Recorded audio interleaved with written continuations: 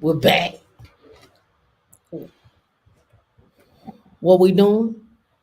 Ball. Balling. Living life and Ball. balling. I forget where it came from. Somebody said that. It ain't from Jim Jones or somebody else that said it. Oh, it was Plies. Oh, about It was Plies. It was Plies. He's like, stop running over the black women when you see them grouping up in a restaurant and you ask them what they celebrating. They ain't what's the celebrating special nothing. occasion? That's what he Yes, said. a special occasion. You know what they doing? Balling. Ball. Like, leave him alone. Balling. You got to pull that one up. That's a good one. I am. I'm getting ready to pull it up. Balling. I'm gonna pull it up. Let's see. I know Angie Jones a while back. She posted a tweet about her and maybe 10 of her girlfriends. They went somewhere and they all were first class and was having a good time. And people couldn't understand it. They didn't know what was going on. Like, What y'all living his doing? life. They didn't know what was Uh-oh, going got my on. thing turned up. Balling. Balling. You ready? I got it right here. You got to Oh, share hold the screen. on. Oh, sorry.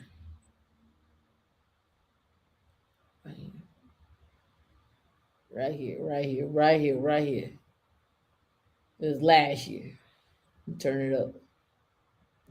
White motherfucking America. Let me bring you up to speed on some, cause maybe not all y'all, but I don't think some of y'all really understand how rude and disrespectful what I'm about to say really comes fucking across. And on behalf of the sisters around the motherfucking world, let me just say this for y'all. Dear white America, stop when you see 2, 3 motherfucking sisters in a 4, 5 star motherfucking restaurant, something of value. Stop walking your motherfucking ass up to them, asking them, so what's the occasion? Balling is the motherfucking occasion. How about that? Stop thinking y'all the only motherfucking people with some motherfucking money, man. What's the occasion? Balling. That's the motherfucking occasion. My Coinbase account. Okay, I got you. You feel me?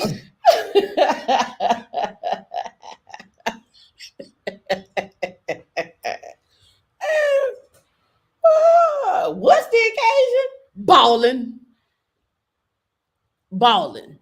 That's the occasion. Balling.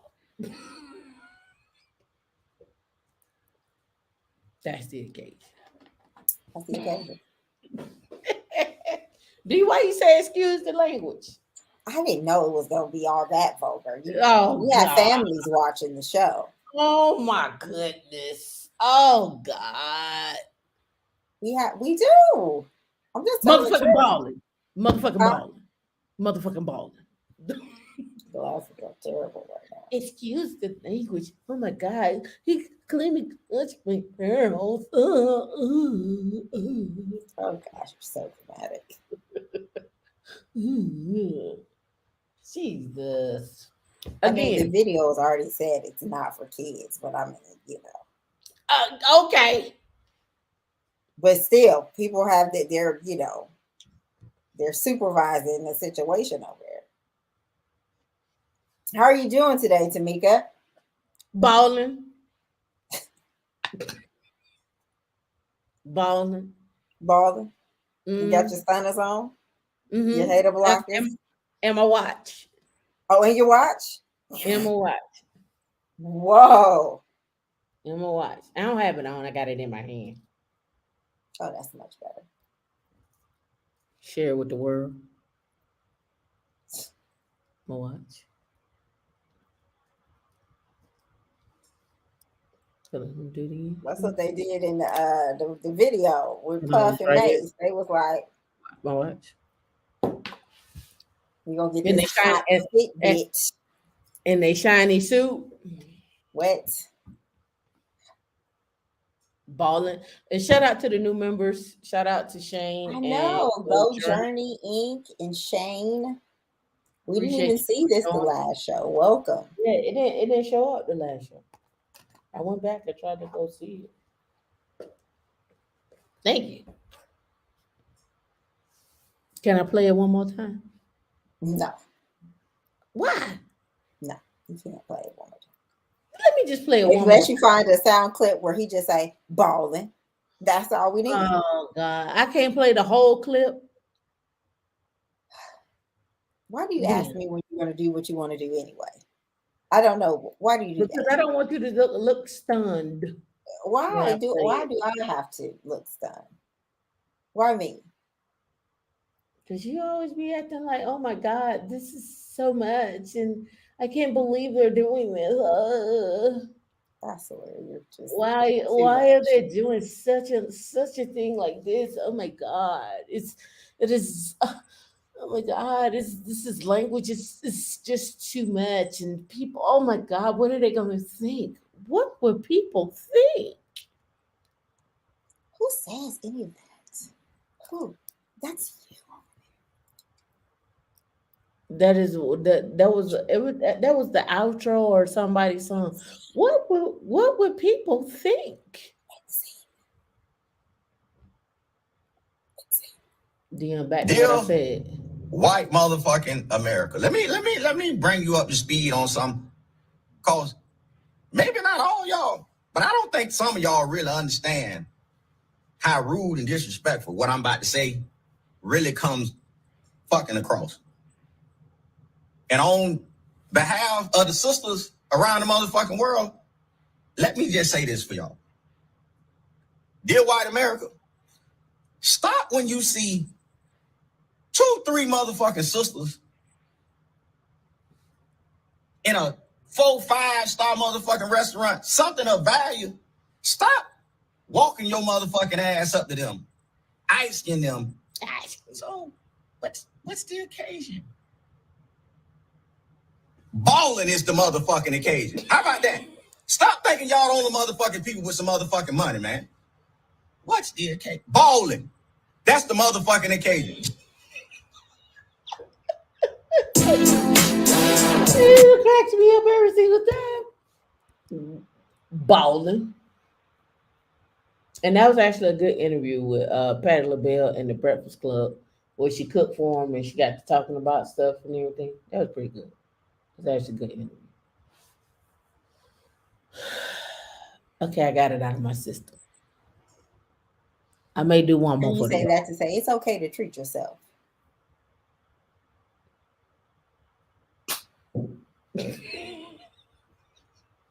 Long story short. Don't cheat yourself, treat yourself. Balling. What's the occasion, people? Balling. Balling. That's what we're doing. We're out here in these streets and we balling. That's what we're doing. That's it. That's what We we're ain't doing doing in nothing life. else. Let's put on some classics. Let's put on some classics. Let's go back to the 90s. We're getting it up. We're becoming accredited investors. We're getting up our net worth, Let's go back to the 90s. expanding our network. Was that a what do you call a wardrobe change? Did you change the eyewear up on us with the classics? Now I feel like Teddy Riley in them. With the classics, Would this be Teddy Riley? This be Teddy Riley. can you give us a side view so we can see the classics there? Let's see the classics. What look at those? What look at those? Can you see them? Can you see them? Where they at? Where they at though? Where they at? Where they at You though? can't see them? It's okay. It's okay.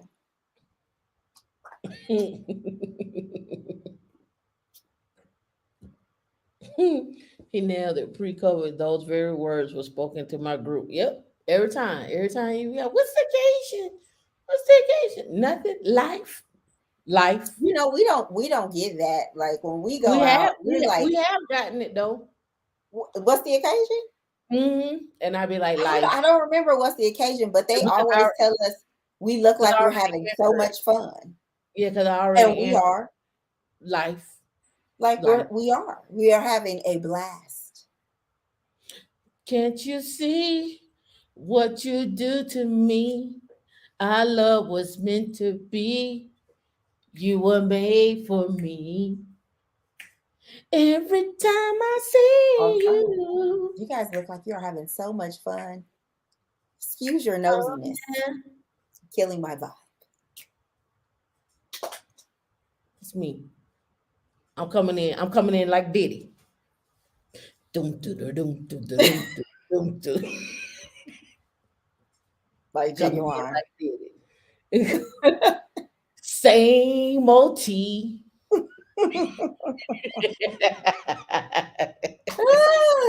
I love it. I'm coming in. I'm coming in Elgin like is out here living his life. They don't remember that man is 50 plus. He got 50, 11 children. He is living his life. but He is it's like, the new I have it's the new grown this pony for years. Now you're it's the about new to get end this zone medium dance. slide. It's the new end zone dance. The guys that when they catch the ball now, they doing it in the end zone. Oh, they're doing the same OG?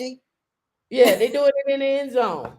It's to Well, I see mean, who. I think, can they do it? Are they doing it and not getting penalized? I'm all for it. Oh yeah, Live your yeah. best They life. doing it not getting penalized. You know, only one. I think the rule is still the one person can celebrate and then afterwards, you can congratulate them. I miss Yeah, I'm not a big football fan, but I miss like old 80s football where it was just big and loud and like you heard a lot of crunching. you used to the mics on the the mics didn't come to the probably 90s 2000 Like, the clacks. so what Yeah. are we talking about today? I Hold, hadn't hold, looked hold over the on. show notes. Hold on. Hold on. What are we talking about today? All right, here it is right here. That's where the guy did it. Right here. In the thing. Genuine reacting to Buffalo Bills wide receiver Stephon Diggs, who after scoring Yeah, he scored a touchdown. Let me get past his commentary. All right, here fan you his go, respects to right here. Genuine after torching the Titans last night, you can see here my man Stephon Diggs just to let the world know, listen, I'm also He was still practicing that an one. OG now. Of course, Genuine seen this in So they're gonna be doing that in the football games. I So love Genuine it. he said, I love it. Thanks, King. We up. We winning, killing it at Stephon Diggs. I see you, King. Thank you. Thank you, man. You said it. Same OG. Love, live, OG. love, Lil Wine. I need to see this at every touchdown, every team. Let's go. I need my flowers, however I can get them. LOL blessings. I love it. So he is excited about it. Revamp his career. Somebody was like, now he need to drop an album. He need to drop a single. We need to drop a single. I like watching Tank, the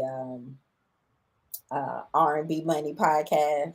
Mm-hmm. And they were in that TGT group together. He was like, Genuine need to practice. He don't want to practice. Genuine is like, I'm getting this money with this move here. Leave me alone. Same OG. OG. Not mad at him. Not mad at all. Do The queen you? I take the it pretty birds to fly away. I take my Patti LaBelle. Don't do my auntie like that. Don't do my auntie like that. Don't do my Amy like that. Don't do her like that. Pretty birds. Pretty birds. What time you went to bed last night? What time did you go? It's that other show. That other show got you wound up now. What other show? The first show, Tech Stocks and Jobs. Balling. I know, Adrian. Doing the most. And this is only a fraction of the TAM experience. Pretty birds. A fraction. Small portion. When you've been blessed, feels like heaven. Heaven. This is what she do. She do it all the time. I've seen my auntie in live in concert. I know what she do. She take her shoes You've off been and do all blessed. that good stuff. When she roll around on the floor, feels like heaven. And when she does the one song, I think somebody reviewed her song the other day. I think Jared reviewed her song the other day when she was doing the what is the one that she made about her sister? The one that passed from cancer. Yeah. I'm terrible Uh, with names. don't give me none. No, she made it's a song. She made I it. know, but I'm terrible with the names of the songs. Uh, mm, and she talked about it on the show where um not if you only knew somebody loves you, baby. No, you are my friend. You are My friend. Yep. When she did the song, it was one when she did the song and she was and she had just passed away, and she was just talking about what she went through with that song and why she made the song, and when she sang the song why she cried, and that's because it was dedicated to her sister. And she was talking about the losses that she had, but and all her Patty siblings passed before her. but Patty is still here. She is. Patty is still here and she is still singing. You are this my dedication And to she the just dropped some peach cobbler. Shout out to and my auntie. this my dedication to you, D. You are my friend. I am. I am. If a little teeny weeny bird.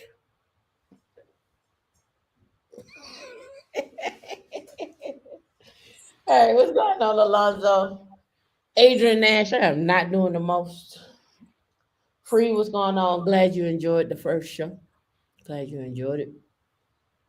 You said what we talking about today? A lot. What we can talk. We can go anywhere you want to go. Do you want to talk about? You want to talk about Linux? You want to talk about jobs? What you want to talk about? Did you just want to drop the link? No, I'm down with whatever. You Not want to just, everything, but I can drop the link. you want to just drop the link? I mean, I got things, but I feel like the audience doesn't get enough attention on the second show. Like we supposed to like open it up for them, right? Supposed to open it up. So I'm gonna start off with something. You go ahead and drop the link. And if people want to come up, they come up. And if they don't want to come up, don't come up. Make sure your nose is clean. No roaches in the background. You must be camera ready. I'm just Um, letting you know, this video lives on, so if you yeah, come on here looking, that's on yeah. you. But please All don't be right. laying in the bed. So I can't be like this. Please have some clothes on. I can't have my shoulders out. If your outfit does not have its shoulders out already, no. That hole on that shirt is not big enough for a shoulder. It's I not. can't have my shoulders out. No, With my no. You must do shouldering, a shirt change for a shoulder. shouldering. But if you come on here and you from here on up and it looks like you do not have I any told you clothes on, D. you're not. I told you D is the fun Nazi. I'm not the fun. Not. Oh, that's terrible. She is the fun Nazi. So anytime y'all know and we get together, know who gonna shut down the fun.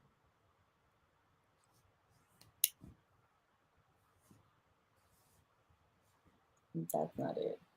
The fun Not Nazi. I, said the D. Yeah. Won't be me. All right. So let's get busy. So Let me see. Yeah.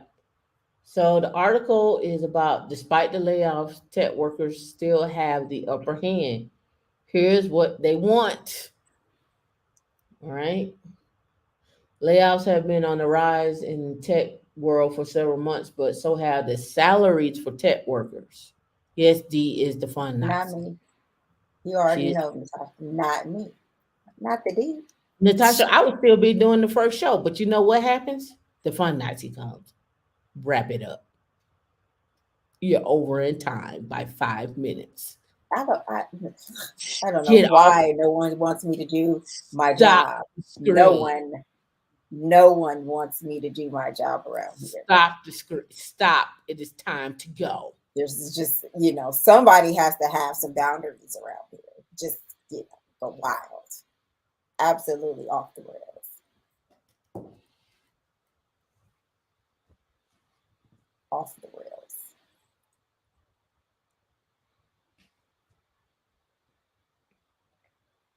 Yes. Prevention. Yes. Yes. I said what I said.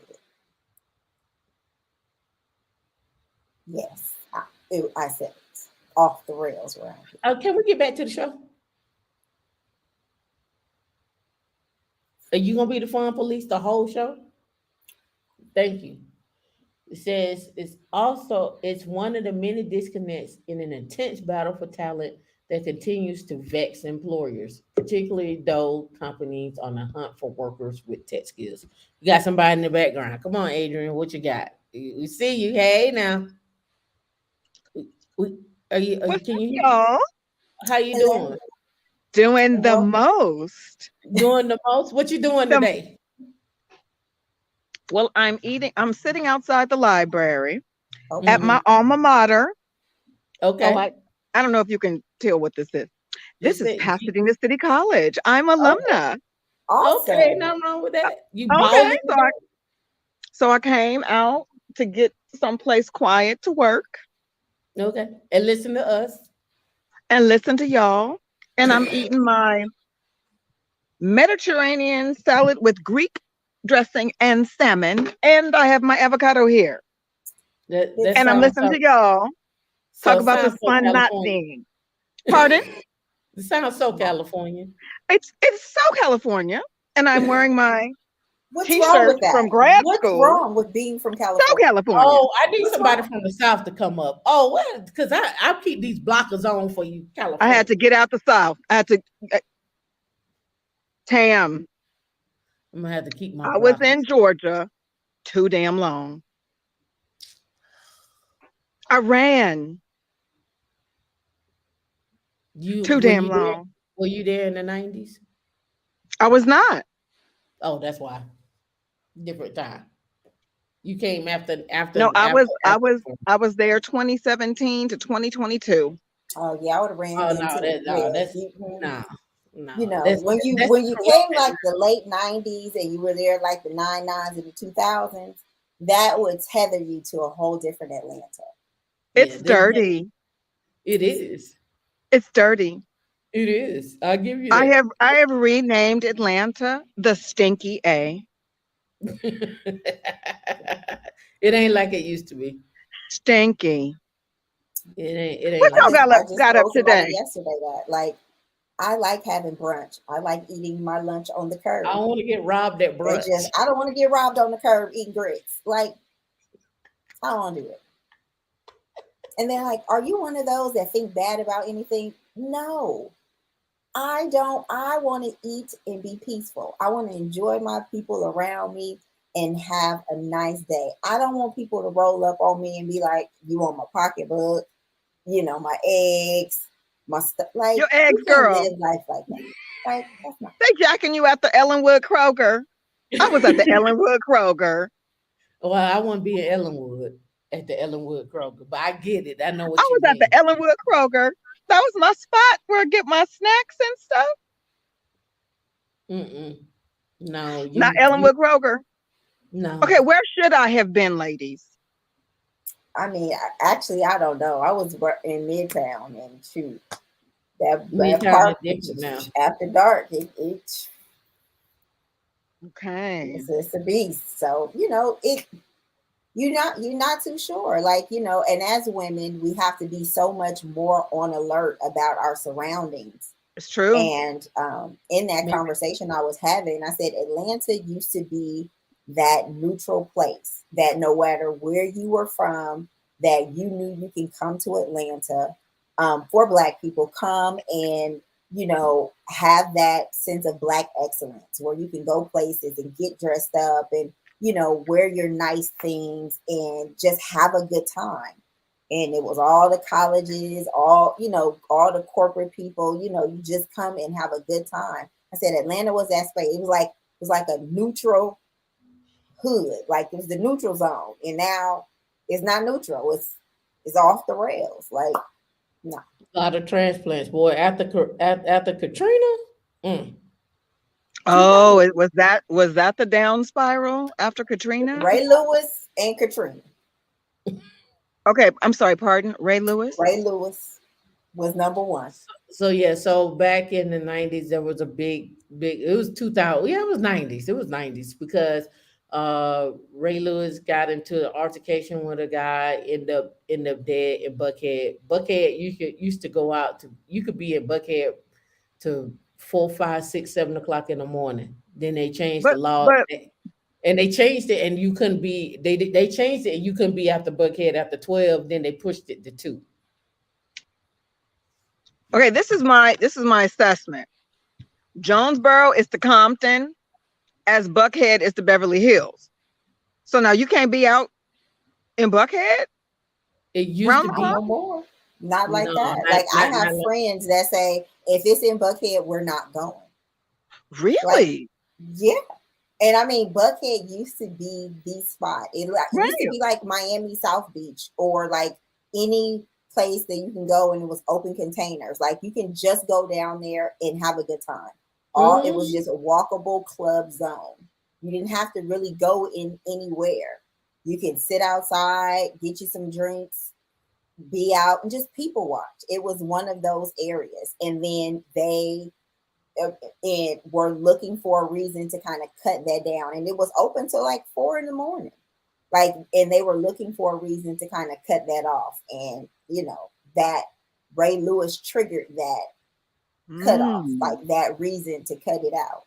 Mm-hmm. And some other gang stuff happened after that, but it was the BMF. catalyst. Some other gangs. I'm sorry. But- There are gangs in Atlanta? I mean, well, I mean, so when I was there, I was drug just in the house. cartels, I stayed in the house. Like I peeked out every now and then. Ooh, I don't like the way that looks. The lead attorney was talking about all the shenanigans that be going on out in the streets. Oh, I don't like that. I'm gonna stay right here in the house. Yeah, And because look, there's and I'm gonna Atlanta, and then there's, outside of it, the Suburbs. metropolitan area. So Atlanta is only this big.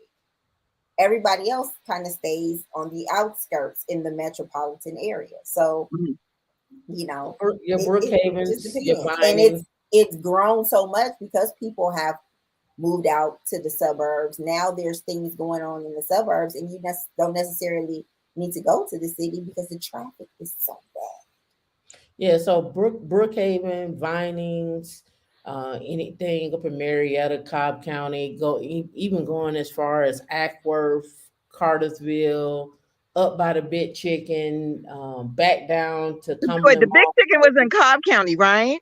Yeah. The Big Chicken? Okay. Yep. You come back over to people off of Campbellton Road, Camp Creek.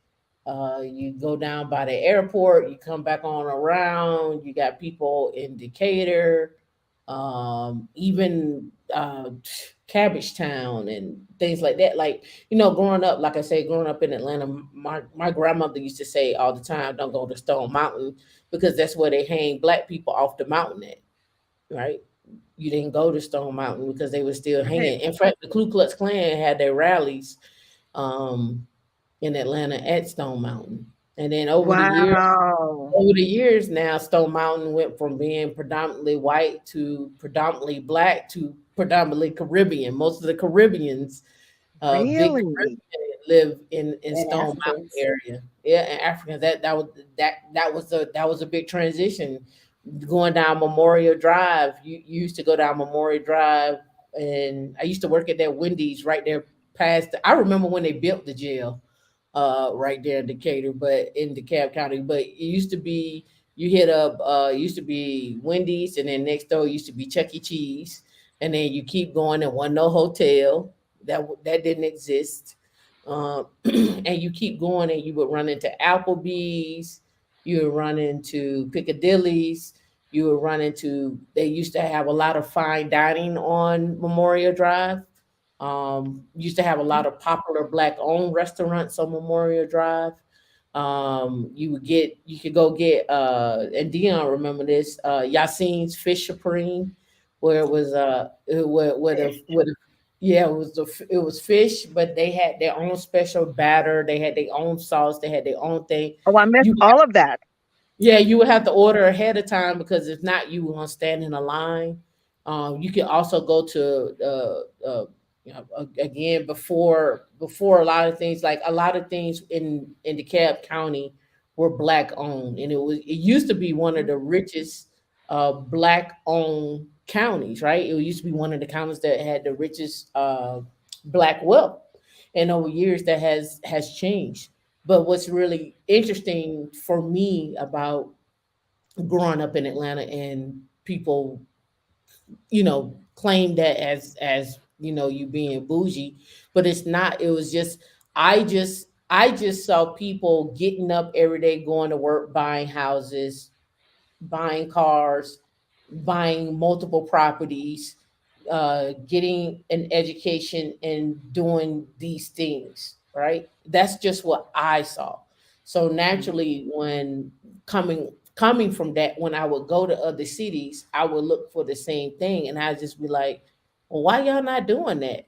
Why y'all don't own the house next door to you? Why y'all don't own this? Why y'all don't do this? It was a bubble for me, so it didn't make sense to me, right? It didn't make sense when I stepped outside, and I went to other cities, and I was just like, why y'all, like when I went to Chicago for the first time, and I went to the west side of Chicago, I couldn't understand why there was so many abandoned buildings, and kids playing on mattresses outside on rubble. That didn't make sense to me.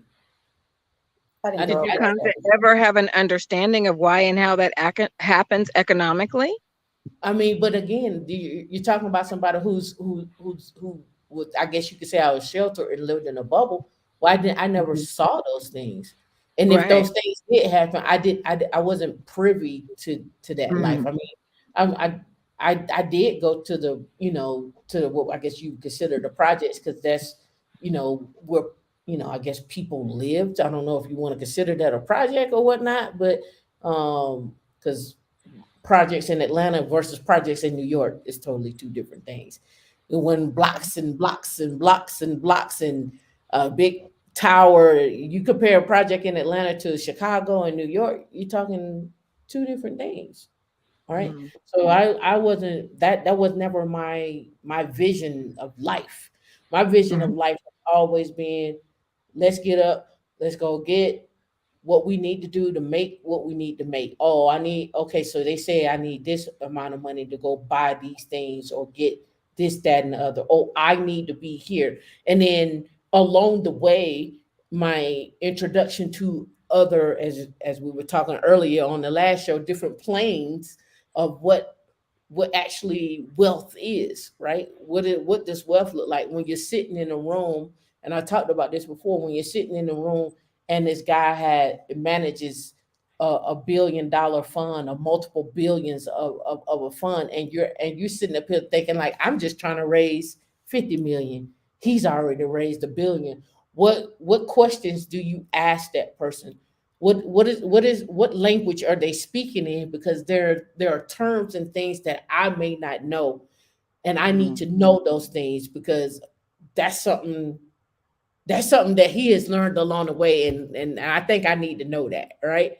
So when you're sitting in rooms like that, when you think about where life has brought you, and this is what I love about it, when you intertwine this tech and your experience and your life and all these things, and you realize like we haven't even touched the surface of what wealth accumulation is. We haven't even touched the surface of our abilities to build that wealth, right? And so I always make sure I try to challenge myself every day to learn one thing new. Just I don't care what it's in, just learn something new today. And when I learn that thing new, I'm going to deep dive on it, and then I'm going to share it with you all because I found it interesting. I found it a little unique and a little different, and I just don't see nobody else talking about it. So here you go.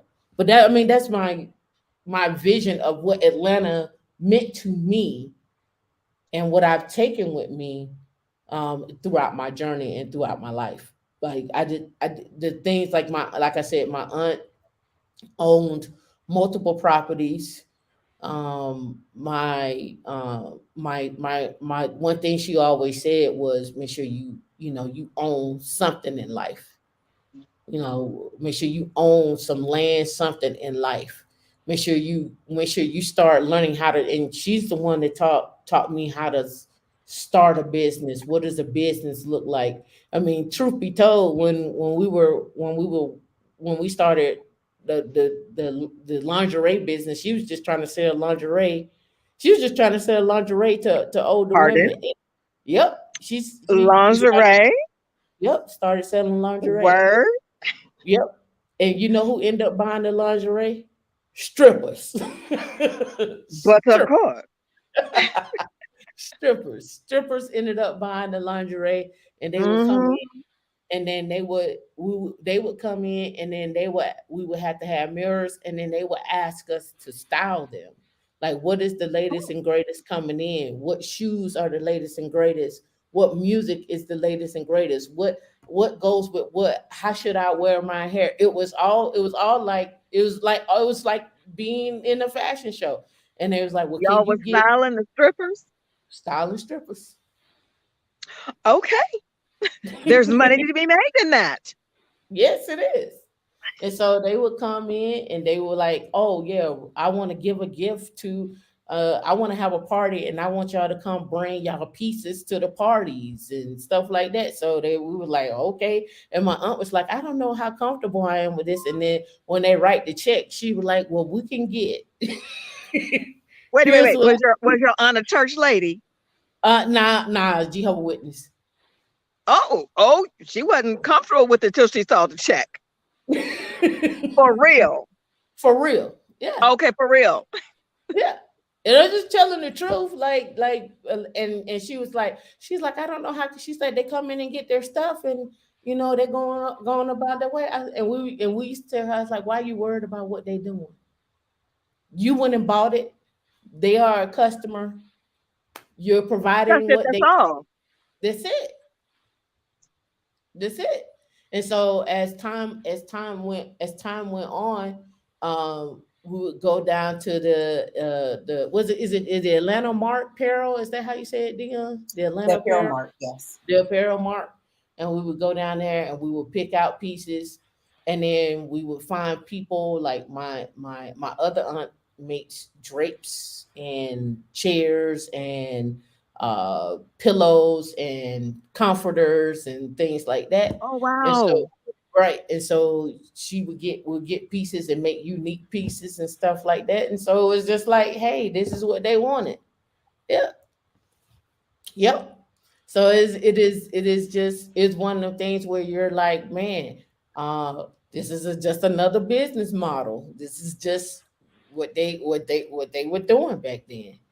And so that's what happened. Years was it? This was Roughly. no, I can In the tell you. In the 80s? Yeah, this was in the 90s. Okay. Like 90. Let's see. This probably about 90. Yeah, this about 92 to 95. 92 to 95. 92 to 95. So it's just a different time.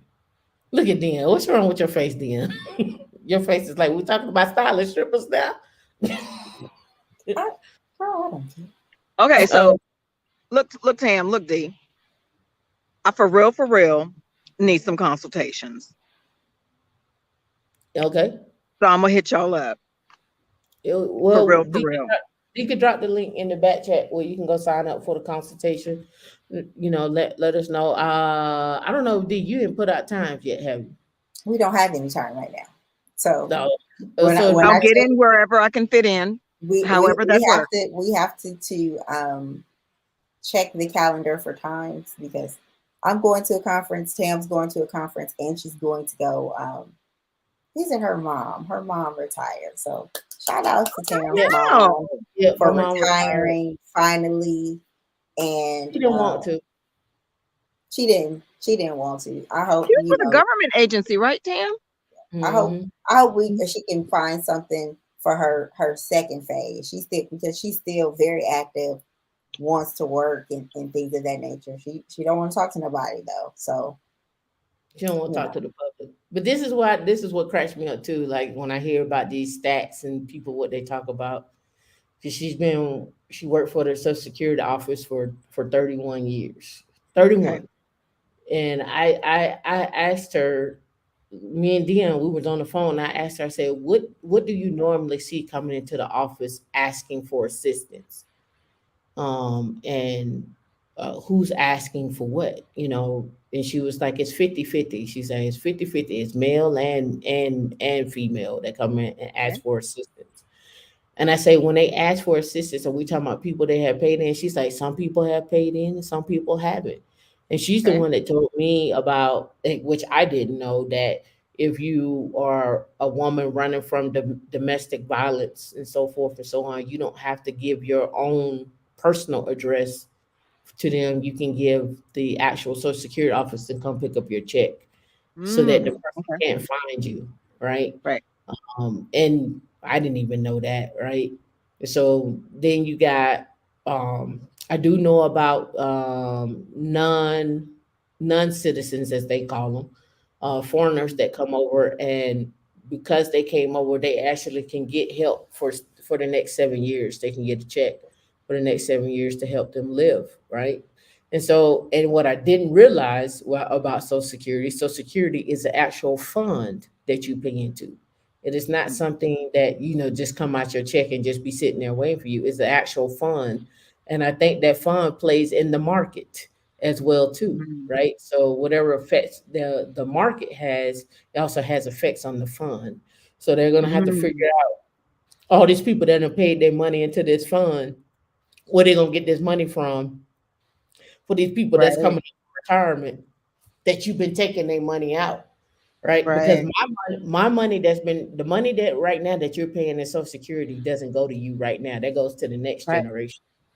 So this last generation, which were the boomers, takes care of you. So just remember that your money that you're putting in right now go to your children. It's not coming to you.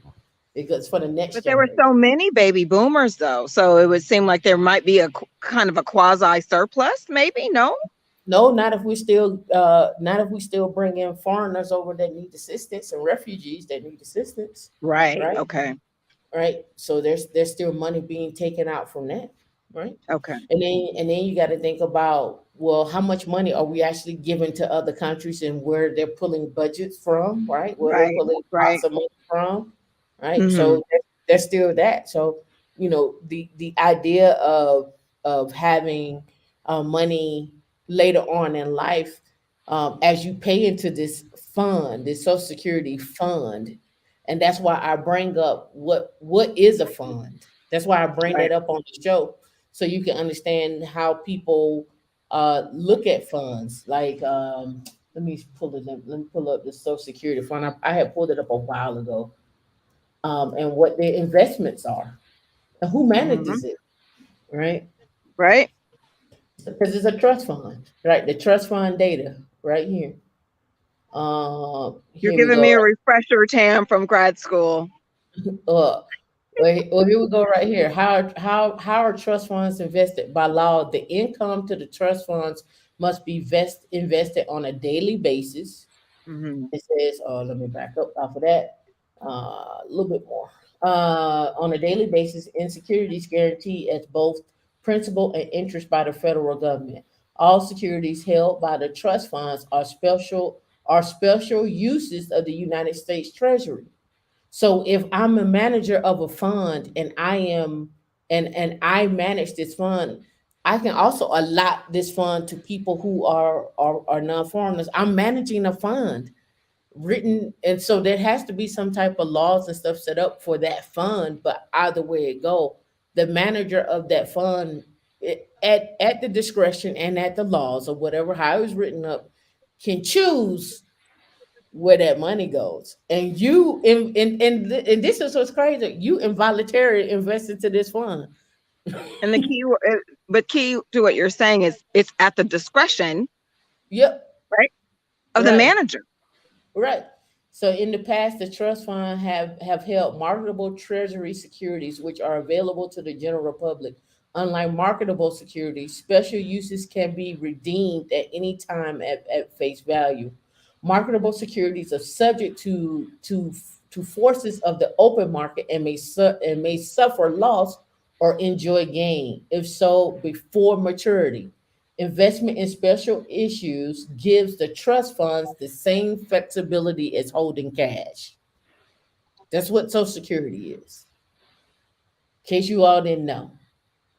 And it says the data of the trust fund investments provide a breakdown by interest rate and the trust firm from any month after 1989.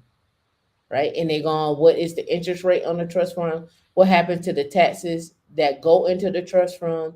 If all the income is invested, how do the benefits get paid?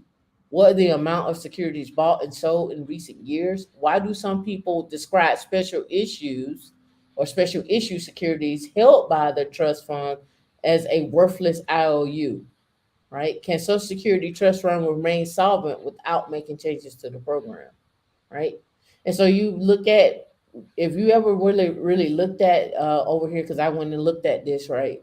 I looked it up the other day, what like just Social Security, like their online services, um benefits managed. It was one in here about your medical, about foreigners and I guess non-citizens, as they like to say, apply for benefits, who can have Medicare.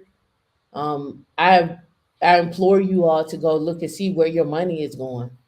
Where it's part of a trust fund, but where is it going into, who's doing what, and what is, I guess you could say, owed to you out of this, especially when you get older. Especially if you lose loss of wages, you become disabled.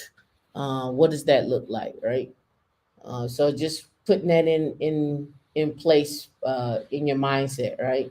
It also has an estimate of your retirement benefits. What would be your estimate once you retire? The full retirement age is 70, but I think it's actually 72 now. I think they actually changed to 72, right?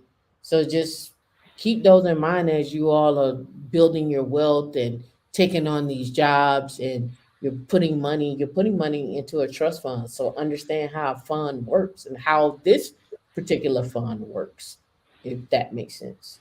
Did that make sense, D? Makes Did that make plenty sense sense. that makes sense to everybody else? Put a one in the chat if that makes sense to you. All right, let me look at this. Oh, here you go, right here. It says the rate of interest on special issues is determined by a formula enacted in 1960. And it says the rate is determined at the end of each month and applies to new investments in the following month. And it also says the numeric average of the 12 monthly interest rates for 2021 was 1.3996%. The annual effective rate, the average of return on all investments over a year period. For the OASI and the DI trust funds combined with a 2.455% in 2021, right? So your Social Security is actually a trust fund. It's not like it's something just sitting up there and it's a pile of money that you in your own little allocation in your own little box. For Natasha, this is all the money you don't put in right here. It actually goes into a fund, but the fund that you pay into is not for when you retire. It's not for you that when you retire. It's the previous generation that contribute to the fund. Your money's for the following folks coming up. So you know, again, history history has some value. You're putting into the fund that has some value, right? I forget where the let's see, let me see right here. So here it is right here. Um, the supplementary income for supplementary income for non-citizens, generally to be eligible for SSI as a non-citizen, you must be one of the certain alien classifications granted by Homeland Security, therefore eligible, lawfully admitted for permanent residence, granted conditional entry, paroled in the United States, admitted as a refugee, granted asylum, an alien whose removal is being withheld, a Cuban or an Haitian entrant, and we know what that meant for the Haitians back in the day. They were turned away in the water. Um, admitted as an Afghan or an Iraqi special immigrant. You were right here. It says you were lawfully residing in the United States on August 22nd of 1996, August 22nd, 1996, and you were blind or disabled, or you were receiving SSI in 1996, and the list goes on. You're an American Indian born in Canada. You're a non-citizen, a member of a federally recognized Indian tribe, right? The one above, you must also satisfy one of these requirements as a non-citizen, right? And I think you got a 7-year limit for non-citizens to collect, right? So that just gives you an idea of like where, again, the pot of money you put your money into, where it goes, right? And how it can be divvied out because somebody is managing that trust fund. And who manages that trust fund? Now, let me ask you: do you think you have a say so in your Social Security? Depends on if you're voting or not. What's on the ballot, right? It says we need proof of your status. It's how they do. Here's by becoming a citizen. Here's Social Security number. Information about Medicaid. If you have Medicaid coverage based on your SSI, your Medicaid should continue as long as you get your SSI, right? So not only do you get a check, you also get medical coverage out of the trust fund that you put into, right? So this is a let's see.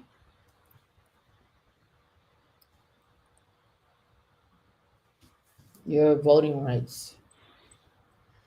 Okay, you got a Medicare vote. Here's a Supreme Court ruling on the Social Security Act, which I implore you all to look at and understand what Social Security does and why it was created and who it benefits and what they go.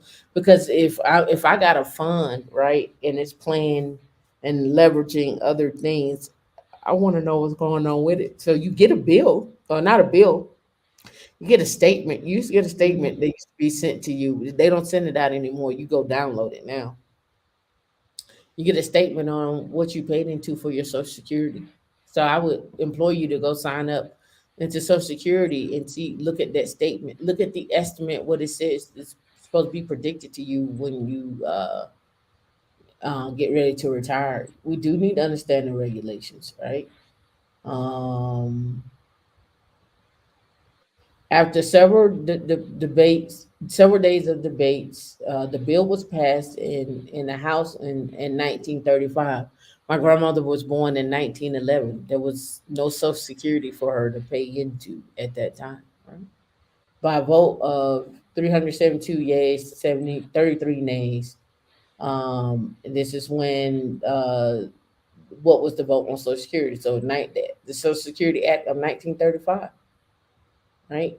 Shortly after the 74th Congress convened in 1935, President Roosevelt sent his Economic Security Bill to Capitol Hill. The administration proposal was transmitted to Congress on January 17, 1935, and it was introduced the same day by Senator Robert Wagner, and in the House by Congressman Robert Dalton and David Lewis.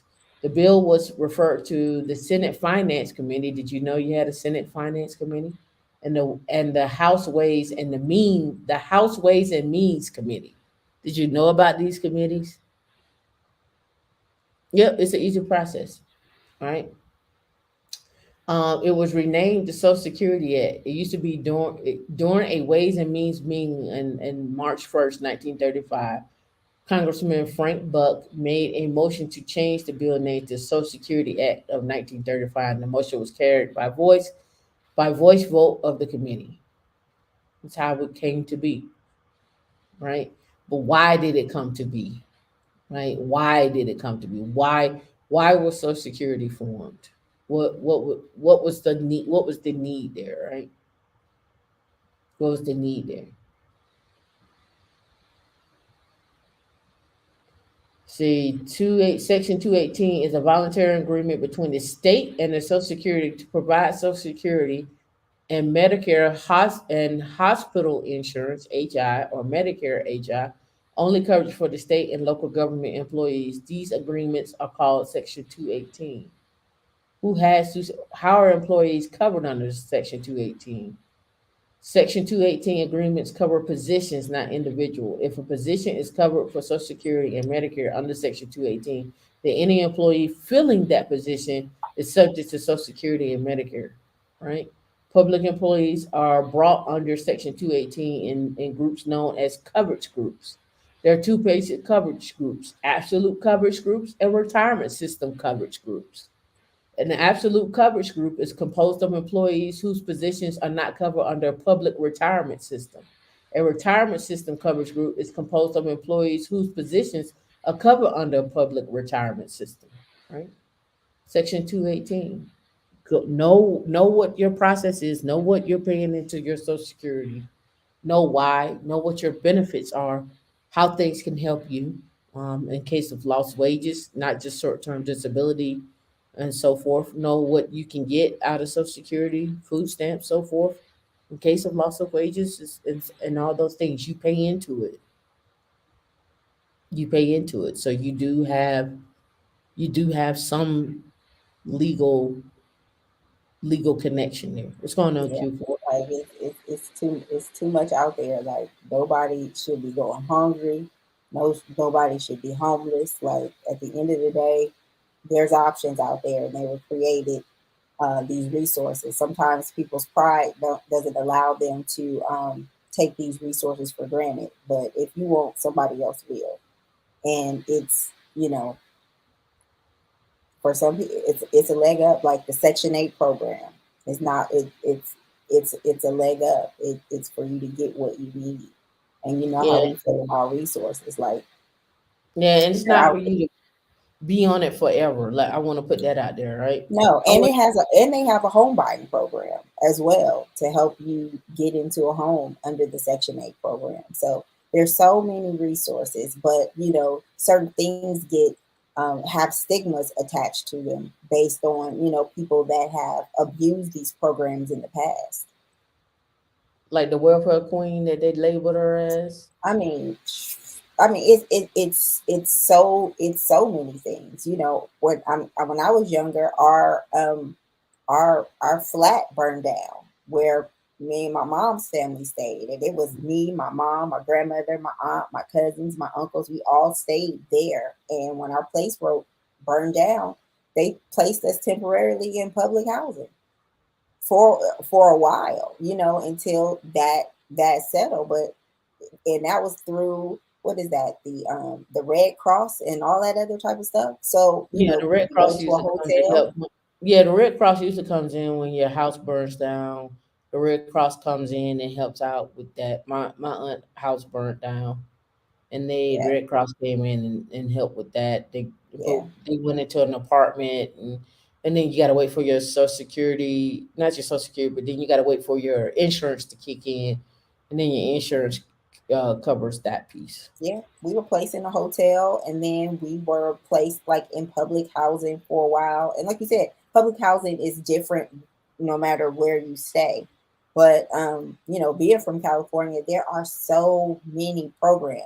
If you're a felon, if you've been abused, if you got mental health issues, if you are um, below income, you know, GA is general assistance anywhere.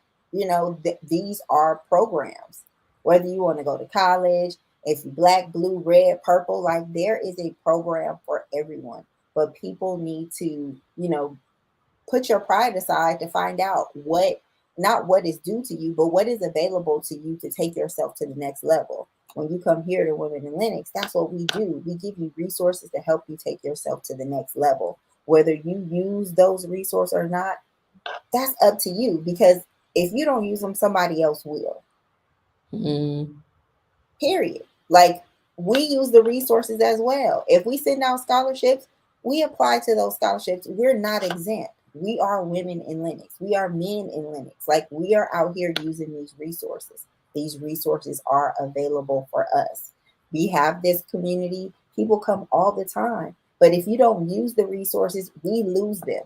We lose that ability to have you guys be exposed to tech conferences, tech opportunities, tech jobs, because you're too much in your head that this is not the space for you, or you don't have enough education, or you don't have it. This is not for you. It is for you.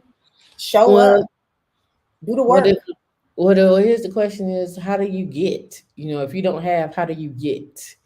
But How do also, you it again for me, it is if you are here in Women in Linux and you are listening to us, we're telling you how to get. But Yeah, if but you that's what I'm saying. How do you get, right? but what When are I you trying to get? but what I'm saying is how do you get? How do you get up every day and go get it, or put yourself in a position, or at least be able to receive the information to get to where you need to be, or change the trajectory. You That's what I know, mean. Like, how do you yeah, get? yeah, I think that, and me and you have this conversation, because we're similar in so many ways. But when we have the conversation, what the first thing that comes in mind for me is a choice. Like, you know, we had that conversation about role models, and we like, did we really have role models? But one thing we agreed on was we knew what we did not want.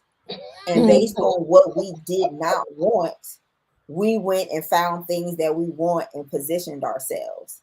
And for me, what came for me is that because I was a above average student, and Mhm. because I went to public school, and because I was a Black woman, certain things just came to me. Like in college, my guidance counselor, Miss Harris, she said, your GPA is 3.0. They are offering a college tour to Atlanta for Black students with a 3.8 and above GPA in the San Francisco Unified Public School District. Write this essay and let's see where it goes. And also, for me, all I knew was I was going to college, but nobody in my family facilitated that. They told me I was going, but I, in our neighborhood, because where we live, it was Omega Boys Club, not Omega, the root, but Omega Boys Club. Actually, Dr. Joseph Marshall, he is an Omega. However, he had this program for kids in the neighborhood to just get them off the streets, because I don't want to say we were having gang violence in San Francisco, but we had turfs, like neighborhoods, and everybody had their different neighborhoods, and it was just a lot of tension. So this the Omega Boys Club was a safe space for us. And so they had a college program, and all you had to do was have a 2.0 GPA and wanted to do and go through that program. I didn't take the traditional college route. I worked and I went to a junior college. I went to that program. And you know what? Because I put myself in that program, I got sent to Atlanta to go to school. I positioned myself and say this was what was afforded to me in my area. And you know what? I graduated from Clark debt free. And so it's positioning yourself. Sometimes you don't know, but it might be that one spark to say, you know what? I'm going to attach myself to this thing and I'm going to see what it works out. But I dare to do something different.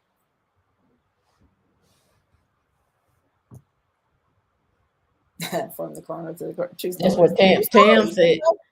True story. Tam I mean, I did something different. That's It what Tam wasn't a talk that you were going to do this and you're going to do that. I just did something different. And it wasn't like I didn't do the same thing kids was doing in the neighborhood. It was just, I knew what I wanted. I wanted my own apartment.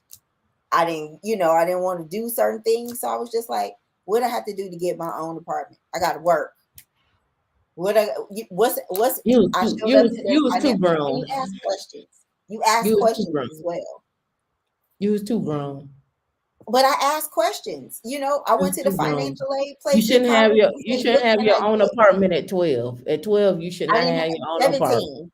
Was my first apartment. But I asked questions. You go to that financial aid office and say, this is who I am. I don't have, my mother is not paying for this. My father is not paying for this. They're like, well, do you pay your own bills? Yeah, I got a lease. I have rent. I pay. They said you can file as an independent student. You know how many peers that I knew that couldn't do that? I couldn't do that. They end up having to take loans. Well, at Georgia State, you had to wait till you were 23 or 25 to be an independent student. Because when I went to school, I ain't gonna never forget it. My first semester at Georgia State, and I was like, Mama, I'm going to school, I'm going to Georgia State. I was like, I got to do something. So I applied, I got in. And then because I was like, I didn't know where I wanted to go to college at. Well, let me take that back. I wanted to go to college. I wanted to go to Brown. I wanted to go to Brown, and I wanted to go to Harvey Mudd were the two colleges I wanted to go to. And me looking at the application, I filled it out. I got the essays together and everything. I didn't send it off. And Harvey Mudd, I was like, man, I don't know if I can get in there. And so even if I do, who's gonna pay for me to have a place to stay, right? So I just said, well, I'm gonna just go to Georgia State. It's right down the street. It's local. I can get there. I can start, small. So I went and filled out the application, got into Georgia State, got in my first semester, and then it was like, you're gonna need these books. And the books was $400 for books. And I didn't have money. I didn't have $400 for books. And my mom was like, why you don't have $400? I was like, because I work at Wendy's. And I was like, I don't have money. I was like, I'm barely paying for school. So I took an emergency loan out at school. And then I went to my dad for him to pay for college. I was like, you ain't did nothing else. You could do this. And and so he paid for the first semester. He paid them back for the first semester. And then I had and I borrowed $400 from my mom. And she was like, I'm gonna need my $400 back. And I gave it back to her. And then I went and got my own apartment. And my dad was like, well, since you got your own apartment, you could pay for your own college. And so I was like, well, I like, isn't this the time you should be helping me? I was like, and he was like, no, you moved out, you want to be grown, so you take on grown people bills, you pay for your own college. Don't ask your mama no more, nothing else for school, as far as your tuition or your books. We ain't got it, you need to figure it out. So that's what I did. I figured it out. I you gotta do what you gotta do. Like figured it I out. signed up for everything. My books. I was on a work study program. Thinking me and a friend of mine, we worked in the bookstore that Mhm. first semester. Because I didn't go to the junior college that was in the city, I went to one that was outside the city because the one in the city was like 13th grade. And I signed up. I had to catch like 3 different buses because it was out of San Francisco County basically. So that was like 2-3 hours in the morning for like a semester and a half, like up at the crack of crack to get to school in the morning. And when I didn't get my grant money, I think it was like one semester behind. I was just busting my hump. I worked 2 jobs. It was like a blur for me. And I got that money and I bought my car that second semester. And when I tell you I got my money and I was like $300 short. And my grandmother slid me an envelope. And it was that $300 I needed to go get this car from a guy in my neighborhood. And boy, I got that car. My grandmother, she got her $300 worth to say the least. But when I got that car and I was driving around in that car in the neighborhood, I mean, I the guys in the neighborhood was like, "Oh, you must have been awfully nice to him." I was like, "Yeah, with cash, with cash. I paid that man in cash, but it was a lot. It was a lot. But when I got that car, it made my life so much easier. But shoot, school. I went to school full time. I worked full time, and this one is express and limited and stuff came out in the mall, and all the girls in school they had all like the latest and the greatest, and they would talk about doing things and going places. And I was like, no, I've never done that.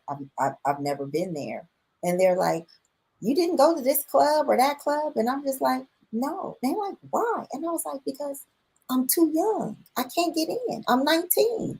And they were like 20, 21, some 23. And I was like, they're like 19. I was like, yeah, I'm 19. I was like, I'm that's not what I want. I was like, and they were like, well, how can you afford to have your own place and you have your own car? I was like, I don't have a car note. I said, I don't have a car note. I paid AAA. I got AAA. I got insurance. And I said, I wanted an apartment. I don't have to have the latest and greatest. And I worked security at the mall as the dispatch. So anything that went on sale, you have friends, you know how working in the mall to me, you got your Mhm. network. You catch the sales, your friends put stuff away for you. Like I was like, I don't need to have the latest from Express and limited and nothing. I was like, I need my peace. I turn that key in that lock. I go sit on my own couch. What did I hear? Silence. I was like, I go run me a bath and be in there as long as I want. I said, peace. That's what I'm paying for. All that other stuff, it was irrelevant for me. Yep. And then when I luckily for me, they had already had the Hope Scholarship, but I think you had to have a 3.5 in order to get the Hope Scholarship. I had a 3.3 when I graduated from high school. And then they reversed it and they said you only needed a 3.0. And then they went back and retroacted from when I started from college, and so I got scholarship. I was on the Hope Scholarship. But I did like what we all did in the 90s. I partied. I partied. I partied and I lost my Hope Scholarship. When I by the time I had partied so much, I think I had a 1.3 or 1.6 GPA from partying, not going to class, sleeping, not going to school, uh, playing spades, whatever, whatever. And then I took a break, took 4 years off, 93, 90. No, I took more than 4 years, 95, 99. I think I went back in 99. So yeah, I took maybe 6 years off. 94, 95. Not only 4 years. It was 4 years off. Took out 4 years. Went back. I had started working at General Motors and Ford. Went back to school. At this time I had worked at the Avenue.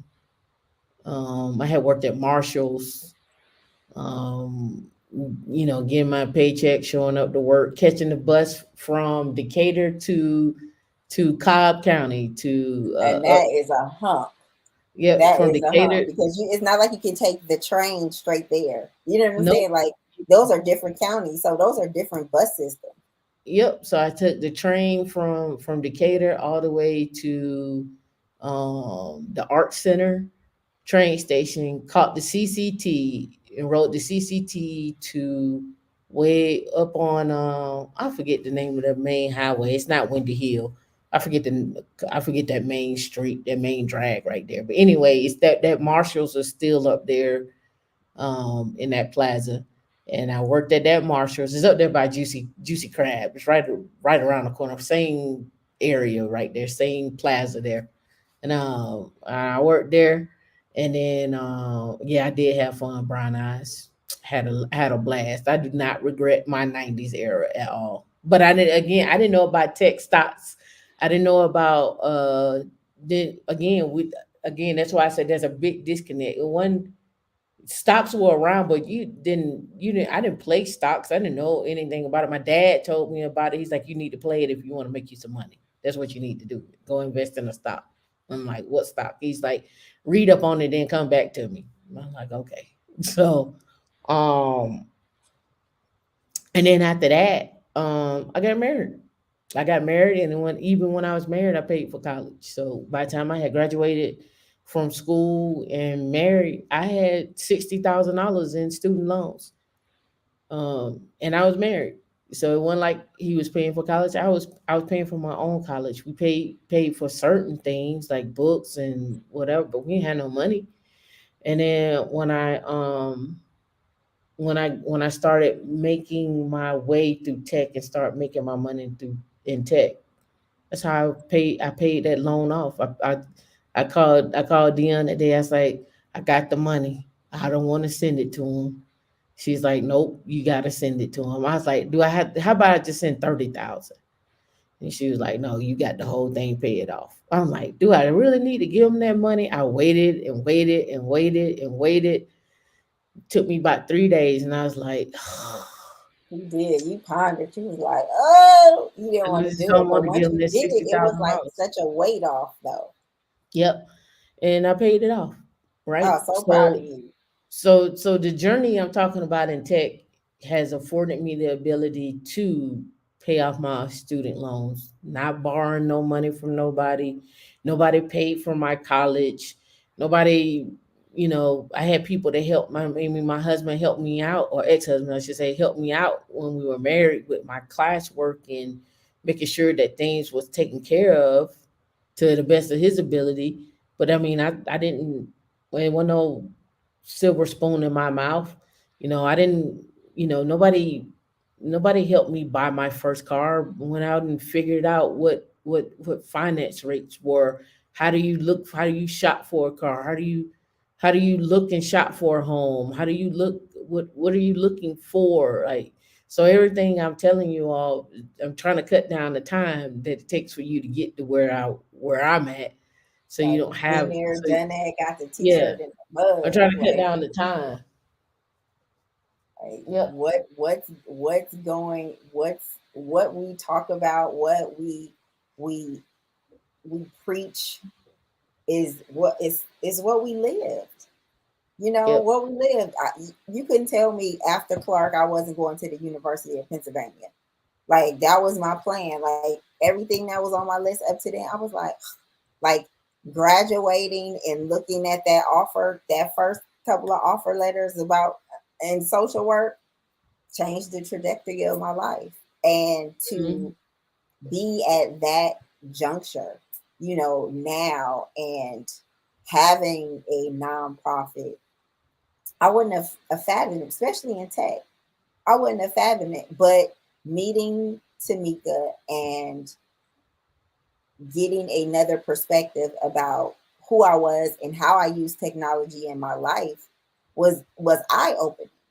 Because for me, you know, my mom worked, we're teachers and nurses in my family, but my grandfather, he was a trucker and he had his own businesses. Everybody owned property. The other families around me, black families, owned property. So it wasn't, like Tam, she always said Atlanta had a black mayor. We grew up with a black mayor. So my San Francisco was a very black San Francisco, but it was also very colorful, being that, it was a melting pot of everyone. So you got to see how everybody was working and getting along and getting exposed to all these different cultures. But at the same time, it is the work. Everybody was doing what they had to do to make it happen. And they did that within one household to get to the next level. It was, everybody had that foundational home where everybody stayed there in order to build up so they can move to the next level. Mm-hmm.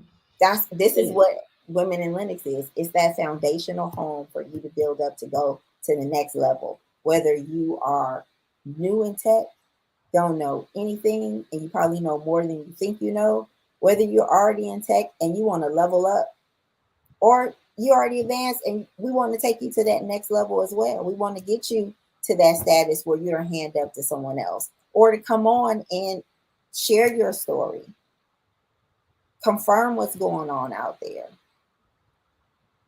Let us know. Let us know. Like, we're all on the grind. Accredited investor. Like, these things help you to position so that you can be a blessing to someone else, and so that you have the buying power within your communities to make a difference. That if we all come together, we can make a difference. We don't have to talk about it over and over and over. We can be about it. And that's why we say, hopefully you are taking some type of action, whether you're making 30,000, 60,000, 100,000, well over that, anything. Take a few dollars and make a move. Anything. Take a course. Do something. Ask a question. Like I said, what's gonna be, like I said on the last show, what's gonna be your contribution? It's a sacrifice. Basically, like, all these things are sacrifices. What you gonna sacrifice? A little bit of time, a little bit of energy, a little bit of effort. I mean, so I like I said, what's gonna be your contribution? What's gonna be your contribution to yourself, right? What's gonna be that? Was the road tough? I mean, it was, but I mean, it could have been way, way, way, way, way worse. I could have been. Because me and I my could be. scholarship group at home, we like, it's the struggle. Like, a lot of times people don't have the struggle. They don't. You have to learn, have a little struggle, and when you're in it, you really don't realize is that you're struggling. It is just what you got to do. But I mean, not necessarily the the struggle, grit. but I mean, just think about it. It could be. I could be a single mom with 10 kids, right? Not saying that I've been pregnant 10 times, but I'm just saying life could have shot me that way, right? But I knew, and me and D talked about this. I knew growing up, one thing I didn't want to be was a single mom. I knew that. I knew I didn't want to. I knew I didn't. I knew I didn't want that. How about that? How about I knew I didn't, and I also knew I didn't want to be the person that the guy depended upon me, right? Because I was like, hell, I'm trying to figure out me. I'm trying to figure out what the hell I need to do and what the hell I need to be. Right. So And I mean, I had that. I was clear as day. I was 19 and I had a 25-year-old boyfriend, and he ended up going to the same college that I went to, and it was easy at first till it wasn't. Until, you could, he didn't drive, but he drove, like the quintessential, that's my boyfriend. He gonna drive my car. He gonna drop me off, all of that other type of stuff. Until San Francisco was like, if you don't have a license, your car gonna get towed. Oh, you're not gonna get my car towed. Now I have to drop you off. No.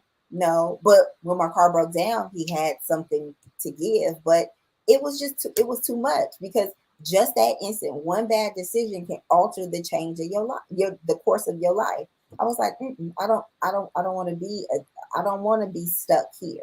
Even though it's here is a great place, but it's home. I want something different. And for I me, know I when I am. think about being a single mother, I think about being the product of a single mother.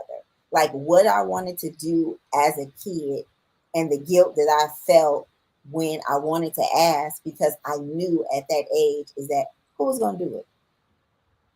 She worked and she had other people's kids on the weekend. So who was going to take me there if my dad wasn't consistent? Even though I loved him and he did what he wanted to do, but he wasn't consistent enough. Then my grandmother, she worked. My great grandmother was old. Like, who was going to do that for me? I just got to do what I got to do. Like, people like, oh, I can do it by myself. The kids still suffer. They may not say anything, but they suffer in silence. They absorb your energy. All of that is true. I remember like it was yesterday. It's like, who gonna do that? I want to play the piano. Who gonna pay for that? How I'm gonna get there? Where do we go?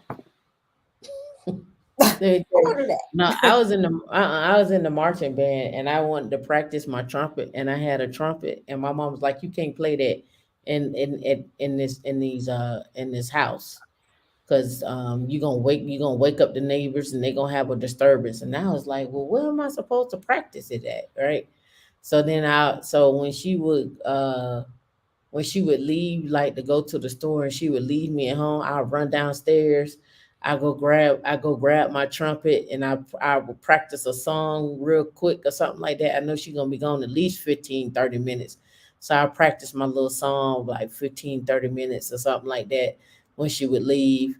If she was like she going to work or something like that, and I'd be like, oh, okay, I'm gonna stay in the house today. She was like, no, you ain't gonna be in here in this house by yourself.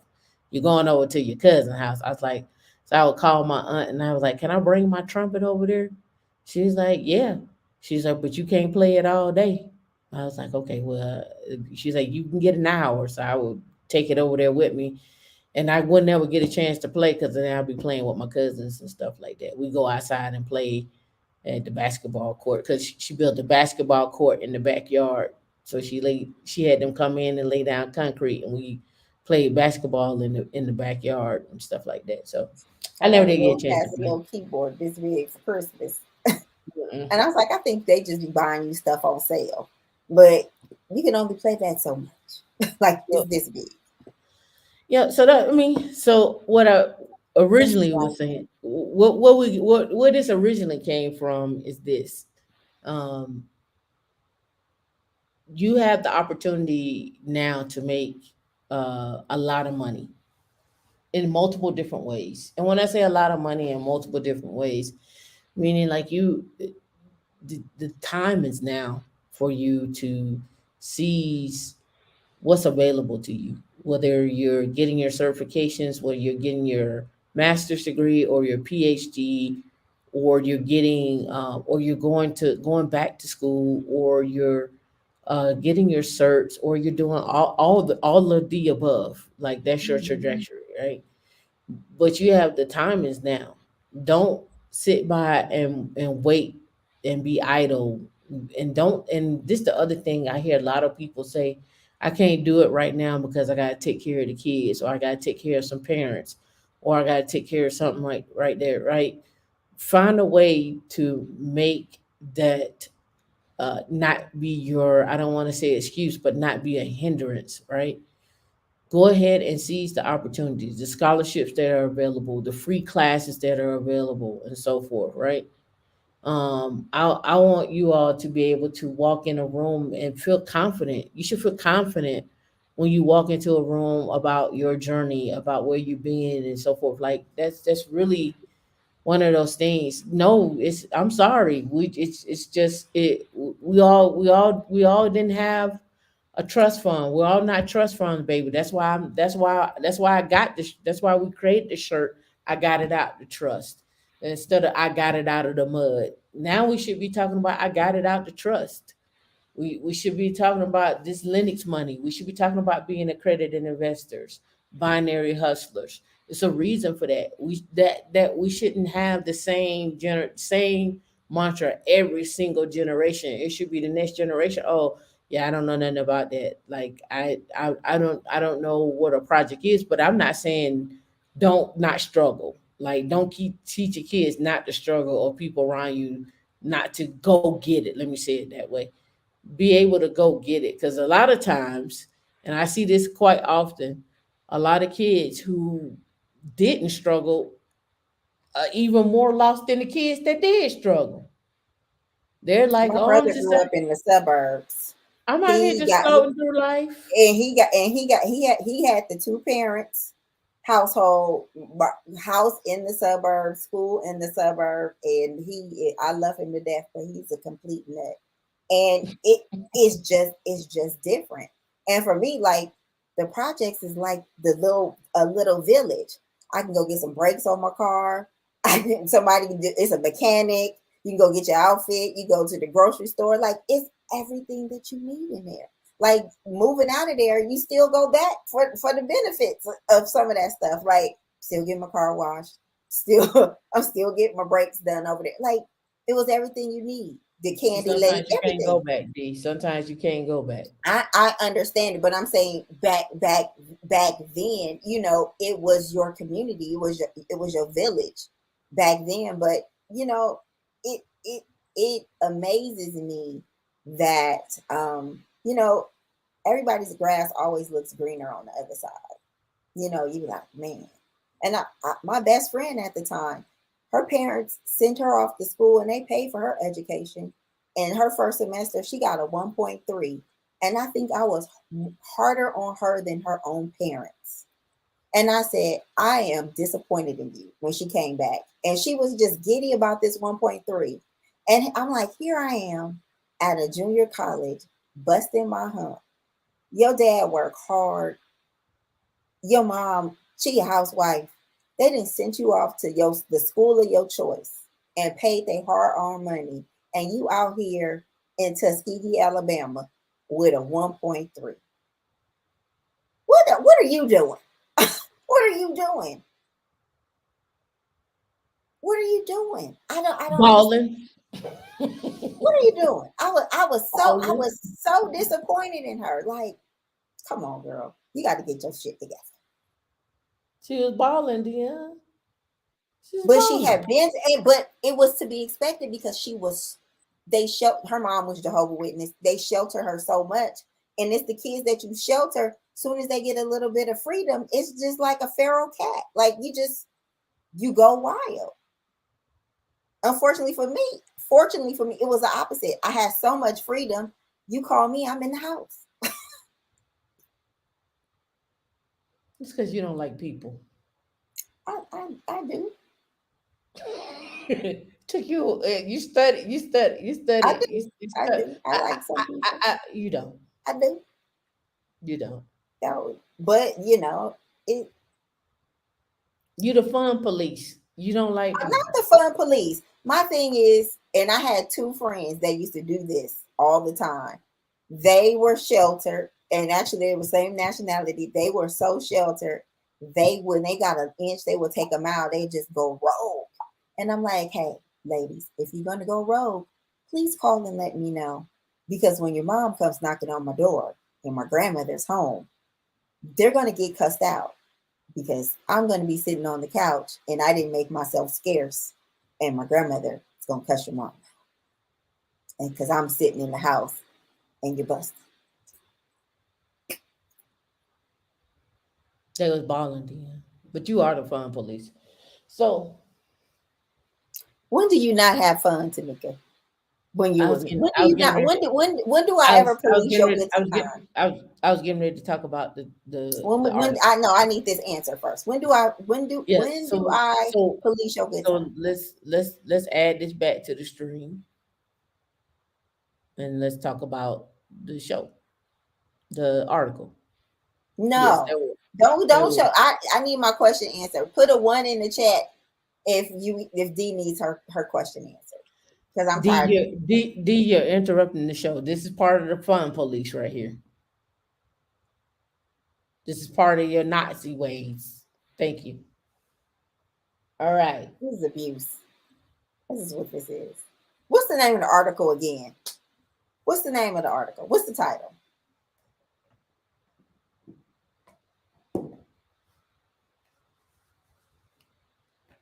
Thanks, Brian. I need my question. Despite layoffs, tech workers still have the upper hand, and here's what they want. Scroll.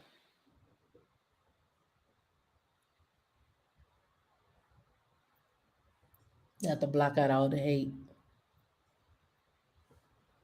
You want to read or you want me to read?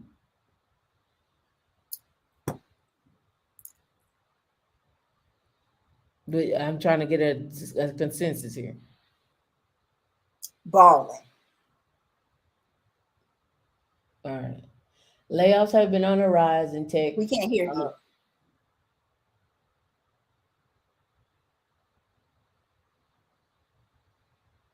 Thank you, fun. See, stop it, fun police. Thank you. I know it wasn't just me. Layoffs have been on the rise in the tech world for several months. But so have salaries for tech workers. It's one of the many disconnects in an intense battle for talent that continues to vex employers, particularly those companies on the hunt for workers with tech skills. Get your tech skills up. The hiring climate this year has been full of contradictions and challenges. We've seen climate salaries, aggressive hiring, layoffs all at once. Yeah, I posted salaries 2 million, 500,000, a million. Like I said before, we hadn't seen salaries at the 2 million very, very common like that. D is hazing. Thank you. Yep, D is hazing. Right.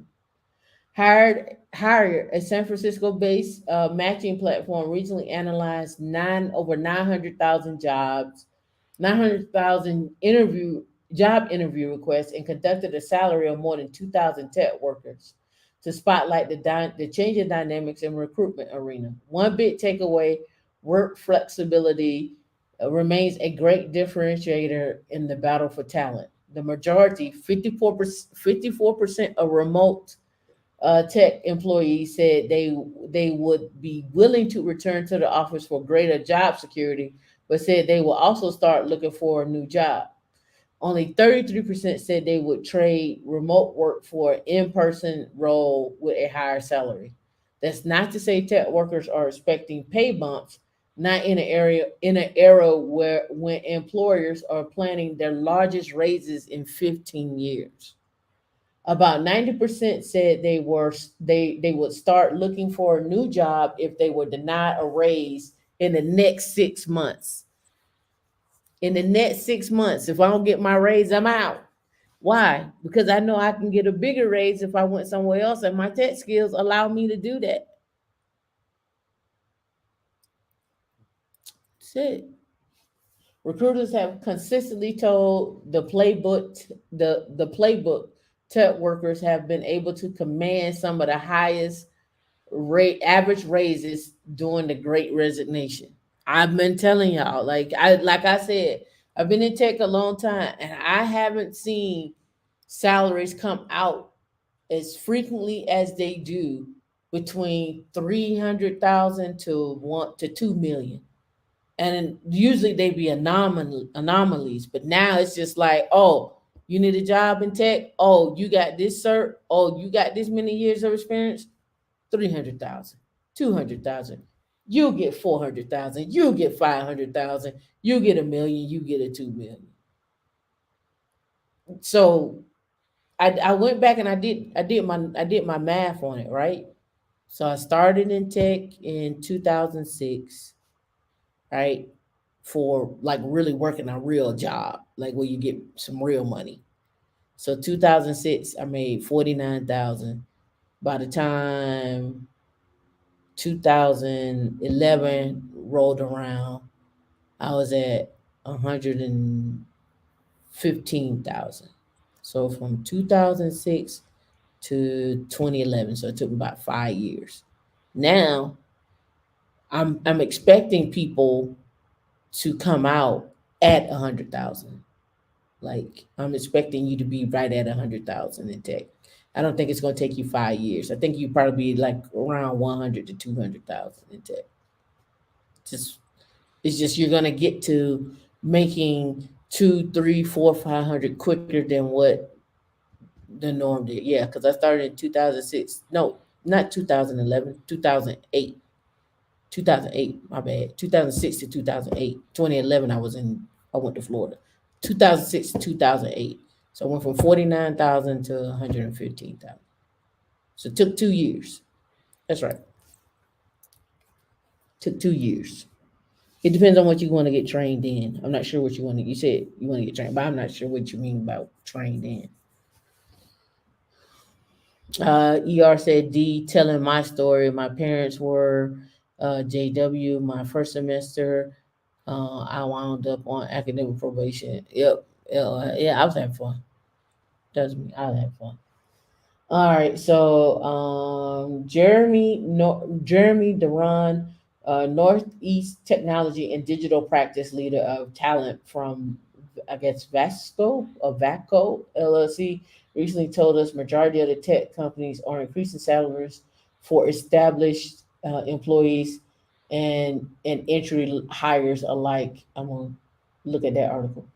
Darren said that entry level employees are significantly higher than they were just 3 or 4 years ago. That's what I've been saying. Some software engineering roles are paying 50% more than they were a few years ago, right? Top market top markets for tech sellers. Remote work has been a significant factor in the increase in the increases.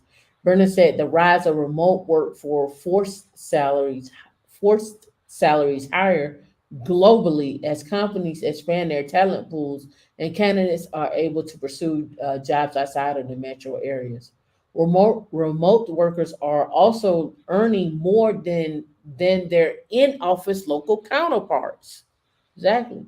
A trend that's accelerating. Remote worker salaries are outpacing local salaries in 15 of 17 of the largest markets. With New York and Seattle being exceptions, that's up from 13 to 17%. On average, remote roles pay 3,000 more on average, which was 162,000, with San Francisco leading the way at 174,000. And they're saying U.S. Metros with the largest increases in average tech salaries. Philly is one, Dallas, Denver, DC, Boston, Minneapolis, and Atlanta. Now, let's correlate this back to what we talked about earlier. What are the cities that we talked about earlier that had that had a lot of millionaires, right? And we noticed Houston is not on here. Um, New York isn't on here. Was it Houston, New York? Was it Houston, New York, and Austin? Maybe I forget the other ones. But you notice they're not on here, right? Yeah, make that a And little bigger for us. oh, okay,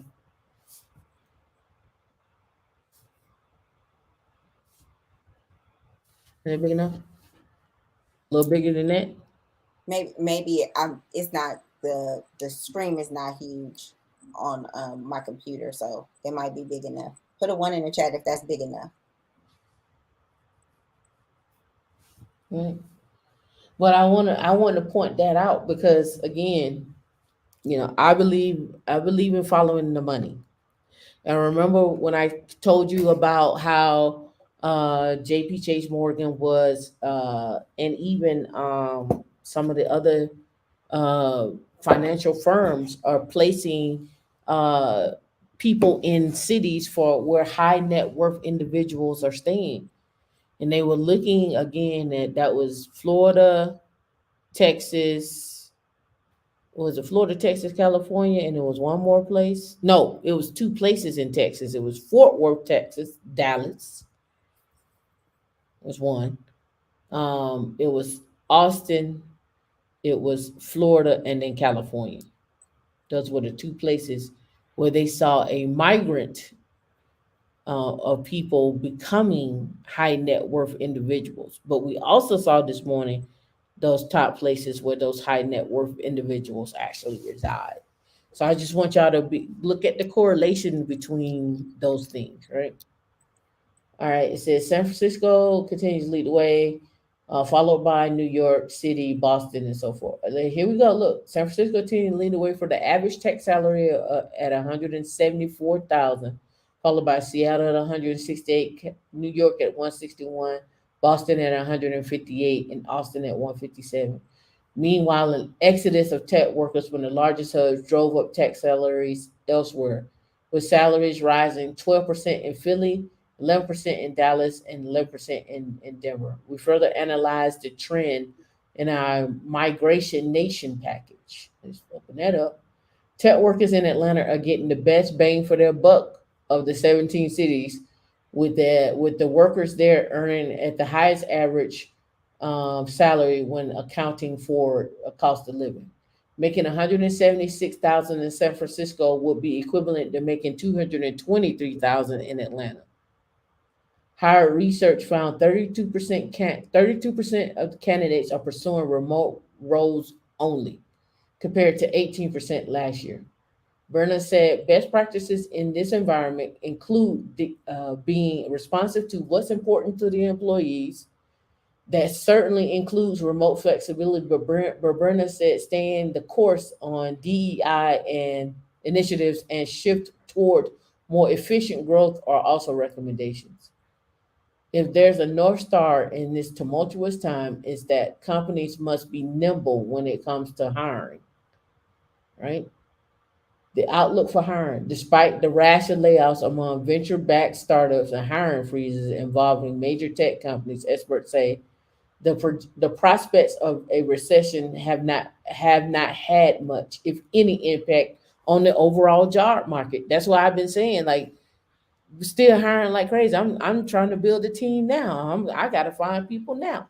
I gotta build out a team for a couple of projects, and we gotta have people. We gotta have people that show up and be ready.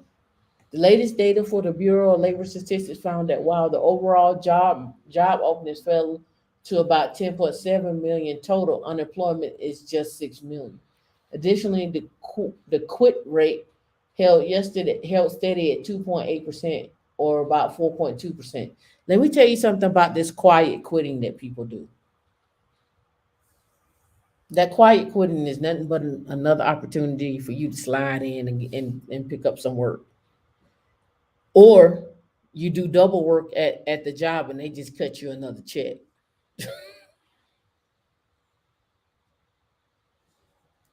Right? So we gotta be able to get in here and make as much money as we can. Right? So let's see. Let me get out of big screen mode here. Because I got some links up here at the top. All right.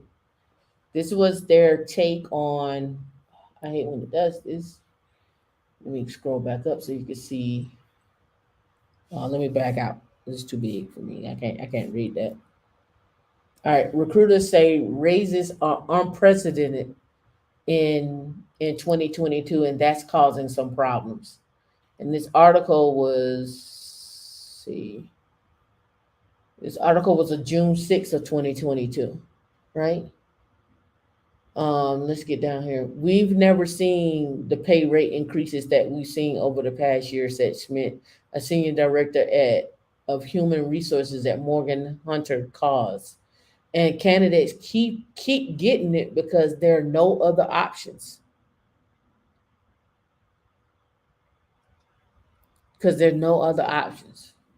It's a trend that's straining small businesses and that are already feeling the squeeze from soaring inflation on multiple fronts. And experts say the pace of growth isn't sustainable. It's also causing several headaches, particularly when companies ponying up for new hires and existing employees feel they're losing out by being loyal. But recruiters say a day of reckoning is likely on the horizon, but I don't see it no time soon. As companies realize they're overpaying for many roles, but they admit the current hiring market gives them little to no choice in short term. Given the fever pitch of 2021's labor market, employers knew they were going to have to plan for larger raises in 2022. This led to budget increases, average increases of or raises of 3.8%. Those budget raises and inflation just went up again. So it's gonna be more than 3.8, right? They got to keep up with the pace of inflation at a minimum, right? Those budgeted raises may have outpaced historical average, but they're keeping pace with the inflation, or in many cases with going rate for new hire. She was being mean. Cox Media Group. She was being mean. She hurt my feelings. I cried a little bit. You just didn't see it. Show them your okay. Show them that you're vulnerable. Show them that you're vulnerable. Too vulnerable. No, I'm too vulnerable. Show them that you're vulnerable. Go ahead. Show them that you're vulnerable. I feel like this is hazing. Yeah, be vulnerable. Can we get back to the thing? No, be vulnerable. So they can really feel you. Be vulnerable. This is hazing. This is how this starts. Give them This you. is how this starts. Yeah, give them you. Give them baby Tam Tam.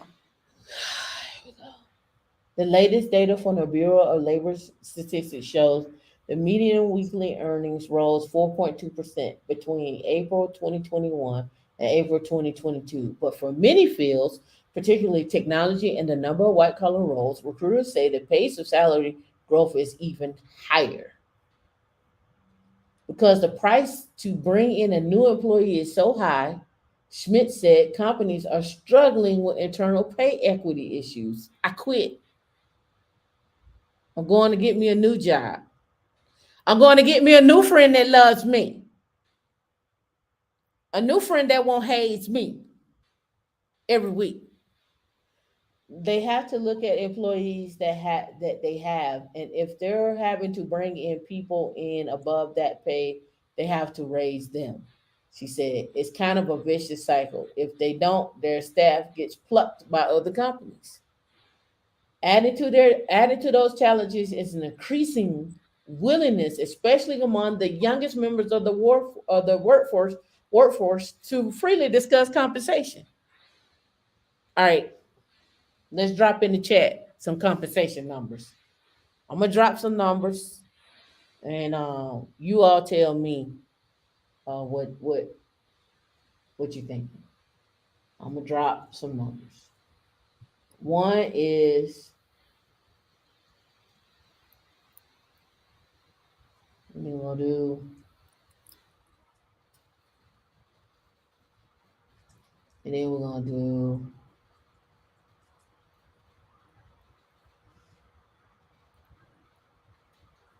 and then we're gonna do this one. Oh.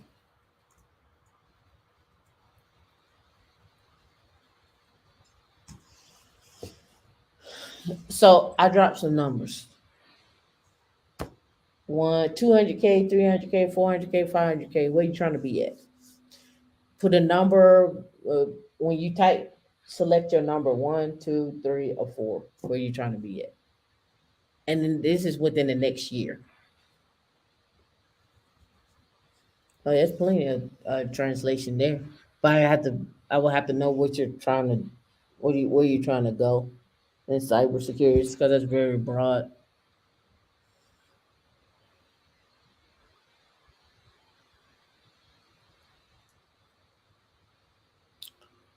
Let me see. Somebody say, okay, 200K. We got two ones. Don't have no 400Ks. We talking about in the next year. Where you trying to be at in the next year?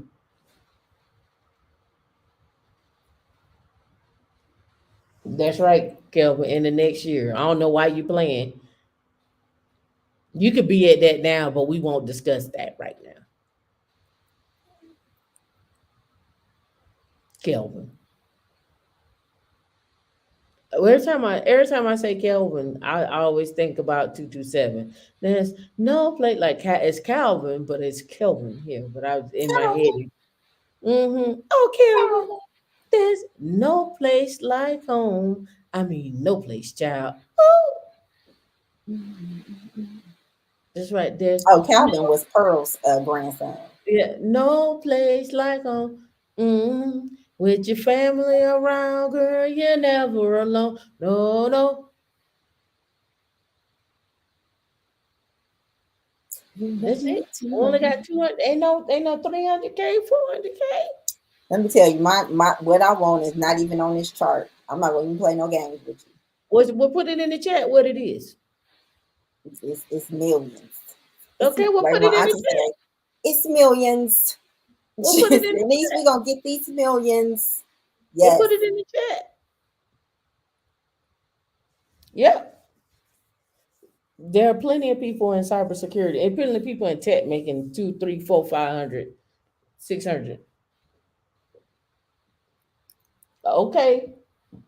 All right. So And why do we start with 200 people? Say it in the chat. Why do we start with 200K? they should know that.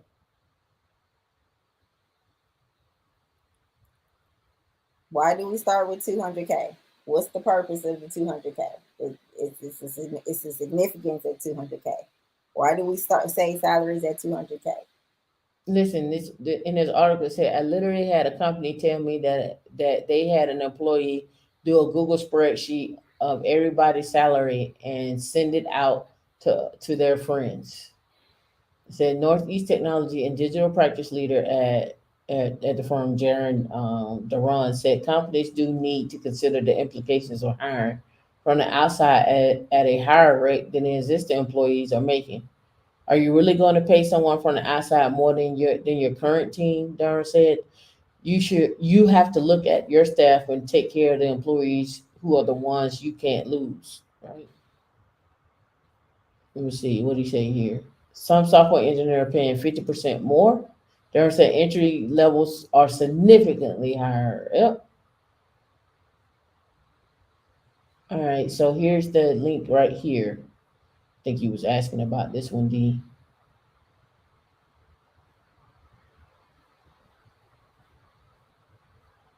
I guess it's called Moving to the Mountains. I guess that's what they call it. When I clicked on the link, that's what it led me to. Moving to the Is mountains. that for the migration? Yeah, I guess so. I guess this what it linked me Okay. to. Because it was bringing up a lot of stuff like about ducks and stuff. So I was interested to know what that was. People are migrating to Wyoming. That you remember Tecton? That's where the billionaires are at. Mm-hmm. That's where you get the DAO, the Dow. No, 100K isn't enough to build. Go cloud security or cloud or network or cloud security and networks. Those two. That's right. Accredited investors. That's why we want you to be at 200K. Yeah, I don't know why it gave me that. That's what it gave me. That's fine. Okay. IBM teams up with 20 historically black colleges and universities to address the cybersecurity shortage. Right on time. Right on time. All right. National HBCU Week conference convened by the U.S. Department and the White House.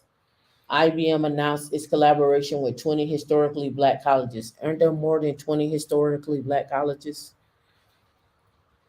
What's going on, Journey to Jasmine? You awake? Did you just wake up? She probably just woke up, right?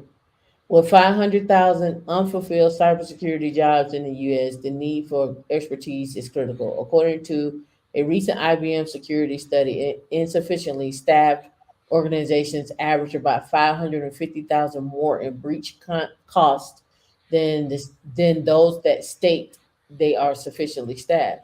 Collaborations between academia and the private sector can help students prepare for success.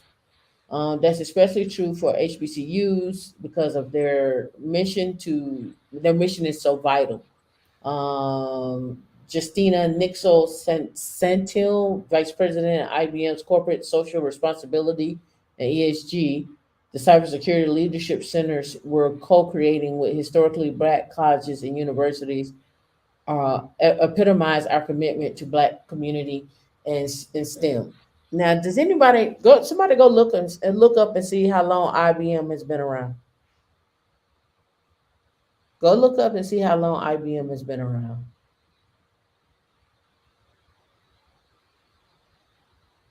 No, we don't believe you. You fall asleep during the day. You fall asleep at the day party.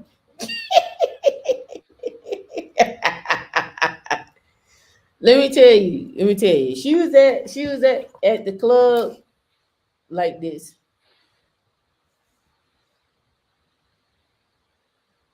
with a drink in her hand, literally like this. Keep telling your business, Jasmine. And I was like, how she do that? How you sleep? How you sleep with all this music, all this commotion going on around? How? How, Sway? Tell me how. It's too much going on. I'm worried about somebody stepping on me, getting something from me. Girl, no. Girl, bye. All right, so here are the 20 HBCUs: Alabama A&M, Edwards Water College. Why not Bethune? I don't know why. Albany State, Grambling, Bowie, Alcorn, North Carolina, South Carolina, Texas, Norfolk, and West Virginia State University. They're going down cybersecurity curriculum from IBM, which you can log in and actually go view that as well too if you get an IBM one.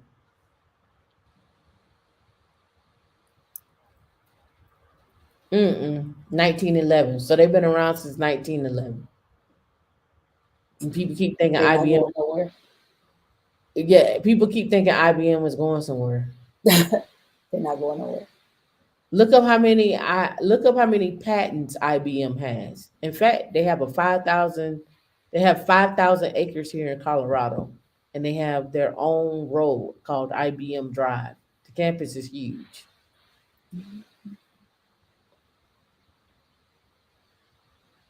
Um,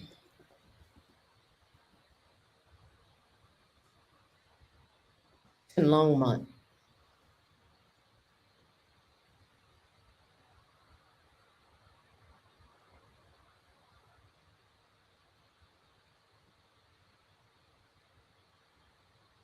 Still, they have a campus in Boulder, but they have one here in Long. They have one in Longmont.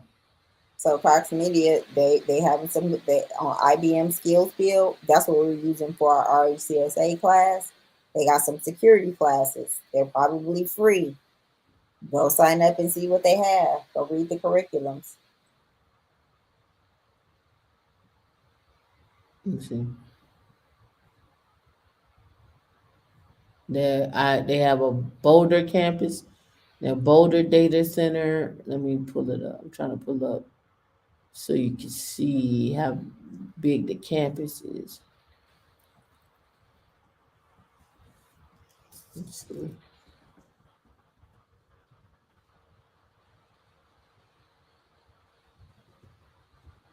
Well, I guess that would could be considered Boulder. We called it Boulder. It's called Bolo, Longmont Boulder, or Boulder Longmont. There's like, don't call it Bolo because they had been calling it Bolo. And they was like, no, call it Lobo. It's Longmont Boulder. I'm like, that's what they say. I was like, whatever.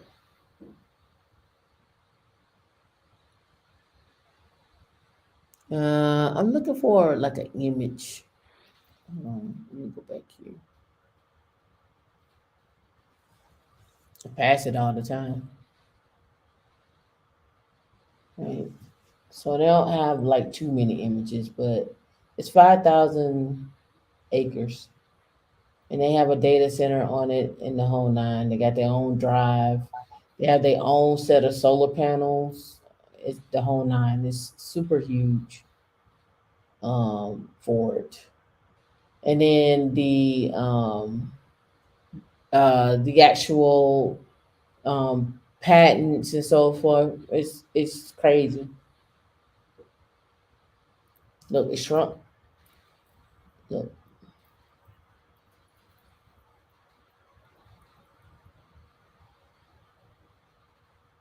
I don't know why it's doing that. But- So I guess it used to be bigger than 5,000 acres. It's super huge. But again, people are like, hey, this is IBM is where people go to die, but they still got their quantum computer. They're still doing things, patents. IBM has 9,000 patents, the most of any company, marking 28 years of years of IBM patent leadership. IBM led the industry in the number of AI, cloud quantum computing, and security related patents granted.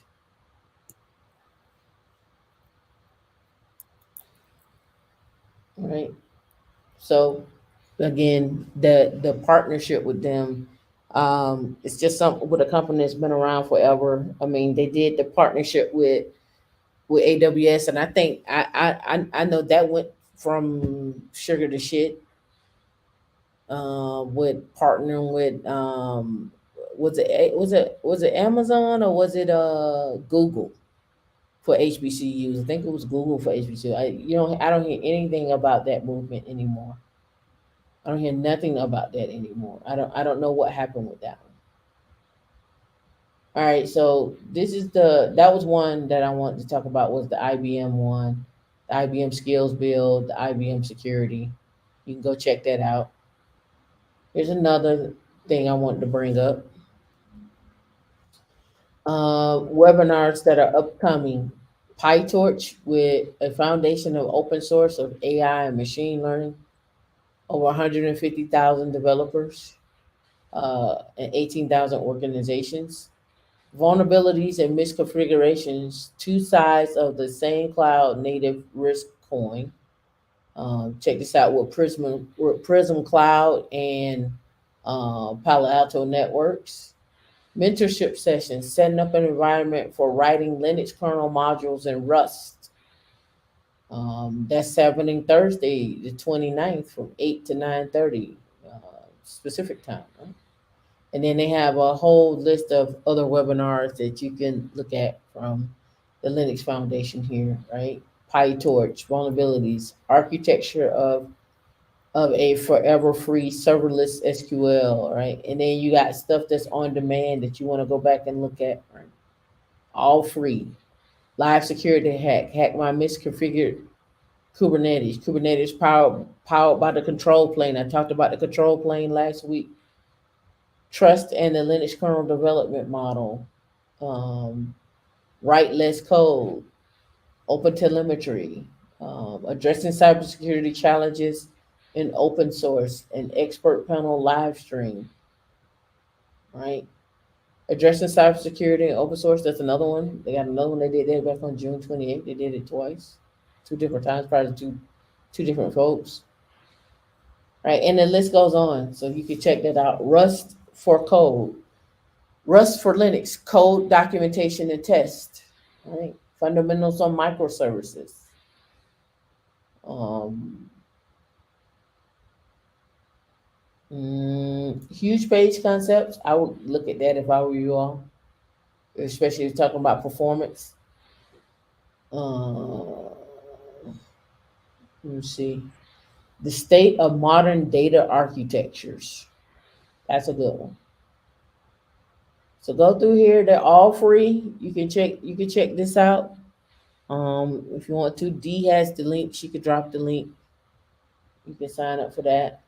IBM Teams, SANS.org scholarships, ISC Squared scholarships, DevOps Days. Look at that. What's the one that we go to locally that I talk about all the time? The security event. Besides, B-sides is another one. Yeah, D can drop that link. Yeah, I can put the link in Slack as well too. There was one more that I wanted to show on the tech side. I'm trying to think where it was at. Was it in my email? Or was it on my list? See, what's this? What show is this?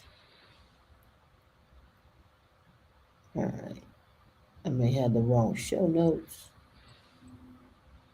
What episode is this? 54? Let me pull it up.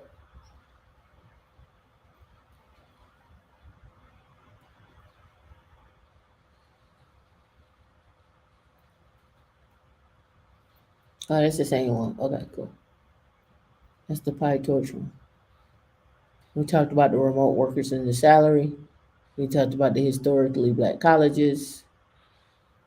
And then I had notes from last week that I didn't go over. Let me make sure I got everything out of that.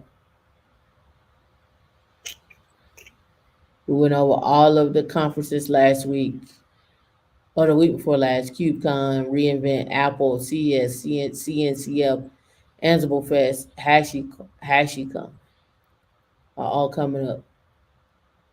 Scholarships and all of that as well too. So I went over everything. I make sure I covered everything. Go to womeninlinux.org and hit connect. That'll drop you right down there to that. IBM Skills Build is cool. O'Reilly is cool. Like I said, I'll be speaking at another conference in February. I will be at KubeCon. So if you're going to KubeCon, hit me up. If you walk up to me and be like, hey, and don't tell me your name, don't expect for me to be like, oh, I know who you are. Just telling you. You have to tell me your name at least 3 times for me to get it. You're gonna say it the first time, and it's gonna go one in one ear and out the other. I'm gonna be honest with you, I'm not good with names. In the beginning, it takes me a minute. Dion knows this for a fact. So rude. It's not rude. It's just what I done got older and I can't remember names like that. I met you 12 years ago. Damn near 12 years ago. You was a young woman. Okay, but I What's was your name old. again? That's how you do it. What's your name again?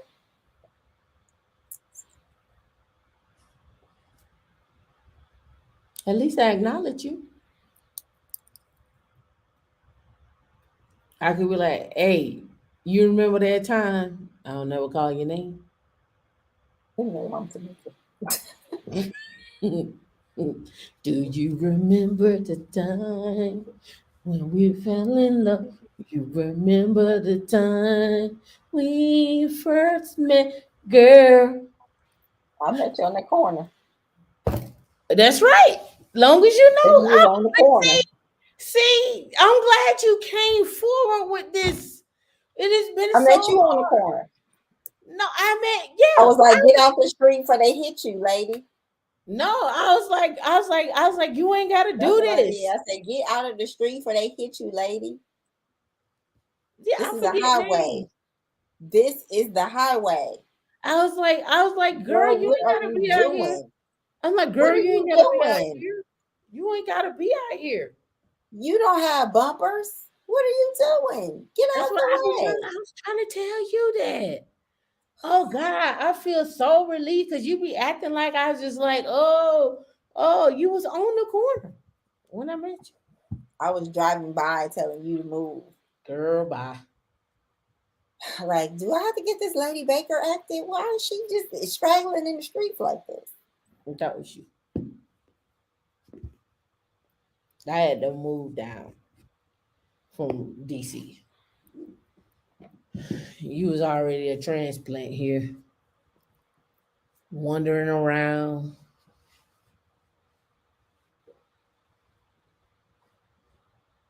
Trying to find it out, trying to find life.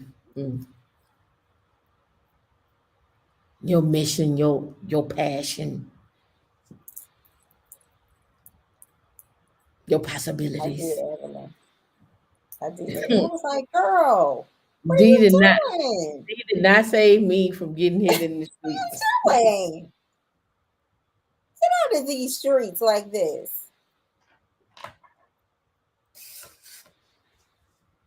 What's going on, Colton and Evelyn?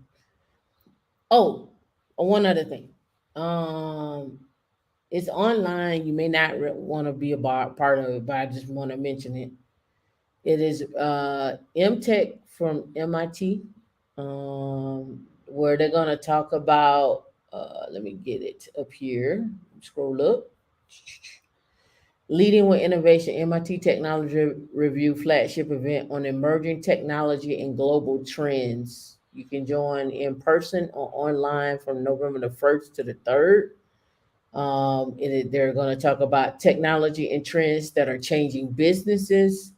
You can't prepare for everything you need. Let me pull that up. So you can't prepare for everything.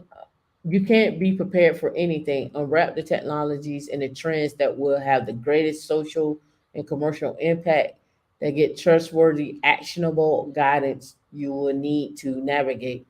Maybe I can get it. Maybe I can get it and we can do a maybe I can get it and we can stream a private event. Maybe I can get it and we can do a stream on a private event. Of course it won't be free for y'all. If I gotta pay $8.50 for it. You may have to pay $5 or $10. What But is maybe we November for, 1st through the 3rd? Is it during the day? yeah, but maybe I can get it and we can stream it live and then we can actually have like a private event where we all sit around, you come in and come out or whatever. But we can maybe sit around and chat about what's the latest and greatest, what's coming in with things we didn't know. MTech brings together global change makers, innovators, and industry veterans to distinguish what's probable, plausible, and possible with tomorrow's breakthrough technologies. Moonshots, learn from the pros on how to bring big ideas. The next frontier here, how to turn space research into commercial success. Get tomorrow's AI headlines today. See how the digital world will evolve to meet tomorrow's need. Address the world's biggest technology challenges. Learn from experts here. They got meet the speakers, of course, right? CEO and publisher at MIT Technology Review. These are all people from Technology Review here. Yale Law School, Sandbox AQ, OpenAI, University of Tokyo associate professor here. Let's see, CTO and co-founder of Snap. XR creator, independent consultant, deputy national cybersecurity technology and ecosystem security executive office of the president of the United States.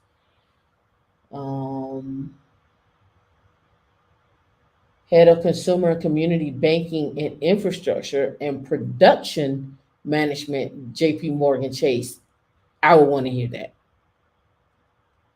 Most definitely. I don't know what Trident Wins is. I don't know what that is. What is Trident's Win?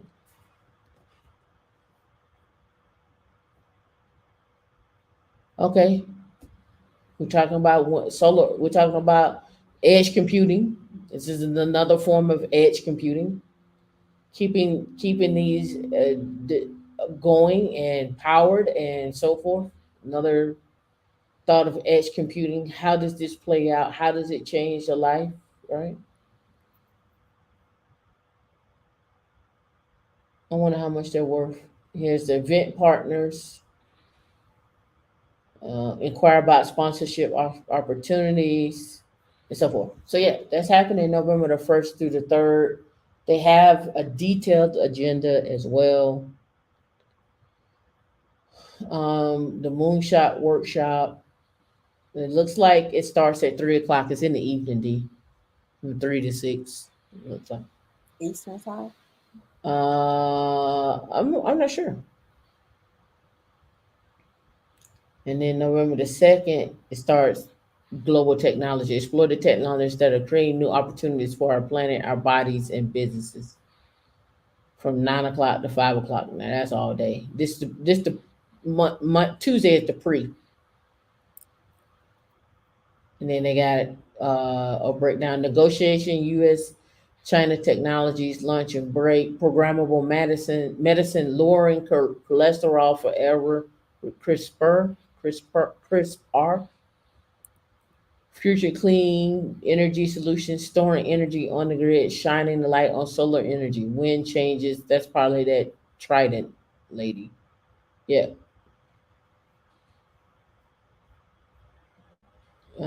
Humanity and machines, exploring the intersection of technology and humanity, which I talked about earlier, to learn which emerging innovations will have the biggest impact on our lives. I literally had this conversation on the last show where we talked about technology and humans and life, right?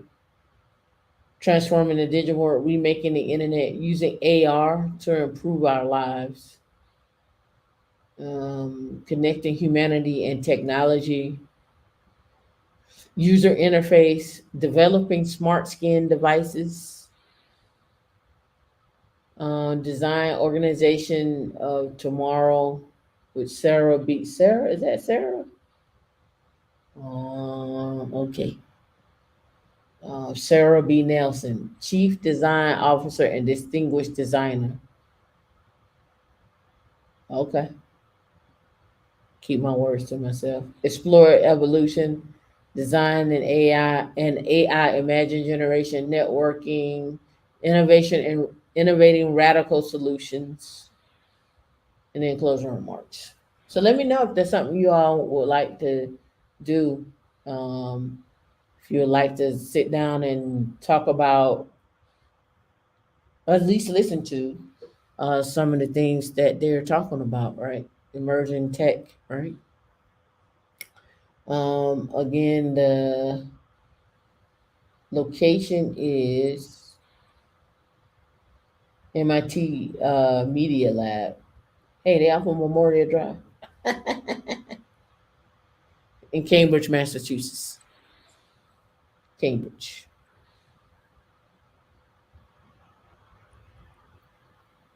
All right. That's it, D. That's all I had this week.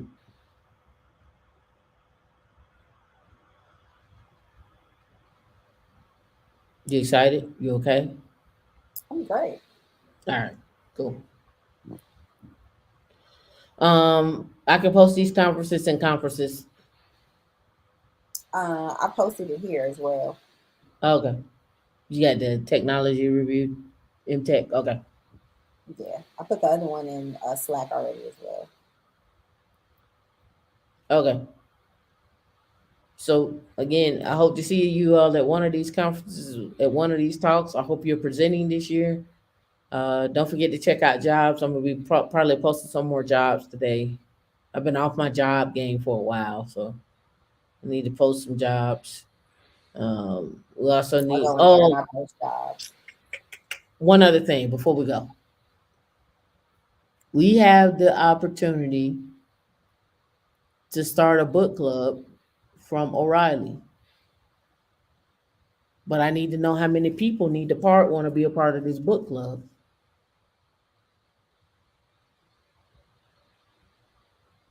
Um, Let me pull this over because we are O'Reilly partners. Um, Let me see.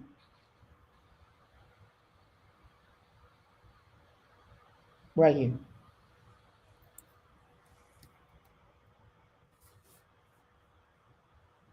Start a book club or have your members review a book for us. We'd be happy to send them one. Here are a few releases. Please let us know if there are titles that you like. We also offer ebooks for a giveaway. So we can get the Terraform up and running as part of our book club. Staff Engineers Path, we can get that, right? I think these two are just the top, just off this list, we can get that, right? So Terraform up and running. This is something I told you all to actually start looking at and whatnot, right? So let's start and let's go to here. Open source code examples, why Terraform, getting started with Terraform, how to manage Terraform state, how to create reusable infrastructure with Terraform modules, Terraform loops, secrets, working with multiple providers, production grade Terraform code, how to use Terraform as a team, and so forth. Right? I would love for us to read that book. I would love for us to read that book. And then staff engineering's path, a guide for contributors navigating growth and whatnot. All right. So here, team management and leadership.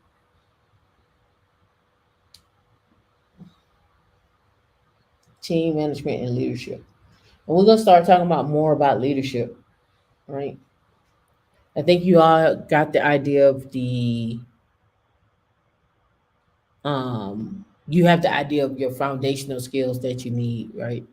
What you don't have is leadership. We don't talk, I don't think I talk enough about it, but I do tell you to look at yourself as a business. So there is something in there, but it also talk to you about how to pitch yourself and your ideas, how to be the solution when you walk in. Trying to mold and shape well-roundedness here, right?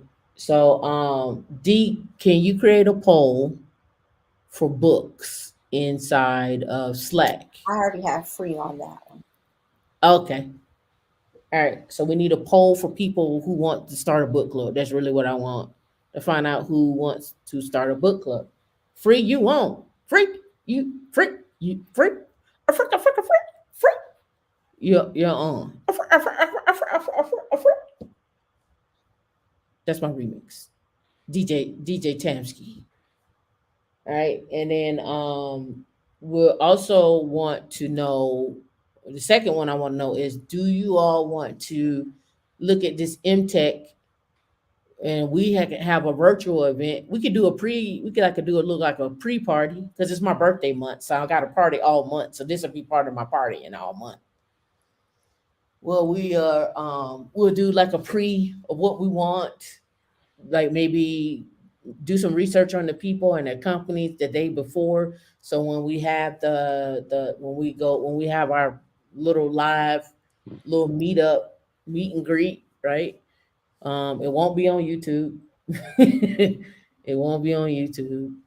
Well, maybe no, I take that back. We can put it on YouTube. We just make it a private event on YouTube.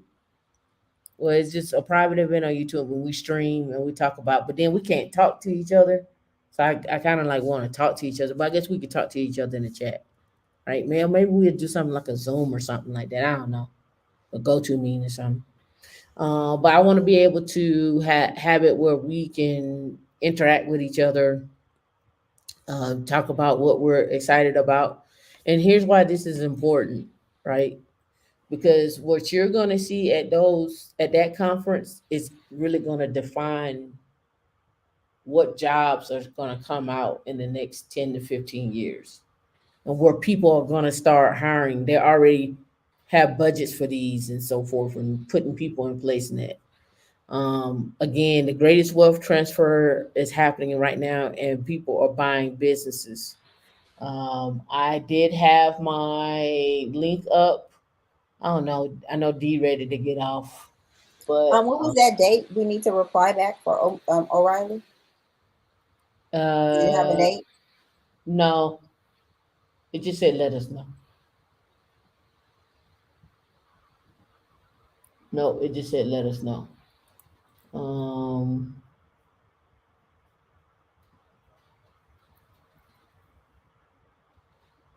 Let me see. This one right here. This guy right here. When we talk about buying businesses, this is the guy. It per transaction. Our syndicate group has 648 investors and growing. And I streamlined it because I needed And it go for my back personal some life. so y'all can So I've get angel who he invested into was and who 37 he is. I companies think I by mentioned him Hans- before. Here we go. Welcome to the stage, Dan Fleischman. Whatever I can do, you can do it too. We can do anything we want to do. All right, so let's get right into some tactical information. We're going to skip the bios and because I just want to talk to you about real life, how to invest in syndicates or how to create your syndicate really efficiently. So as he mentioned, in the last 5 months, we've syndicated $27 million. That's because we do on average $2 to $6 million per transaction. Our syndicate group has 648 investors and growing, and I streamlined it because I needed it for my personal life. Pause right there. He has 648 investors, and 9 times out of 10 they're accredited investors. So for you to be a part of that syndication, you need to be accredited, right? And we're talking 27 million he's managing. In his syndication, I don't know if it's I don't remember if it's just one syndication or if it's multiple syndications. But again, this is what could do. You don't have to do. You could do if you were buying businesses. And so I just want to put that out there so you all have an idea of possibilities. Think beyond what you see. Think beyond what you're used to. This was 25 minutes long. D ain't gonna go that long. D ready to go now. I just want to kind of what the syndication that does, what exactly. So if I want to buy a set of laundromats, I could set up a private equity fund or a syndication to just buy laundromats, right? And then scale them and then resell them. So I may get a laundromat for 300,000. I may do some upgrades, get the business up in those laundromats from 300,000 a year to say $450,000 a year, and then I turn around and I sell that for more than what I paid for it. Plus, I've earned more money as well too. So that could be one way to do a syndication. You could have a syndication where all you do is just buy like I say, a particular set of businesses. Um, Cody Nash talks about this. A lot of people do syndications versus buying real estate, which because the method has already been proven, the people are already operating and working. What they need is automation, ability to scale their business, advertisement, social media plug, get that going, hold it for 6 months to a year, maybe 2 years, depending on your strategy. And then once you get things flowing and money flowing in more than what it was and more than you put into it, then you turn around and you sell it, right? Some people keep it and get somebody else to manage it and run it. Depends on your flow for your syndication. So I've angel invested into 37 companies personally, averaging 100,000 to 500K type checks. Unless I'm going to dive really deep into a company, then I'll put in 1 to 3 million, depending on the type of company. But for the most part, I like 100K, 250K, sometimes 500K type checks. As I was investing into companies, my friends would like to co-invest, or social media followers or mastermind members. People would ask me about co-investing, and it wasn't really easy. You know, when your buddy's like, hey, can I invest with you in that real estate? Or hey, can I invest with you in that new pasta company? Or can I invest with you in that nightclub or restaurant? It's not that easy of a transaction to have them co-invest with you, unless you just set them up with the founder or the owner or the deal directly. It's really hard for you guys to do it together without having an actual syndication, without actually having a syndicate. So AngelList is who we partnered with. AngelList to me changed my life because it went from me texting friends like, hey, let's rally together and invest 2.5 million to this deal. I'll put in 200K, you put in 50, you put in 25, you put in 100. How do we make this efficient? AngelList made it efficient. There are other companies out there. I'm obsessed with AngelList because they're a multi-billion-dollar company. They have infinite capital behind them. They've got zillions of investors and hedge fund people involved in their company.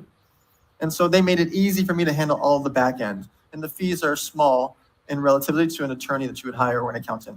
They deal with all my back end, wires. They deal with making sure every single person gets their tax information, et cetera. They get their K1s. It's all done by AngelList in the back end. Okay. So again, you heard what he said. It deals with the back end. So a lot of you will go out and try to create a company to do what he's doing, but then there's another portion of that, another side of that in which you can create is you can be the company that helps this company do their transactions, keep their security, keep the PII safe, um, getting keeping that company afloat, and not only just that company, because the word of mouth of what you're doing and so forth and so on, and your fees and rates are reasonable.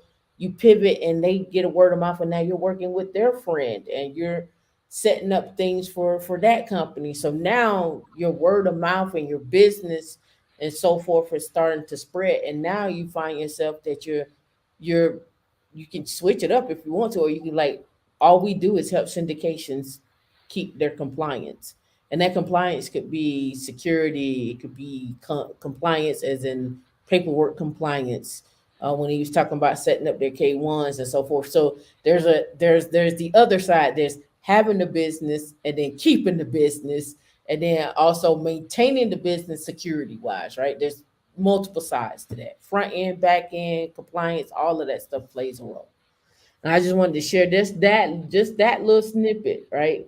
I think we got to spend some time on one of these one day, So I'll walk you going through on- actual. going over this so we can actually get into this, right? This is one of the things that I like to discuss. I think it would be fun. I think it would be fun, probably more in a interactive setup where you all can take notes, where you can start asking questions about, okay, well, what is what do you really know what a private equity fund is? Do you really know what a hedge fund is? What a syndication is? Well, D should know this. When we say blue ocean, what is blue ocean? Opportunities. Right, blue ocean, and Studying. yeah, those Opportunities. right. Wide Those, open. Blue. like how to change a non-accredited investor to an accredited investor. The simplest way right now for me to do that with you all is to get you to 200K. That's the simplest way. The other way is you go take the Series 65. Another one is you actually have a net worth of $1 million. Well, how are you going to do that? Well, okay, well then you have to have so much in real estate or some assets and so forth. So keep your liabilities low, keep your assets high. How do I do that?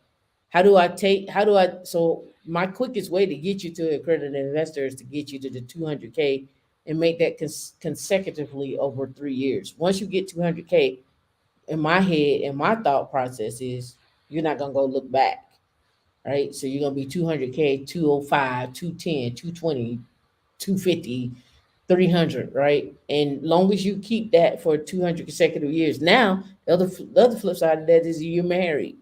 You And say you as long as you keep it for 200 consecutive years. You mean 3 No, consecutive years? 3 consecutive years. I said the Okay. other flip side of that is Oh. the other flip side of that is you and your spouse, and they have and I don't think you can be in a partnership. I think it has to be a married. I think you have to be married.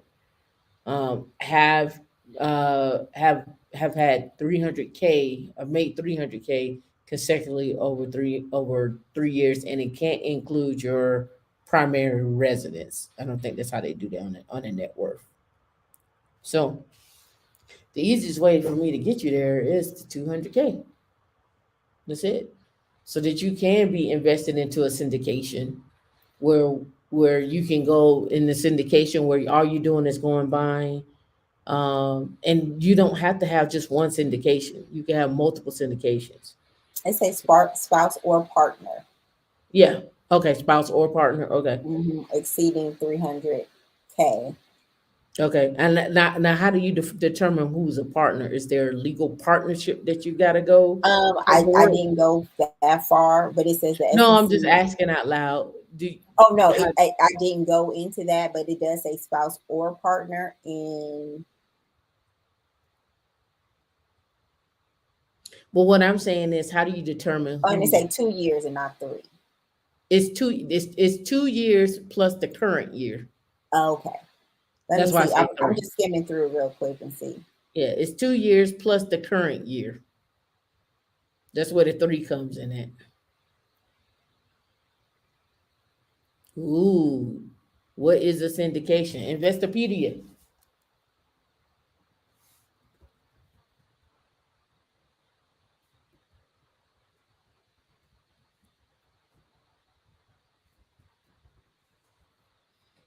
Do do do do do do do do.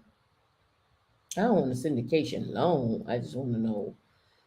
I can go to Bridger and them and say, what is a syndication? All right. As a syndicate is a temporary alliance formed by professionals to handle a large transaction that will be impossible to execute individually. It's the simplest terms. And it says by forming a syndicate, members can pool their resources together and share in both the risk and the potential for attractive returns. Right? That would be a syndication.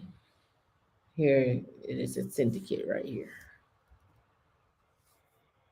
Syndicate again, temporary alliance of businesses that join together to manage, and your business could be a LLC. Remember, that joins together to manage a large transaction, which will be difficult or impossible to effectively to effect or impossible to effect individually.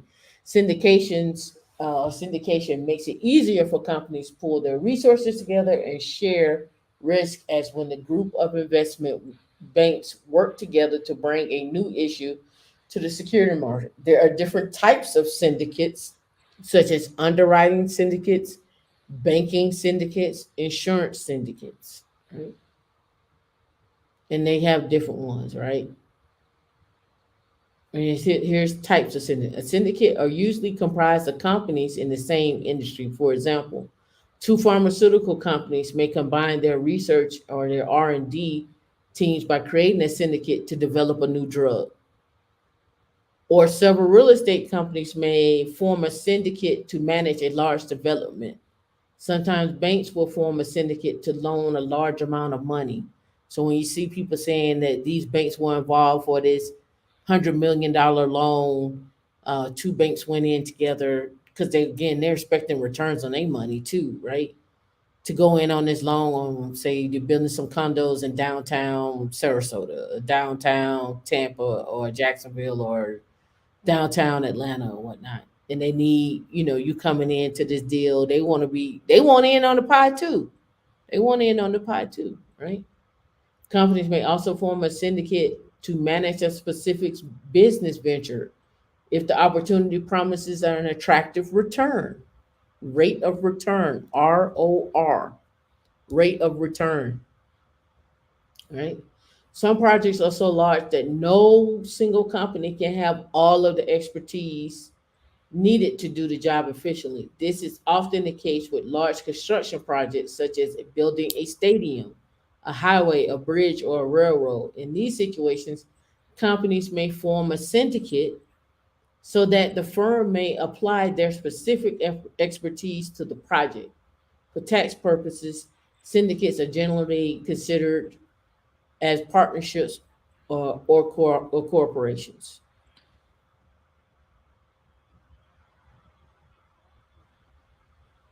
Right? It says our syndication is part of a family office. So let's talk about a family office there. So when you say family office, we have multi-family office and single family office. Now the way you worded that question, I'm gonna answer it, but I'm gonna answer it differently.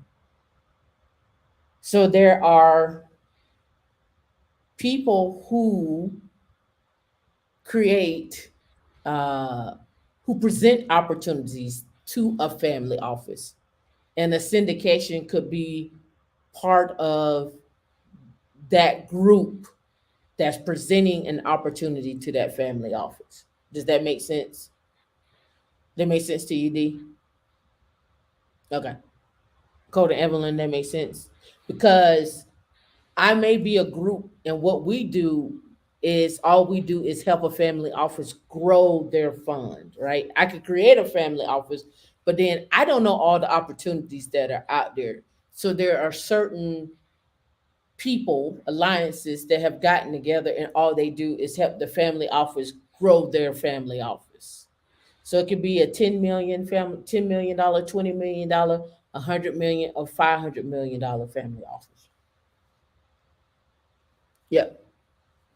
So could a family office be a part of a syndication? Yes.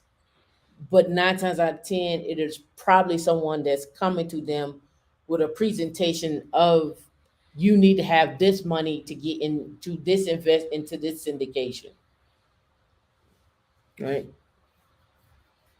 And so they're, I don't necessarily want to call them companies. I guess they would be family office managers. I'm not sure what you call them, that help family offices grow their money. And so when I um that clip with Max Maxwell, he created a family office where only his family can invest into the family office, and the num and the private foundation. He probably has a private foundation and a family office where they can only invest into that. And we'll have to sit down and we'll have to have a we haven't had a binary hustlers in a while. And we're actually wanted to do a show on getting involved into creating your own fund. I think now we're at the point now where we do need to have. I'm not gonna say I think I know we're at the point now where we need to start talking about having funds, right? Because it's one thing to because this is what cracked me up about people online, and I hear this all the time. I even hear it from Dave Ramsey.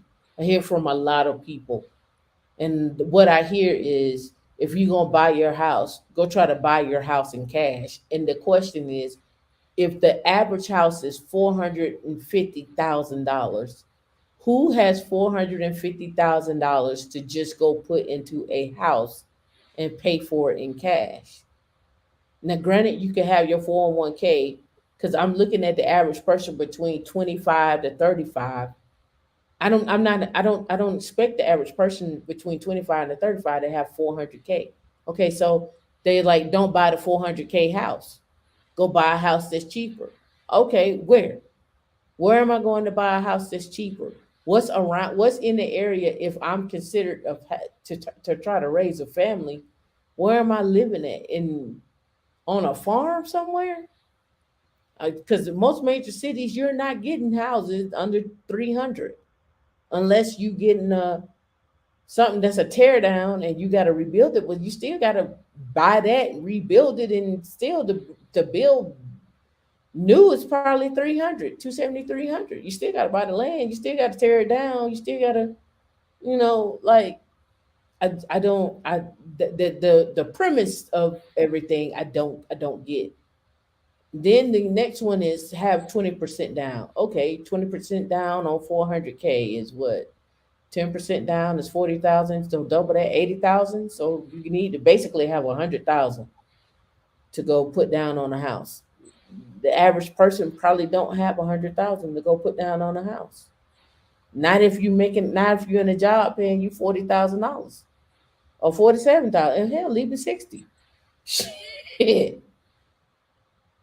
Right? So the philosophy of what people tell you all, I have to look at it from a reality standpoint. At what point in time are you gonna have $400,000 in cash if you're gonna buy your house in cash? I just don't see it. And then the pushback is, that's because you all don't want to make sacrifices. Okay, yeah, I don't want to live on a farm that's 50 miles outside of the city, and and the school district is not good, or oh yeah, I got a homeschool. Okay, that's fine. Like, yeah, I don't want to do that. Whether I got a man at home or if I don't have a man at home, I don't want to do that. I'm just saying. I don't know. That's just me. Maybe I'm backwards and I don't know what I'm talking about.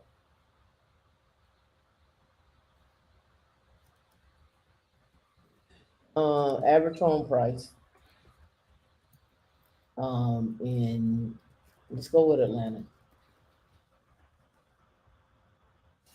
Atlanta, Georgia, home prices and home values, Zillow. The typical home of homes in Atlanta is 403,000. Let's go with Macon, which is up and coming, by the way. Okay, so you live in Macon, Georgia. The average home price is 144,000. That's where you're gonna be at. You're gonna be in Macon. You ain't gonna be in Atlanta. Let's go with Vinings. If you're in Vinings, the average house is 542. If I you're remember in those houses were like one high ones, 200,000, and I saw them go to like 700 in like the 2-3 years I lived over that way. I was like Peter Street when it was nothing. I was like nothing but empty buildings. slums. Round Rock, the average home is 526,000. Right, they got August reporting at 450. Again, I just not, unless you, like I said, unless you gonna live 50 miles from the city. Medium home price, let's go with Dallas. 395 for Dallas. Still back at 400 for Dallas right here, 395. Right. Let's take it one step further. Let's go with San Antonio. 300,000. 300,000 in San Antonio. Beaumont. Yeah, let's go with Beaumont.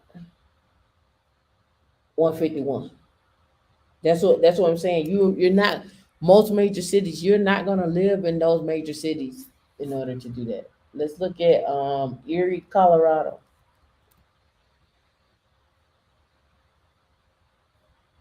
733,000 for average home. Let's go to Boulder. 1 million, 1.1 million. I know they qualify for a 90K, but that's not what they're saying. They're not saying go buy a home that you qualify for. They say go buy a home cash with 300K. Like you need to have 300K in cash. That's my issue. They're not saying go buy a house that you qualify for. They're saying go buy your house in cash. And I'm saying, where in the world do you have where the average person has 400 to 500,000 laying around just to go purchase a home? What they're saying is you take that money out, you should be saving in your 401k. And That's what they're saying. Yeah, you should be able to take that money out of your 401k, you and your spouse, and go buy a house in cash. That's what they're saying. There's no penalty. That's what they're saying. That's what they're saying. And that's what they're saying.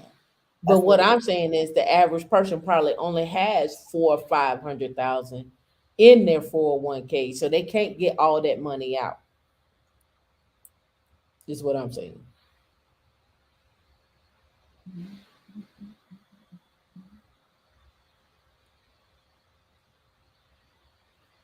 All right, so then that's Boulder. Let's see.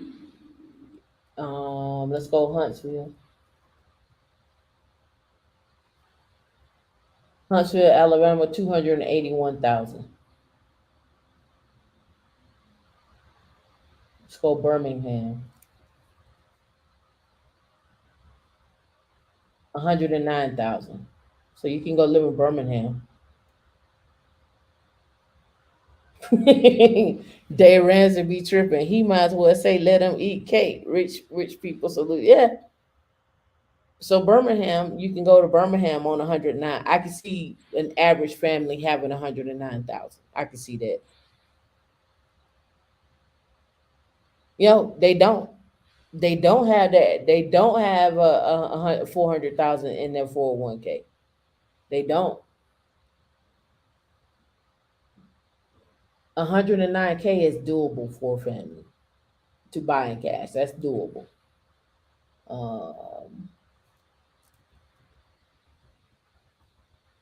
See, we got Huntsville. What are the other cities in Alabama? How about Mobile? That's they get flooded. How about Montgomery?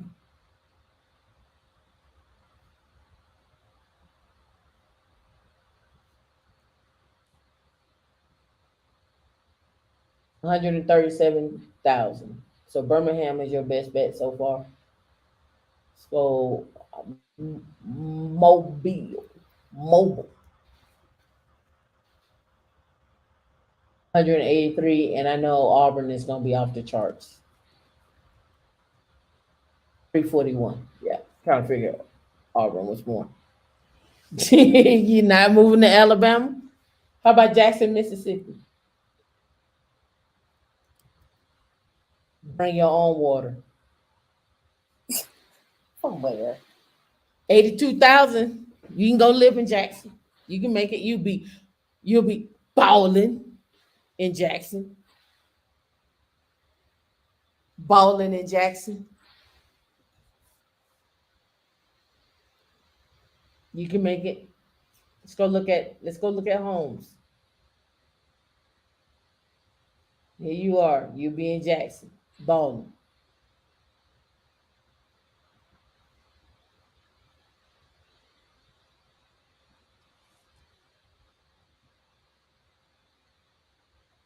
Bring your own water.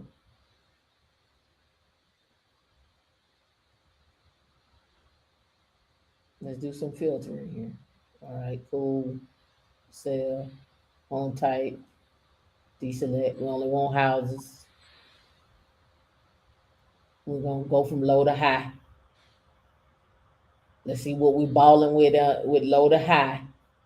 You get you some property out here. Look, 5,000 for a lot right there. 9,500 square feet. You get 8,000 for a house. Like I say, it's a tear down. Let's keep going. Let me go up. Let me go up about 4 pages. All right. Here's a 3-1, 67,000. You move your family to Jackson, Mississippi. You set up a water plan with Crystal Springs or something like that, and then go from there. You can live in that. That's your starter home. You got a backyard, you got a carport, you got trees. You just got to get your own running water.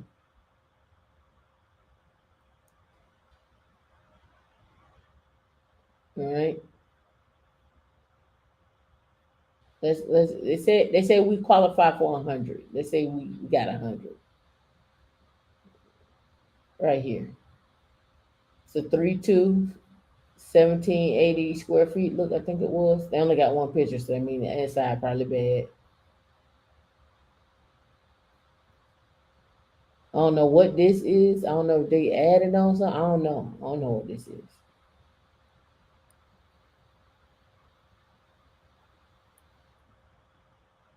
Need some work. It's salvageable. They just moved out. You got land. You get a lot of land. You're getting a lot of land. Let me see how many. What's that? How much you get? 0.68 acres. 0.68 acres.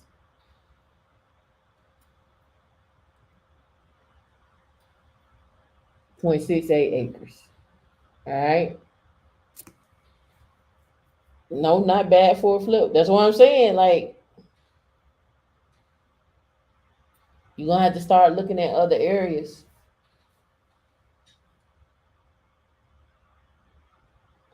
All right, here's 100,000. This is why 100,000 is gonna get us. All right.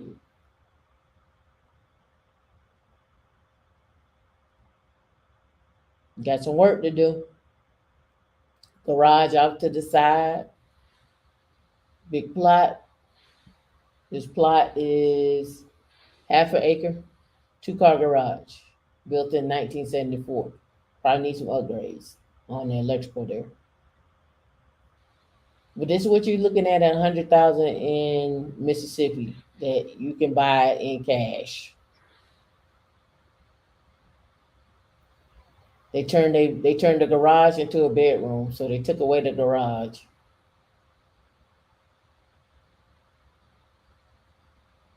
So that's where you at. You living in Jackson, Mississippi, Huntsville, Macon, Georgia. You're living on the outskirts. That's where y'all living at. That's where y'all living at. 119, 1960 square feet, Jackson, Mississippi. Not bad. Do something with the floor.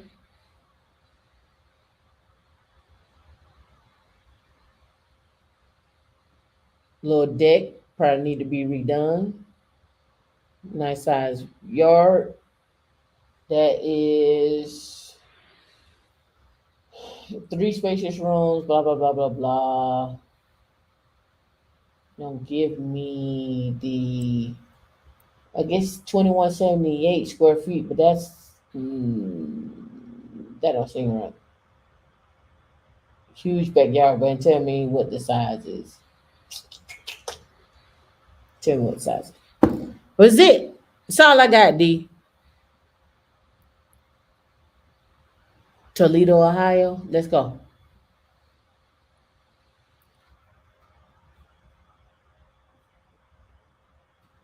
I think I was on this page.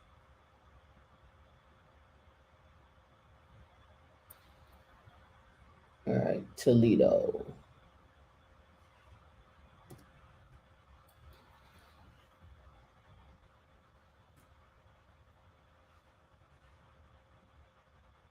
$112. Harsh winters. Brown eyes. Why you not going to Mississippi? See, look. This what's wrong with y'all black people.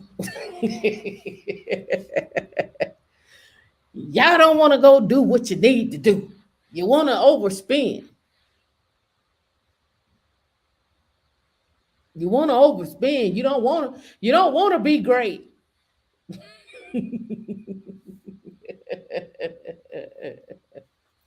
Then don't go to Jackson. Go somewhere else. Go to the outskirts.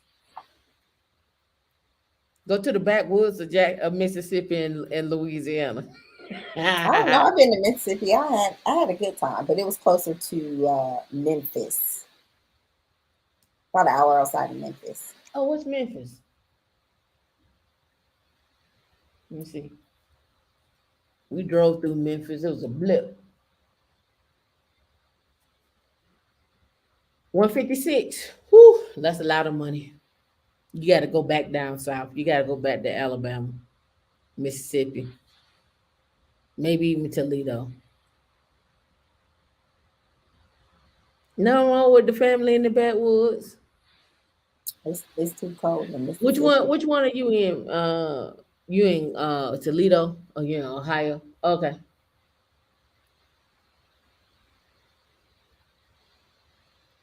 How about all right. How about Syracuse? New York. 165.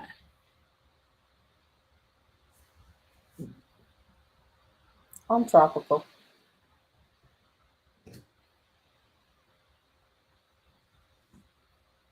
Ooh, 69. Ooh, what you gonna need a cat for the rats and the roaches. You gonna need a cat. You want to be where the money resides, so then you got to go on back down to Houston.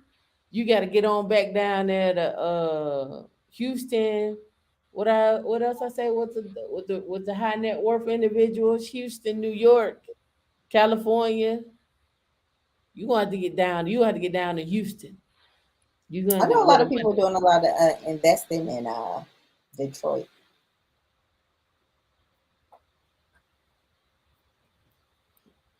so Will y'all be Motivation is in Toledo, right? hmm. Will Motivation, is that his name that you follow? Is he in Toledo? I don't know if he in Toledo or if he in Columbus. I'm not sure if he's in Toledo or Columbus. I know he travels to the car place in the toy barn in Ohio, in Dublin, Ohio. He goes here.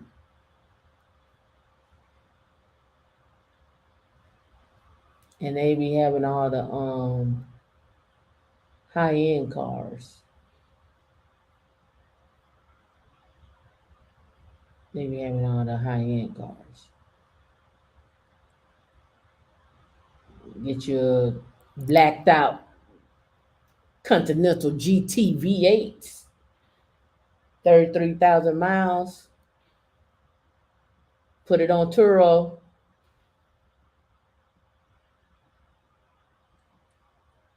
Get rid of them rims. The rims is ugly. With the red interior, you can be rolling.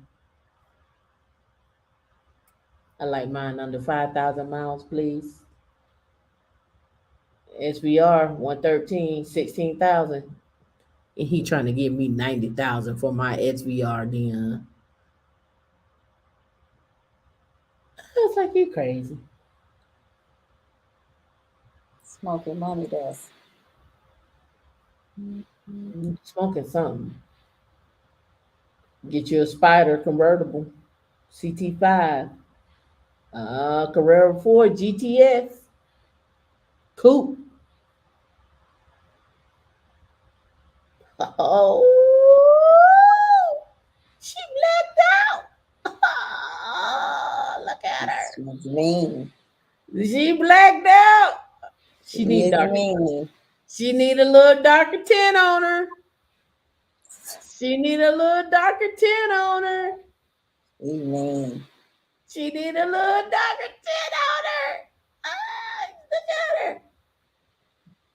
Please don't be red on the inside. It gotta be the yellow seatbelt. Gotta be okay. 'Cause I saw the that turquoise color today Mm-hmm. when I went to the dealership. I was like, she's nice. I like it. And it had the yellow calipers on it. I was like, She nice. gets it. I was like, you don't say. This the model that I got. This is 2017. This is the hard top. I got a convertible. But that one, look at her. Look at her. Let me pull my glasses on because she blinded me. She blinded me. Look at her. Oh, I did it wrong. I did it wrong. Jasmine the Journey. I did it wrong. I can't be around here like that. I gotta put the Porsche design on. I gotta put the Porsche glasses on. Can't be out here like that. I switched my lenses out too. We matching. Look at her. She look good next to me.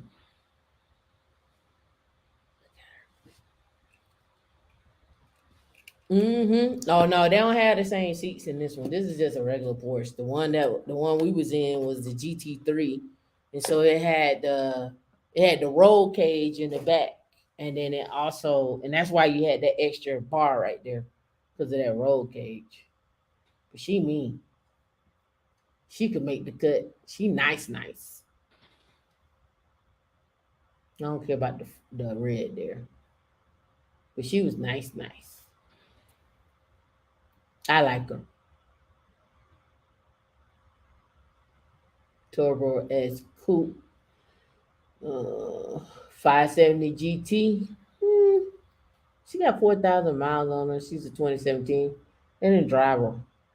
She ain't even been opened up yet. She ain't had no fun in the streets yet.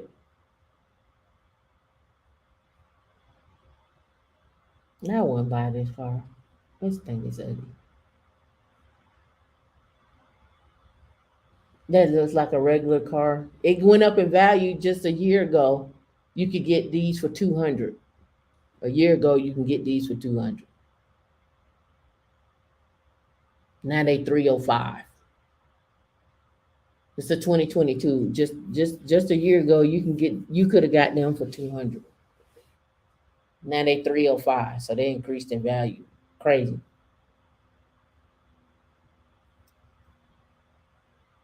Dion don't like these cars. She's like, what you call them? They look like roaches to you? They're not hot to me. Like, I don't like the shape of them. What about this one?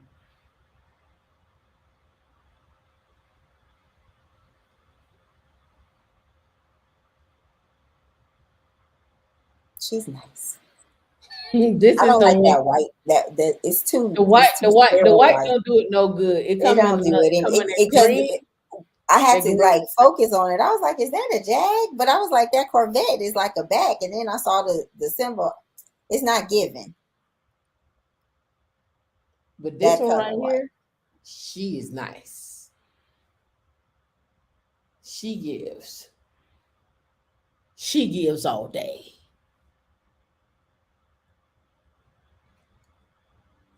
What I'm doing when I get my 500 million, balling. I'm gonna invest, but I'm balling.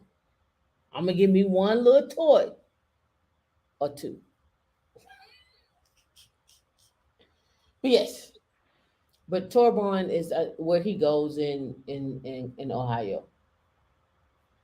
And I looked at some of their cars and stuff before, but their Porsche is nice. The Porsche did it.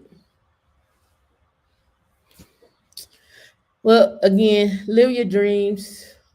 Think big. Stop thinking small. You're not a W-2 worker. You are a business. Your skills are uh, intangible assets that don't may not pay off right now, but pay off in the future. I don't know why your life was flashing before your eyes during the jam. We only went down the street by a good 6 blocks.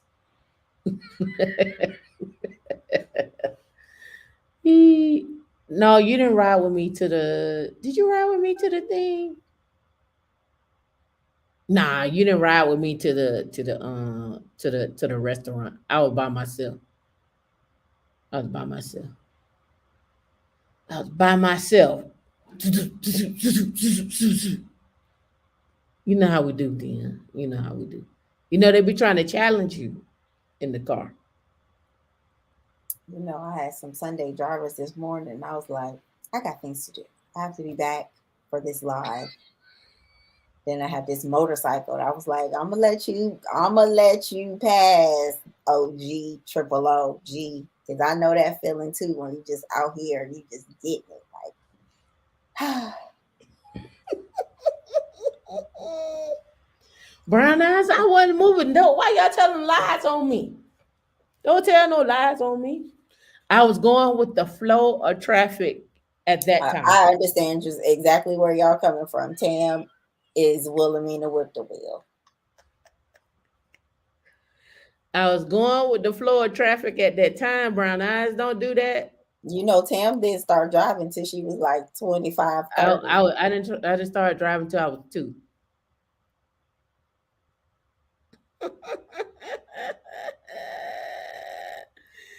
It's been real, y'all. She loved it. Again, keep up the good work. That the reason why I posted that 100. Yeah, the Jaguar was in the smoke. I don't even know why he was out there playing. The traffic was moving at the speed of light. I was going with the flow. Remember to invest in yourself. Make smart investments. Do your research. Whatever you don't understand or you don't know, go to the I, the R, and the S and look it up. Find you an enrolled agent. Find you a financial planner. Don't forget to get your insurance, your I bonds. Invest into your HSA. Invest into yourself by buying some classes and studying along.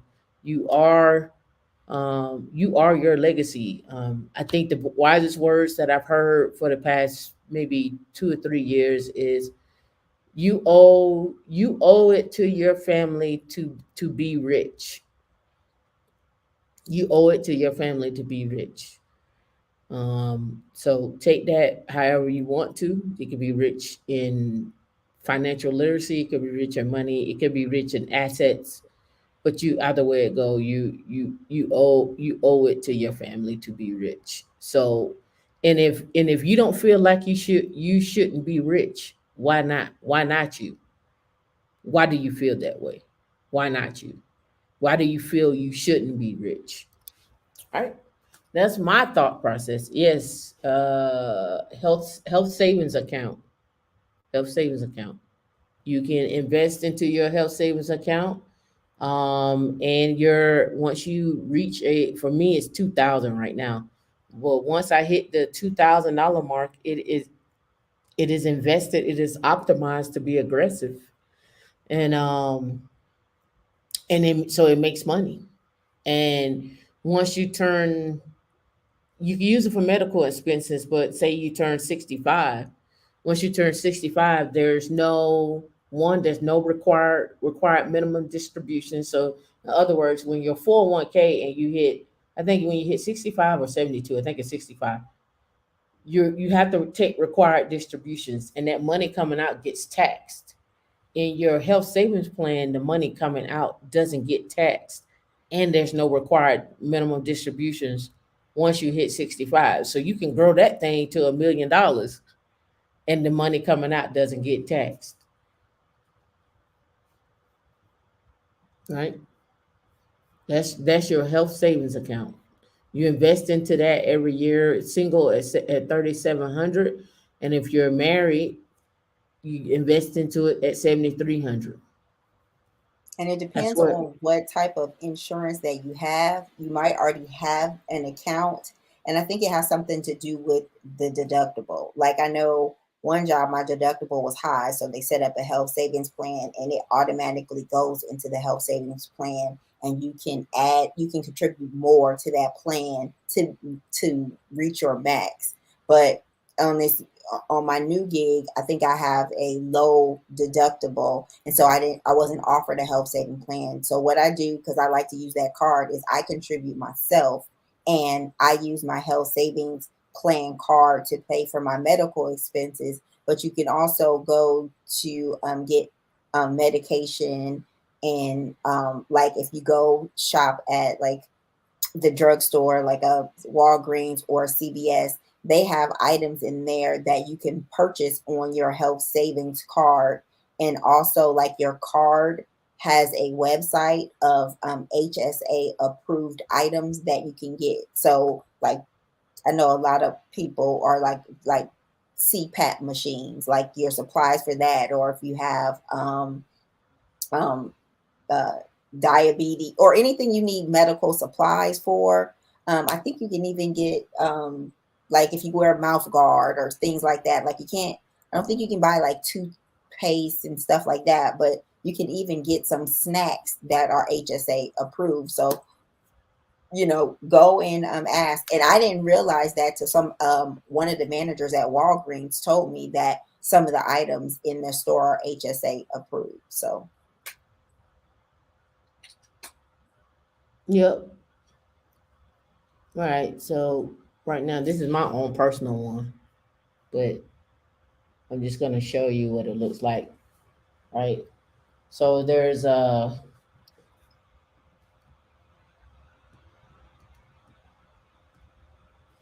you have portfolio performance, automatic investing, automatic rebalancing, buy funds according to percentage. And then they give you here the 1 year return, 5 year return, 10 year return, or lifetime return, right? And so here's one right here. This stock, these are all Vanguard. With this particular one I'm in, VMVAX, has a lifetime return of 12%, a 10-year return of 11%, right?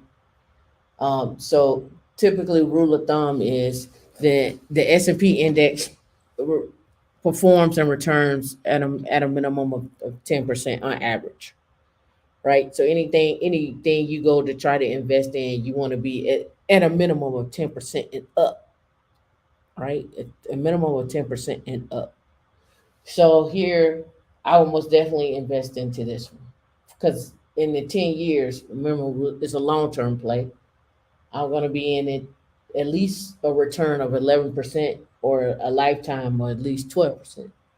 So those are the ones that I will invest in. Anything that's going after 10 years that's going to return me more than what the S&P 500 is doing, right?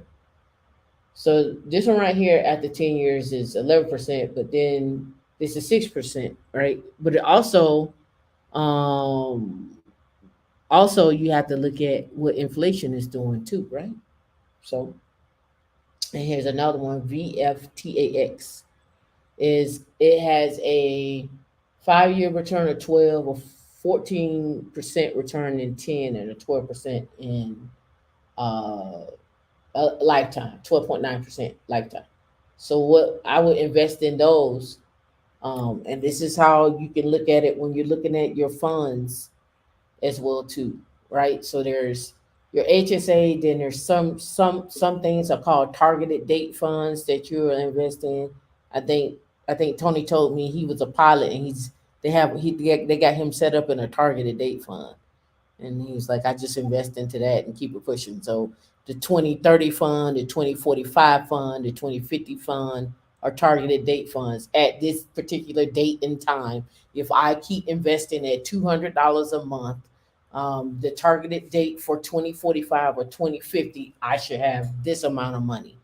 Now, there's some rules and stipulations around targeted date funds. I have not got all the rules and stipulations together, but I do have a targeted date fund that I invest into as well too.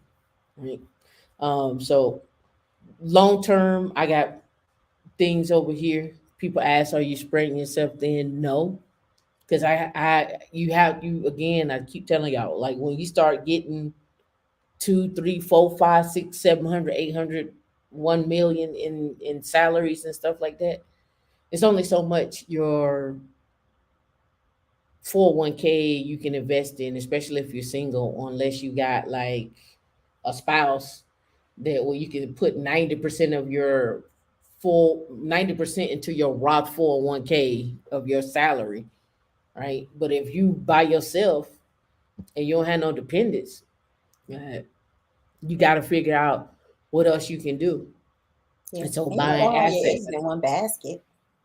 yeah. And furthermore, you got to figure out what are your options that you can do. So that's why it's important to find people who do have syndications and you can go in it as a accredited investor. Maybe you got a minimum of $10,000 that you can put into buying a hotel, and long as that rate of return is going to give you over a year or 5 years, whatever you want that to be, right? ROR, rate of return, right? So again, I'm just telling you from a perspective of someone that's doing this. You can go invest into a tech startup. You can go invest into a syndication. You can go invest into a hedge fund or a private equity fund or whatever, or a crypto fund. But we just saw the 23-year-old with the crypto fund that got away with 35 million. They don't know where it's at. You can keep your HSA. You should be able to keep your HSA outside of the company. The company just won't make contributions to it. Yeah, that's what they said. Oh, okay. The ER said you can keep your HSA and leave when you leave the company. I'm assuming that the FHA, the Should be HFA and HSA. the FSA are the same thing. No, it should have been HSA doesn't roll over. Well, I think you mean FSA doesn't roll over. The FSA doesn't roll over. The HSA does. Yeah, I just said I think the HFA and the FSA are the same thing. when I Googled it, I tried to look it up, and it still brought up FSA. Oh, So, it might have been a typo. Yeah. Yep. So yeah, you can buy all that. So explain what the HFA is then. I don't know. Hollywood fame of air. I don't know.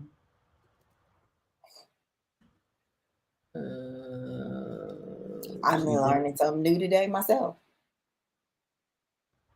Let's see. What's the difference between the FSA and the HFA?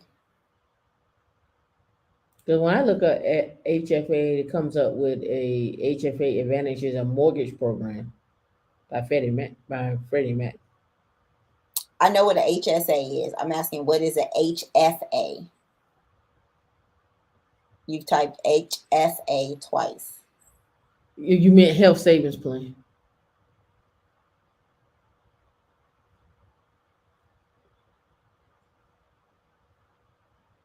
Yeah, you probably meant HFF. You type HFA.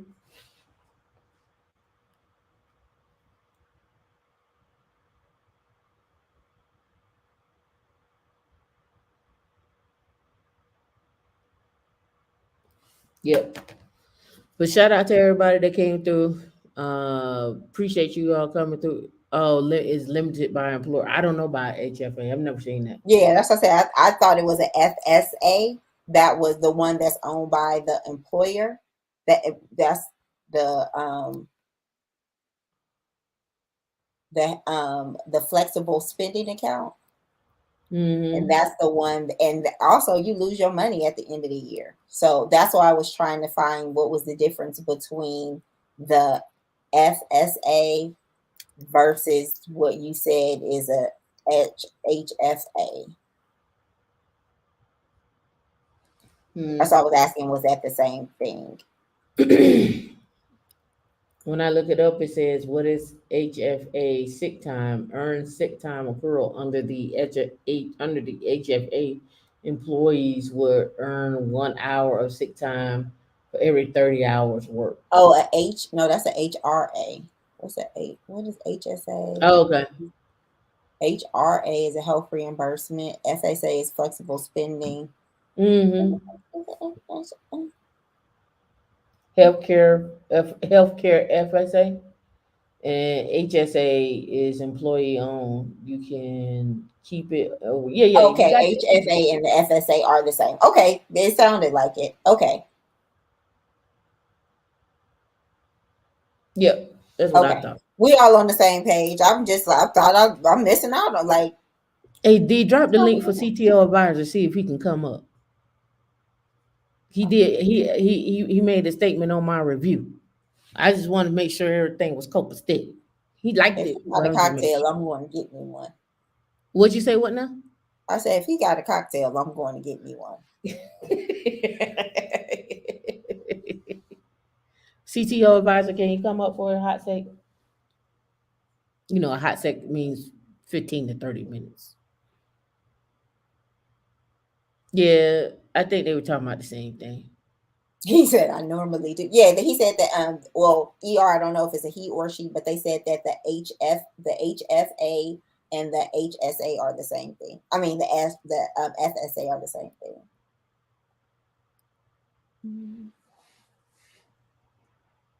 Oh, I'm dropping it now. Yeah. And then the other piece about the HSA, as well too, the reason why I like it, it's just another way. I don't want to say to hide money.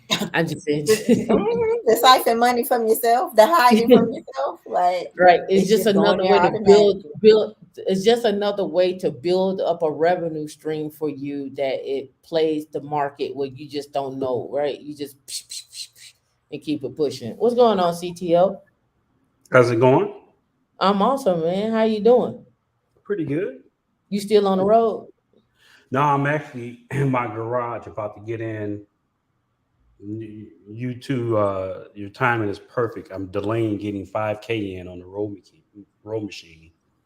Okay. This is a I'm necessary on the scene where I distraction. do 5K every day. So either 5K walk, 5K run, or 5K roll. If I wait too late in the day, since I have not set my treadmill back up in my new home, Oh yeah, I that's keep right. running. You moved Yeah, into your new $5 million mansion. yeah, okay, $5 million. Then not quite that. Speaking of $5 million, did you ladies talk about Ronika's post on LinkedIn? Ronika Lewis? No, what did Yeah, she say? I she ain't seen it. posted her offer letter from 2020 from Google. Oh, okay, she did post Yeah, it. She finally posted. she I know feels she all. talked. I know. Well, when she took the job, we talked about it. Mm-hmm. I just never said anything to nobody about it because we were contemplating. Because she was asking me at that time, did I want to come over and work on a project with her? Mm-hmm. And the project was um, one, you had to get certified on Anthos and all of the Google stuff because that's what they were doing. But there was another big project that she was working on with Robert Smith, and we never went back and forth about it and so forth, and we've lost contact. But what did Yeah, she say? I'm gonna look it up real quick. so it has 1.8 million views, or Mm-hmm. and the comments have been insane from people basically. So the intent is to help women understand that what pay scales should be, and for Black women to feel confident about negotiating and all of that. Oh And yeah. she's like most Black women, she's underpaid. I looked at it, and my first response was that's low. Like, is low for what people I know work at Google and Google Cloud and similar roles. She's getting paid maybe about 75 to $100,000 short. Let me see. And the responses were like, "Oh wow, because it's more than 200 grand. It's $200,000 base, $300,000, $40,000 signing bonus, and then $300,000 in RSUs over 2 years." And Mm-hmm. every man that I've showed this to in Mm-hmm. the industry has said that's low. Yes. It's low. It's simply so a lot of the response she got on LinkedIn, because LinkedIn is a broad audience. Oh A lot yeah. of response that she got on LinkedIn was like, "That's a crazy amount of money. You should be perfectly happy with that kind of money." And they were missing the point. The point was versus her peers, it's not. Uh, it wasn't as much money as her peers. So Yeah, you receive an annual salary of 200,000, which we pay bi-weekly. Is she still Bonus. there? Is that why because is it okay to post that? well, it is okay to post. It is completely legal to post your offer letter uh, because it's considered collective bargaining or organizing for collective bargaining. So an employer cannot stop you from organizing. And this is part of communicating and organizing. So there's this, myth that you can't share your salary information, but there's legally, yes, you absolutely can because that's how unions are. Mm-hmm. Okay, unless you sign something specifically Unless saying you that. sign something, Okay, I think it's illegal to sign something specifically that says you can't okay, share okay. your That's salary. like the non-compete. Like if this is what I do for a living, you can't tell me that I can't go somewhere else and get the same type of job. So it's pretty funny how they do that still, and the whole reason why they still do that is so that they can sue the employer, the new employer. So they may not be able to stop you personally from taking the job, but they can still try and sue your new employer, which Mm, discourages the employer from hiring you because they don't want mm, to deal with the lawsuit. yeah, that makes sense because I read a lot on that, and me and Tam had this discussion with another colleague of ours about that non-compete. Yeah, it's ridiculous. Like they're not very enforceable from a they're not enforceable from a ex-employer to a new employee perspective, but it does cool off chances of like super legiticists. I can't say the word. Super aggressive companies like AWS when they were battling Microsoft and Google for talent. They consistently sue Google or Microsoft every time they hired away a salesperson, et cetera, et cetera. So it's a big deal. Yeah, I just had a Of phone that conversation. base. Yeah, I just had a phone conversation with Meta yesterday for level 6. And I went and looked it up. I'm like, I'm not sure where this level 6 is supposed to fall. Is it supposed to fall between 500 and 1.5 million? Or is just what does that look like? So we got to have a conversation around that level 6 uh, compensation and what that entails for them, right? What Yeah. is that? So the Google level 6, that Google level 6, that Google level 7 is a big deal. It is Yep. a big deal. And I got a buddy who just went to Meta. He did a video. He just went to Meta about 2 or 3 months ago. I'll ask him what level 6 looks like from a compensation perspective. Yep. I went on levels FY and I talked to them, but then talking to someone and negotiating is two different things. Talking to someone and negotiating is too. It reminds me when I was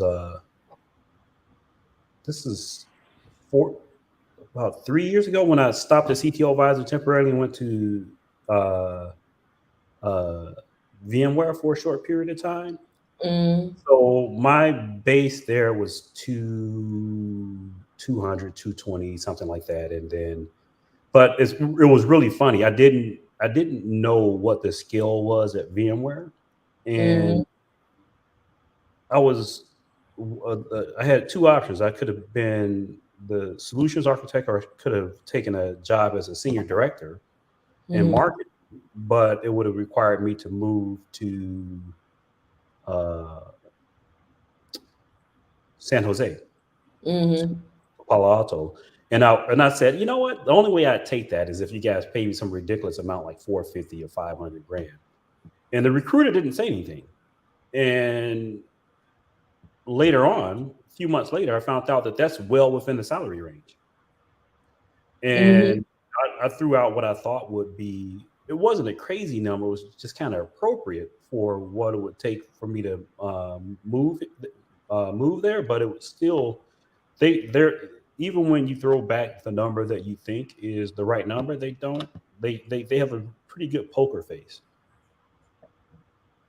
Yeah. They kind of, that might be high. And then you later find out that even that big number you threw out there was still low. Because that was big to you. That was big to me at the time. It's pretty funny. And I knew because I had peers from PwC that was going to AWS, as AWS was hiring a lot of management consultants to build up their digital transformation practice. And white guys, and they were getting $1 million over 3 years. Yeah. And or $1 million to 1.5 million over 3 years. And I knew it was possible.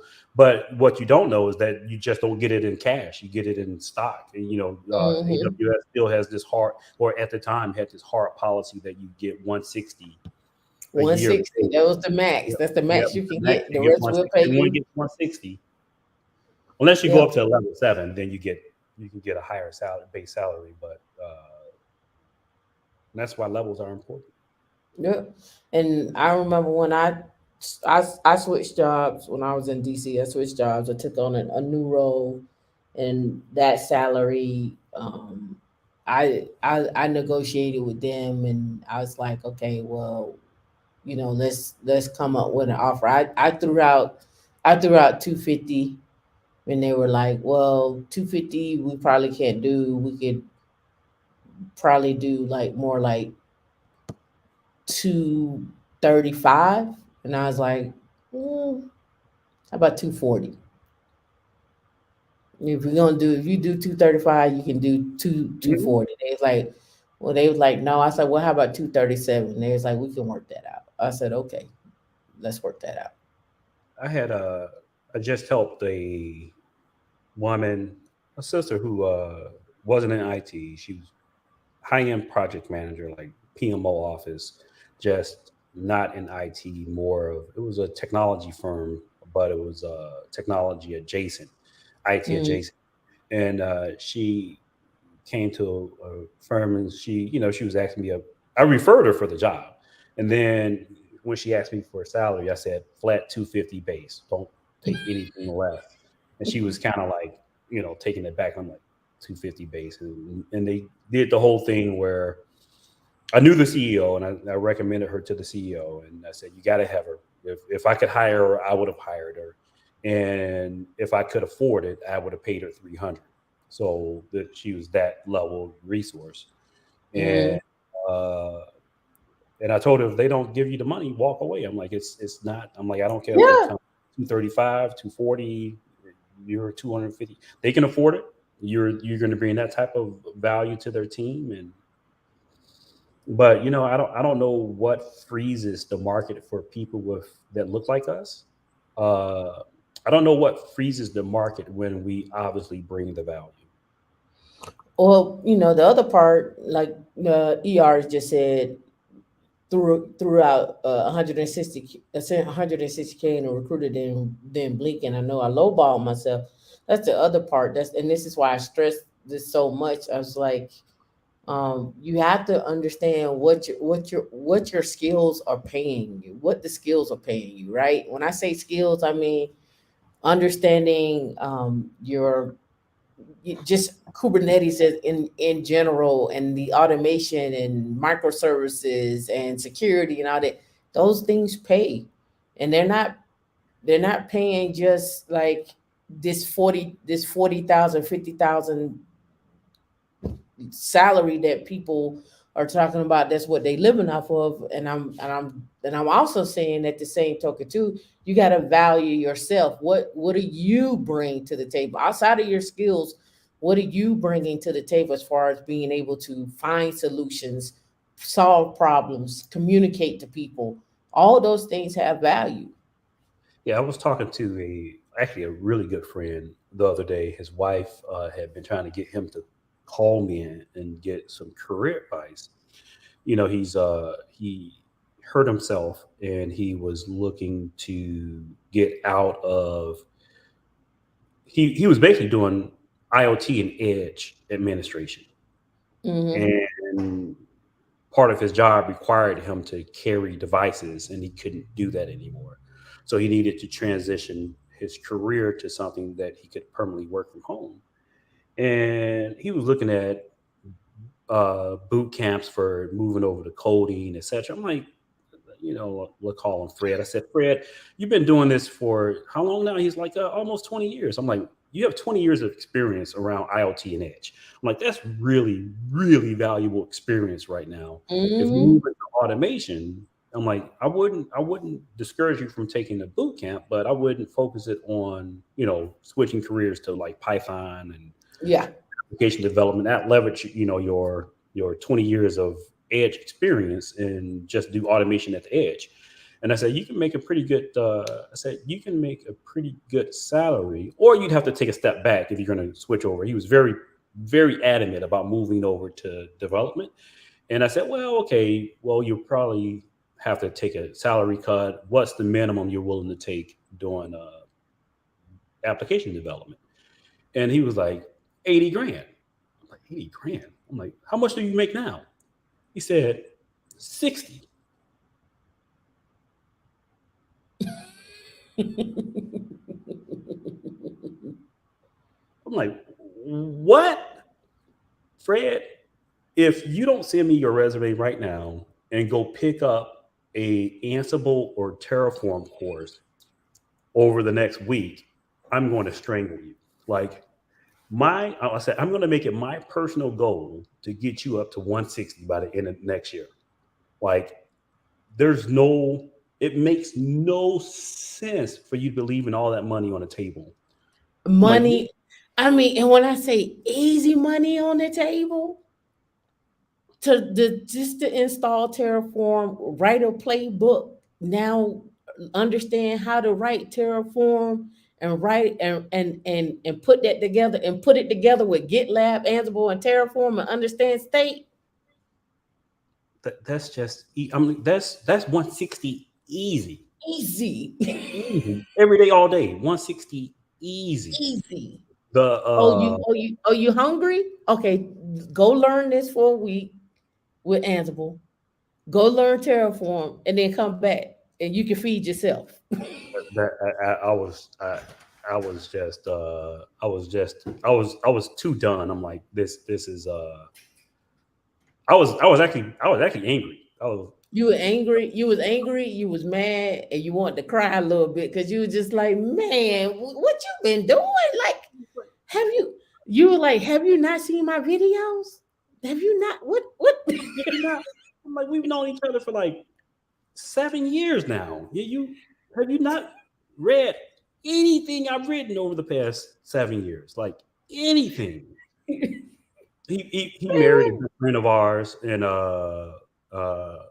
we've become fast friends. Great guy, and I couldn't. I was every time that I see that I come along that I get super frustrated and angry. I'm like, you've already done the hard work of getting in IT. Why stop? Why? You can. And you know what I've learned is that you can bring a horse to water. Can't make You know, we can tell these folks. We can tell them. We can tell them. I mean, even with me and you both are looking at Ronika's offer letter and saying that it's low, and that's proof that the money's there, and that's she was low. heading the team. She was heading the team.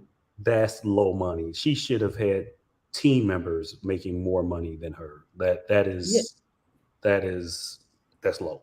So, but you pulled me on to talk about the Kelsey Hightower deal. Yep. So quick on the HSA. That this is there's basically two different types of health savings accounts. One that your employer contributes to, and that you can contribute to as well. Like there's two different types. One that your employer contributes to, and there's two categories and two types and within one category. The first one is one that your employer contributes to and you lose at the end of the year. One that you can contribute to and your employer contributes to, but you still lose at the end of the year. Then there's the type that high earners typically use, which is called an HSA, which is what I have. The requirement is that you have to have a super high deductible, somewhere around $6,000 to $10,000 a year for the deductible, and you can contribute up to $6,000 a year yourself into that, and you keep it forever. What people of means do is they put that $6,000 in there and use it, and it just stays there. What people of uber means do is that they create an investment account, call it an HSA, sell stock or interest in a company at a super reduced rate of $6,000. And then when they retire, they can get that investment back tax-free. Yep. But just another way. Yeah, just the same way the IRAs are the same way. Basically these retirement vehicles. So in theory, what HSA is designed to do, either you have high medical bills or you have a high deductible, and it gives you a way to make your healthcare expenses tax deductible. Or if you're afraid that when you retire, you won't have enough money for healthcare, because if you retire at 57 or 60, you don't get Medicaid, Medicare, and you still need healthcare, and you think you're going to outlast your money, then this is just another retirement vehicle. But rich people have definitely gained it. It is if you don't do either, you're leaving money on the table. Yep. especially when you hit retirement and you no longer have to use it for medical expenses. And Yes. there's no required minimum distribution for it for you got to take any money out. It You is know, there. $6,000 a year over 20 years plus, plus Some uh, some stock market play. some stock market play, because you can literally go to, I'm not sure if E-Trade offers them, but you Mhm. can go to E-Trade, open an HSA, and then invest the money in stocks Mm-hmm. or mutual funds or bonds or whatever vehicle you want to invest the money in. So Yeah. Just yeah. another way so that you're not giving the government money on taxes there. And it makes a big deal when you get to a tax bracket. I went from owing $65,000 last year to 17,000. That's a big difference. This is what I'm talking about, right? When I say that when you get to a certain tax bracket, 401k isn't enough. You It's got not to incorporated. have you got to have other vehicles in order to invest in. And you have to avoid. It gets to a point where making more money won't help you. That you have to Yep. start to avoid paying more taxes. Yep. Where dollar for dollar, the less you pay in taxes, the more you'll actually see. I do not make as much as I would make if I worked for Google or VMware or any of those companies. But my But you life, make more. but I take home just as much as I did when I worked at VMware, Yeah. if not more. So, because I pay less in taxes. Right. Because you're 1099 now, right? So I'm 1099. Not only am I 1099, I'm an S corp. So, Mhm. I deduct everything. Everything. I don't own. I did the big trip to. We did the big trip to. And this is perfect. I can say this on YouTube because it's completely legal. I took my granddaughter to Universal. I bought an annual pass. I shot a CTO dose video. That whole trip is tax deductible. Completely legal. Like that's completely legal. We bought the Airstream. We toured around the nation in it. All the gas, the Airstream, the truck, all tax deductible. It's a Yeah. legit business expense, but these are things. But my life is still enhanced by controlling the ownership of an Airstream and an F-250 truck. I don't own my F-250, my $80,000 truck. I don't own it directly. My corporation does. And the whole Corporation thing owns is the whole thing was tax deductible in 1 year. it. Right. Even if I financed it, which I did, I financed it, but the whole To the $80,000 business. was last year. Yeah. Yeah, That's so what I'm I'm not paying so That's much in tax. exactly what I'll be talking about. I'm like, and I tell people all the time, stop listening to all these people out here with these that haven't went and they tried to sign their name on the dotted line or none of this stuff. When you go try to sign your name on you buying a car through your business, if depending on who you buying it from, like if you try to go through, like when I tried to go get my Range Rover through my business, they were like, Range Rover was like, oh yeah, you can get it through your business, but we need to see at least $1 million over the last 3 years in your business. But you can get it in your business, but you'll have to be the guarantor of the loan. So it still Mhm. goes on your credit. But if you want to Yeah. go through your business, you have to have paperwork showing that your business has earned $1 million over the last year before we can say that you are the that business can be the guarantor of the loan. It's still on your credit. And that's why Yeah, I I was know. like, when you ain't going through that, you don't know what you're talking about. Yeah, I know. So I have this talk track that banks want you to not own your business. Like we went through this whole thing with Chase last year, which was I guaranteed the loans for the trailer and the truck, Mhm. and it didn't make sense. We wanted to buy a new house, so Mhm. we wanted to buy a new house. I can't have that. that can't have On your this credit. on my credit, even though technically the business owns it. So we went through the whole thing, and basically what the end of the day is that what Chase wants is for me to have sold a portion of my business to someone else, so Mhm. that there's more than me and my wife as owners of the business, which shows Correct. diversity of risk to the bank. But basically, as a I'm a black entrepreneur, so for me it was you guys are just trying to make me sell part of my business so that I can get a loan that so it was. And then the other option is I can just basically give you the $100,000 in cash and deposit, secure the loan, and then you'll loan me the money. That makes no sense to me. That Mm-hmm. if I needed Institute, that, like the guy told me when I was talking about when I was looking at setting up a private foundation and so forth, because if you're 1099 and say you're 1099 and you're pulling anywhere on a 1099, a million, 2 million, 3 million, 4 million, you're gonna have to set up. It's really a nonprofit. But it's a private foundation, pretty much. And all that is at that point in time, you're 1099. They can save on the taxes coming in because everything is done through the business. You donate to the private foundation, which you build, which you own. And from that private foundation, you can then go out and do whatever you want but from you that control private it. Yeah, foundation. you control the foundation. You're You control the foundation, right? I've run into circles of people who have done some amazingly interesting things to avoid taxes. One, a family that owns a mansion lives in a mansion.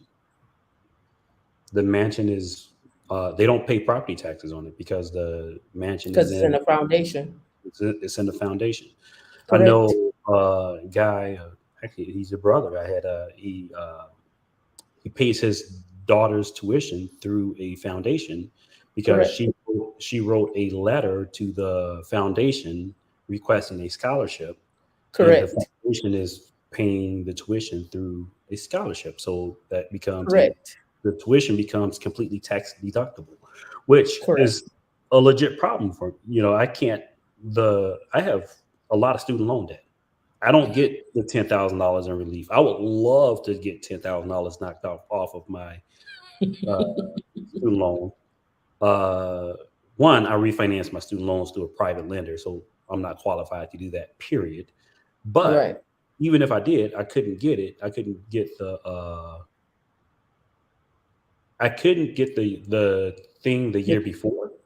Mm, But this past year, I could have because I knocked my salary down. It's a knob that I can turn. If I want to get financed for a bank loan, I have less in expenses and I show more income. If I want to, there's nothing, the IRS doesn't ding you for saying you don't take a deducted. I don't have to take deductions.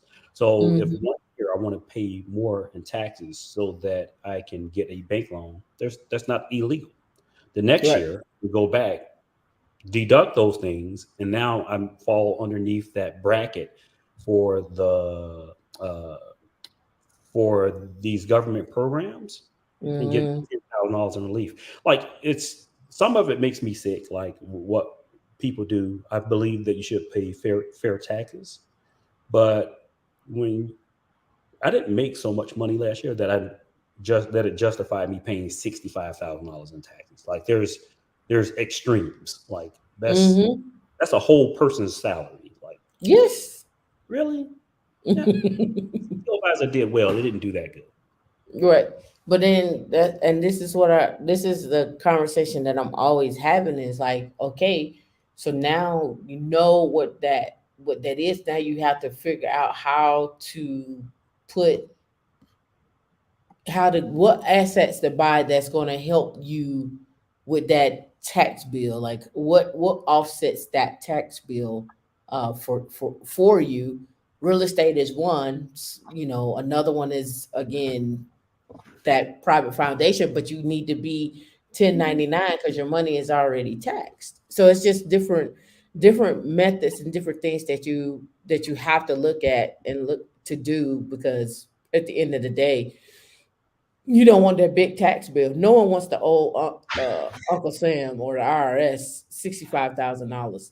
And then that's just this year. And then every year, if you decide not to do nothing, no, you No, be like, you're just leaving money on the table, and the real estate is probably the easiest one, easiest example, because you're using somebody else's money to get the tax reduction. You get the full depreciation of the value of the property without even using your money to buy the property.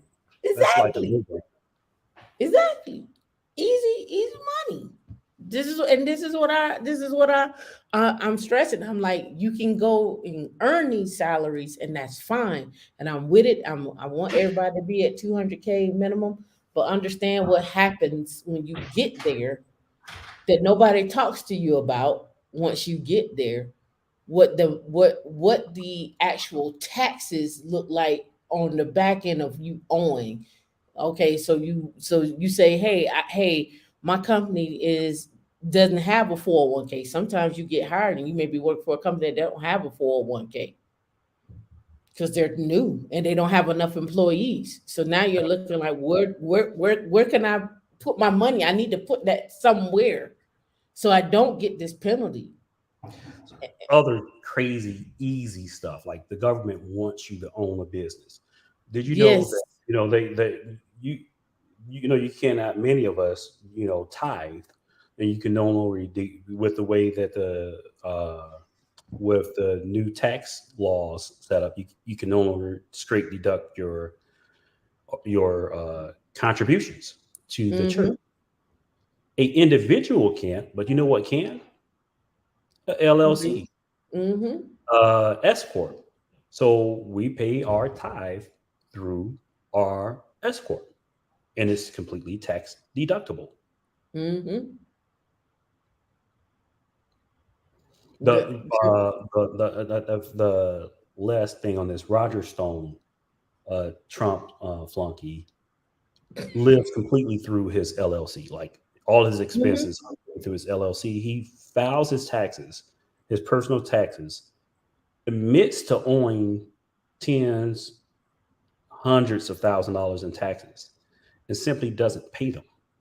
So he files because it's not illegal to not. It's illegal not to file your taxes. If you don't have the money to pay it, that's a whole different thing.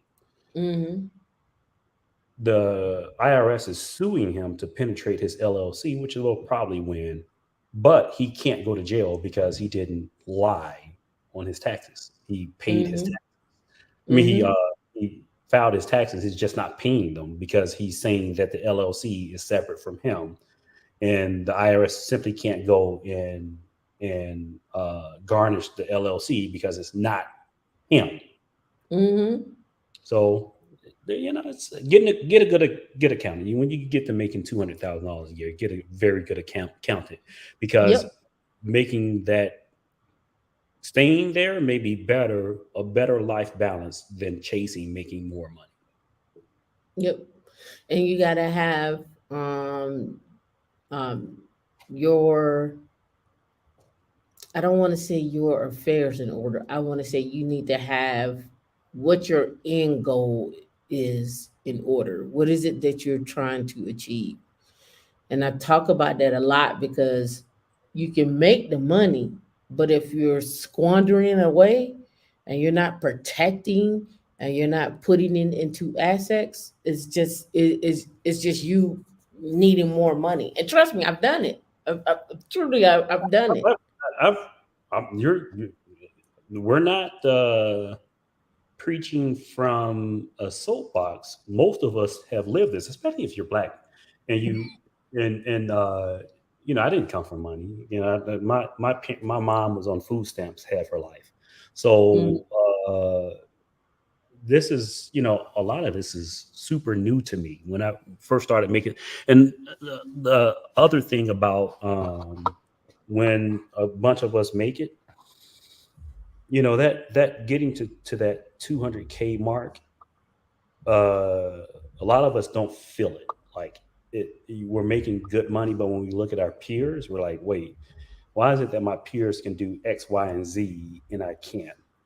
It's because we're still digging most of our family, and it even don't have to be our extended family. I'm talking about my kids. My kids have gone without for the past 10 years.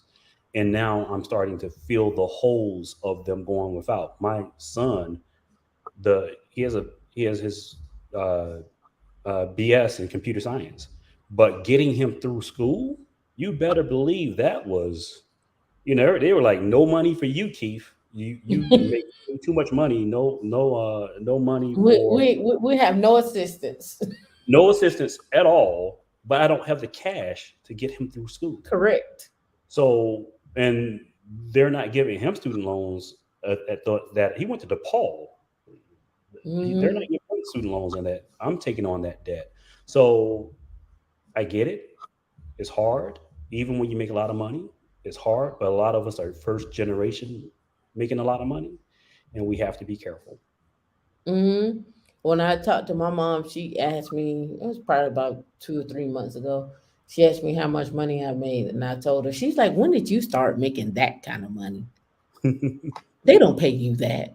I was like, oh, okay. So when I was at home, I logged into my account. I was like, these are my deposits, Mom. And she was like, is that once every 2 months or once a month? Or I said, that's every 2 weeks. And she was like, every 2 weeks? Every 2 weeks? I was like, every 2 weeks. No wonder you can get you a nice fancy car and glasses and stuff. I would do the same way too. You did good for yourself. You're still funny looking, but you did good for yourself. Like, thank you. I think my youngest brother owns an Amazon DSP, and now he opened a Mako. He's running 2 DSPs, and my mom is his biggest payroll expense. My mom's had 30 years of logistics experience, so she's one of his critical employees, and she works so hard. But she now makes more money than she's ever made in her life. Now, in her 60s, she's making more money now than she's ever made in her life, and it's awesome to see. And I'm giving her a lot of the same tax advice that I'm giving the folks here. That I said, Mom, I know traditional wisdom says you should buy your car, but you should really consider leasing your car. Like don't tell them that, Keith. Don't tell them about the lease, Keith. Don't do it.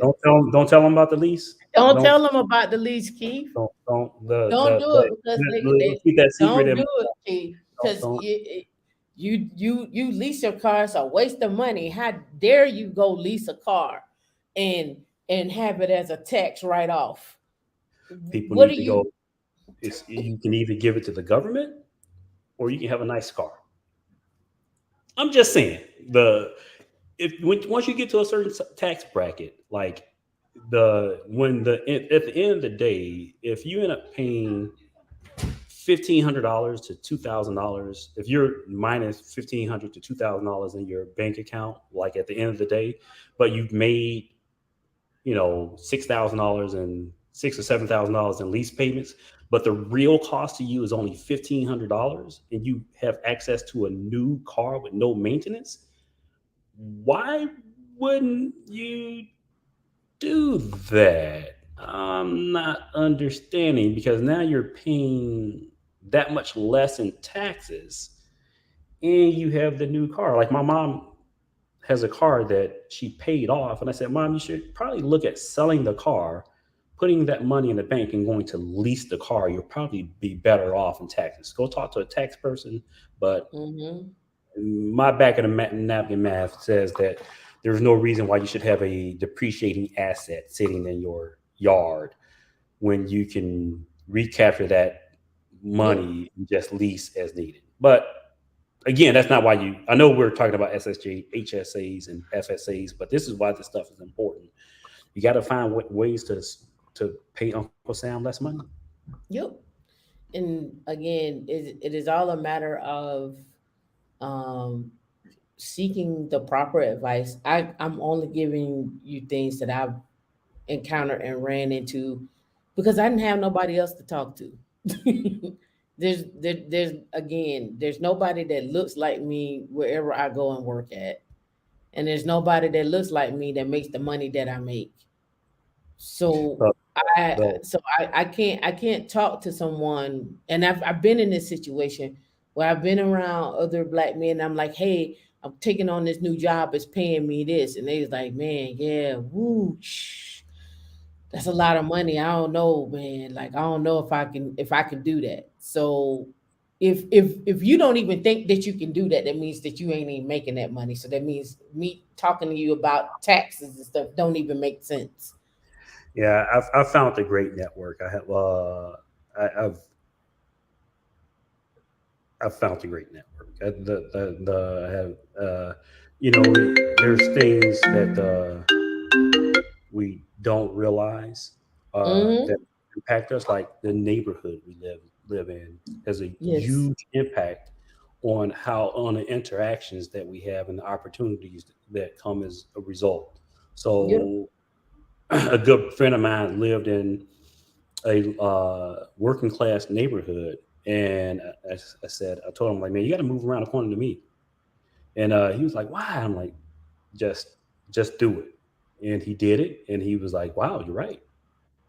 the the conversations are different, the opportunities, Exposure. the exposure that opens itself up to you. It's a shame, it's a question that we me and my family has had this debate a long time. I have two sons. I live in Chicago, or the Chicagoland area. When I first started to crack that 80 $90,000 uh, bracket back in 2004, 2005, I had a $80,000 townhouse in the inner city of Chicago. We were a pillar of the neighborhood. The local kids would come over, play ball with my sons. I would mentor them. I'd tell them stuff like, hey, if anybody cusses, everybody got to go home. And it's iron sharpens iron. If you guys want to come here, drink my Gatorade, hang out with my family, you got to follow my rules. If not, and then the boys would be like, "Oh no, come on, Mr. Towns, it was just Johnny. Just make Johnny go home." Like, nope, nope. If Johnny cusses, you guys are responsible for Johnny. Uh, Boys went off to high school. My son came back with all A's, and I love my oldest son to death. Amazing man, young man, but he is not an all A student. Went up to the school, and they said, you know what, we're just trying to help these follow the sons become men. Like, that's not what my son needs. My son needs an education so that his dream isn't to become a mailman, but he has other options. Literally, at the time, his dream was to become a mailman. What'd you And say? He got a daddy. yeah, then, and I said, that's what I said. I was like, he got a daddy. I need him to get an education. Uh, so I had this super difficult decision. Do I move my family out to the burbs? And he was going to a private school. This was not I was paying for him to go to a private school. And I had to make the tough decision to move my family out to the burbs. Completely changed my boys' lives, completely changed my life. We moved back years later. We moved back into that $80,000 house. And one of the young men that hung out with us came by and he said, Keith, we had a beer together. He was like, Keith, I'm telling you, my life would have turned out different if you were here. So it is a huge trade-off and we can have this conversation here because we're amongst friends. There's a huge trade-off. Like, there's things that you don't see when you go from making $50,000, $60,000 and you're looked up to in our neighborhoods, and you go to making $150,000, $200,000 a year. There are things you just don't see, that decisions you have to, sacrifices you have to make that you're just not aware of. Hmm. And that's what, like I said it earlier. One of the things that I think was I've heard over the last 2 years was you owe it to your family to be wealthy. meaning that there are doors that you're going to open up, not just for yourself, but for others. And not everybody's going to walk through that door. But the fact to know that the door is there, the option is there, you can see it, you can really reach out and touch it, is something different. And I can, and D, you can correct me if I'm wrong. I think that has had an effect on my mom, being able to see the possibilities, the options. I mean, you tell me if your thoughts on that. Yeah, I think so as well, but also having people around you. I think our friendship and the way, we talk about things so joyfully and nonchalantly, like it's nothing. Like, come enjoy this and question why not you, Mm-hmm. and to be honest with her, like, if you don't want it, I'll buy it. Like, if that's not what you want. And for her to have her talk about things, and her colleagues basically tell her what we're telling her. Like, what is your problem? Mm-hmm. Why don't you want that? And Keith, what she talking about is I had bought a Mercedes GL 450 back in 20. Well, I bought it. It was my second one in 2014. I had bought one in 2012, and then I traded that one in and got the upgraded model, right? And so I paid it off. And I was like, it's sitting here. I was like, my mom has never had a Mercedes. She's always drove those Altimas. You know what they say about the women in the Altimas, right? Yeah. Look The With the bedazzled yeah, yeah. And so when I got it paid off, the first year I took it up there, she was like, "No, I don't want it. I don't want it." And so the second time I took it up there, I said, if you don't want it, I'm going to give it away to somebody else. I'm going to just give it away. She said, you're going to get a whole car, Wes. I'm going to just give it away. No, and Keith, this is what I told her, because I You ain't my drove it up mama. there once. You don't sound like my mama. No, Keith, I drove it up there once. The first time she tried to give her the car. And her mother was so nitpicky about it. I said, what? And I had to talk Tam off it. I said, I don't know what that is where your mother doesn't feel like she deserved it. But she said something about the leather seats in it. Let me see if the leather seats is ripped up. And I was offended. I said, wait a minute, lady. I said, that car is in pristine condition. And if you don't want it, I will definitely buy it from Tamika, because Big Bertha, she gets up. And I like pressing embrace, and they talk to me. I don't know what's going on. So when I drove it up there the second time, I said, I'm telling you this. I'm not driving this car back no more. I said, I'm not going to do it. Don't ask me. Don't look at me. No nothing. I didn't drive it up there no more. And No. then when I was on the phone with one of her friends, she's like, let me see this car. So I took a picture of it. And then I did duo with her and showed it to her live. And she was like, if she don't want it, I'll take it. I said, okay, I'll bring it over there to you. Right there in front of my mama. She was like, what you gonna take? I said, this car. I'm gonna take it to her. She appreciates it. I would take it to her. Yeah, I'll tell you some offline stories about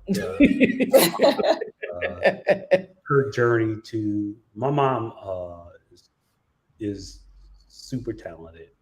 Love her to death. She had us when she had my older brother when she was 14. Had me at 15, Mhm. and I am exceptionally proud of my mom and the woman that she's become. Uh, Mhm.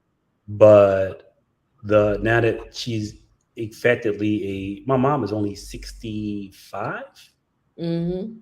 and The same age as my mom. she's effectively an executive with my brother's company. Well, no, not effectively. She makes hiring and firing decisions. But uh, seeing her make money has been really interesting. Like it has been super interesting. As women, there's stories I'm sure that both of you relate to. She's married to her current husband, who my dad passed away years ago, and her current husband is just an interesting guy.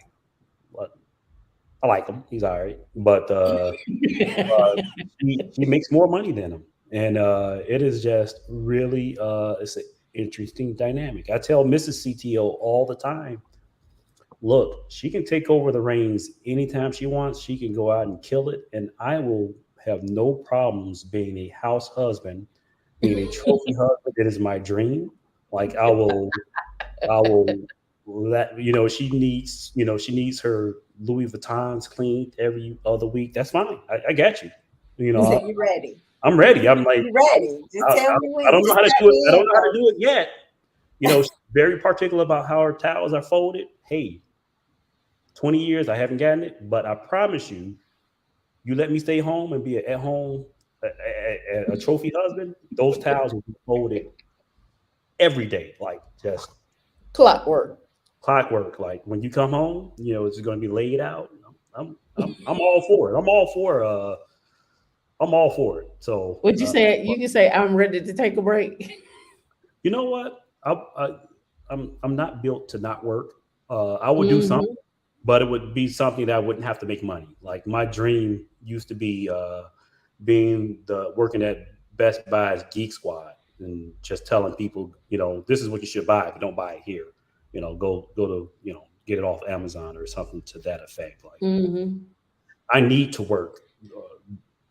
I don't ever plan on retiring, but yeah, I said the same thing too. I talked about that earlier with the people that won that 1.34 billion, and they're taking the lump sum cash in Chicago.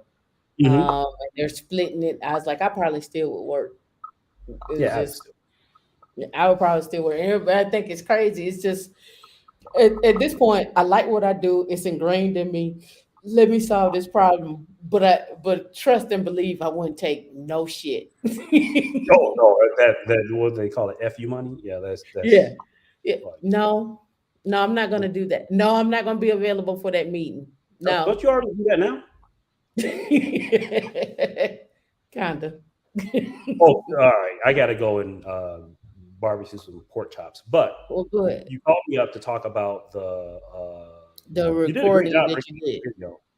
Okay, thank you. Yeah, you did a great job. I truly enjoyed it. I'm like, I love how you took the high level conversation that was geared towards me and Kelsey's targeted audience and reframe the conversation for your audience. You did a great job of breaking down stuff that we assumed our audience would know, and you kind of keyed right in onto, this audience is intro. They wouldn't know what a control plane is. So let me break down what a control plane is. I enjoyed the coverage. Thank you. Appreciate you. I'm gonna look up some more. I said I was gonna do some. What I don't ever see is technology reviews on YouTube.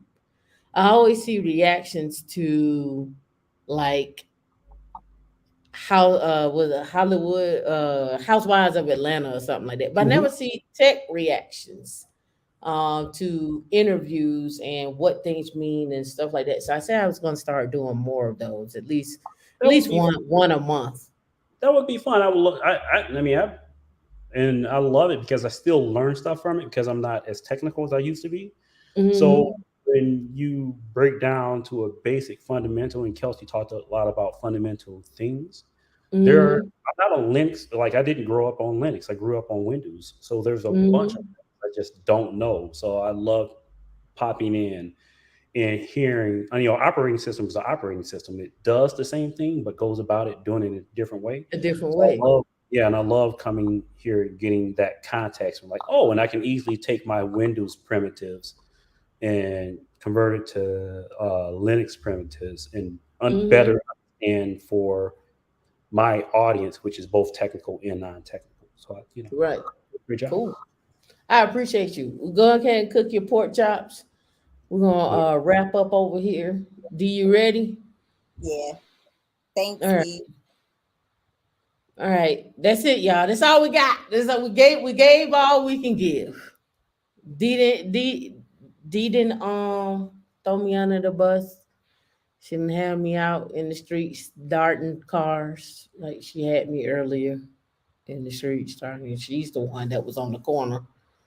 And now she in the Colonel doing the Yachto project. Look at her. Look at her. Pull requests. Look at God. That's right, breathe. All right, y'all. Y'all be safe. Invest in yourself. Invest in your HSAs. Don't forget, go look up everything that we told you about. You don't have to take our word for it. But these are experiences, and I'm just bringing them to you from my perspective of what I had to go through. And here's what I figured out along the way. And again, do your own research. Go apply for that loan and see what happens. All I can say is no. Like, Yeah, don't go cheat apply yourself. for that Treat, loan. what you say? Don't cheat yourself. Treat yourself. Yeah, don't cheat yourself, treat yourself. Go apply for that loan and see what happens. Go try to get that car and see what happens. Go try to get that house and see what happens. And you'll realize what we're talking about, where you're getting that return on that multifamily unit or that apartment or becoming an accredited investor and what that looks like. Right. Have fun And in you life. have some roadblocks. You have some roadblocks in the way. Make a plan on how to remove those roadblocks. One step at a time. That is all it takes. One step at a time. And document the roadblocks. Makes for a good YouTube series. All right, you all be safe. Catch you. Those that got rust, we are doing rust tomorrow. We've been lazy. We've been busy, but we've been lazy too. All right, y'all be safe. Have a good one.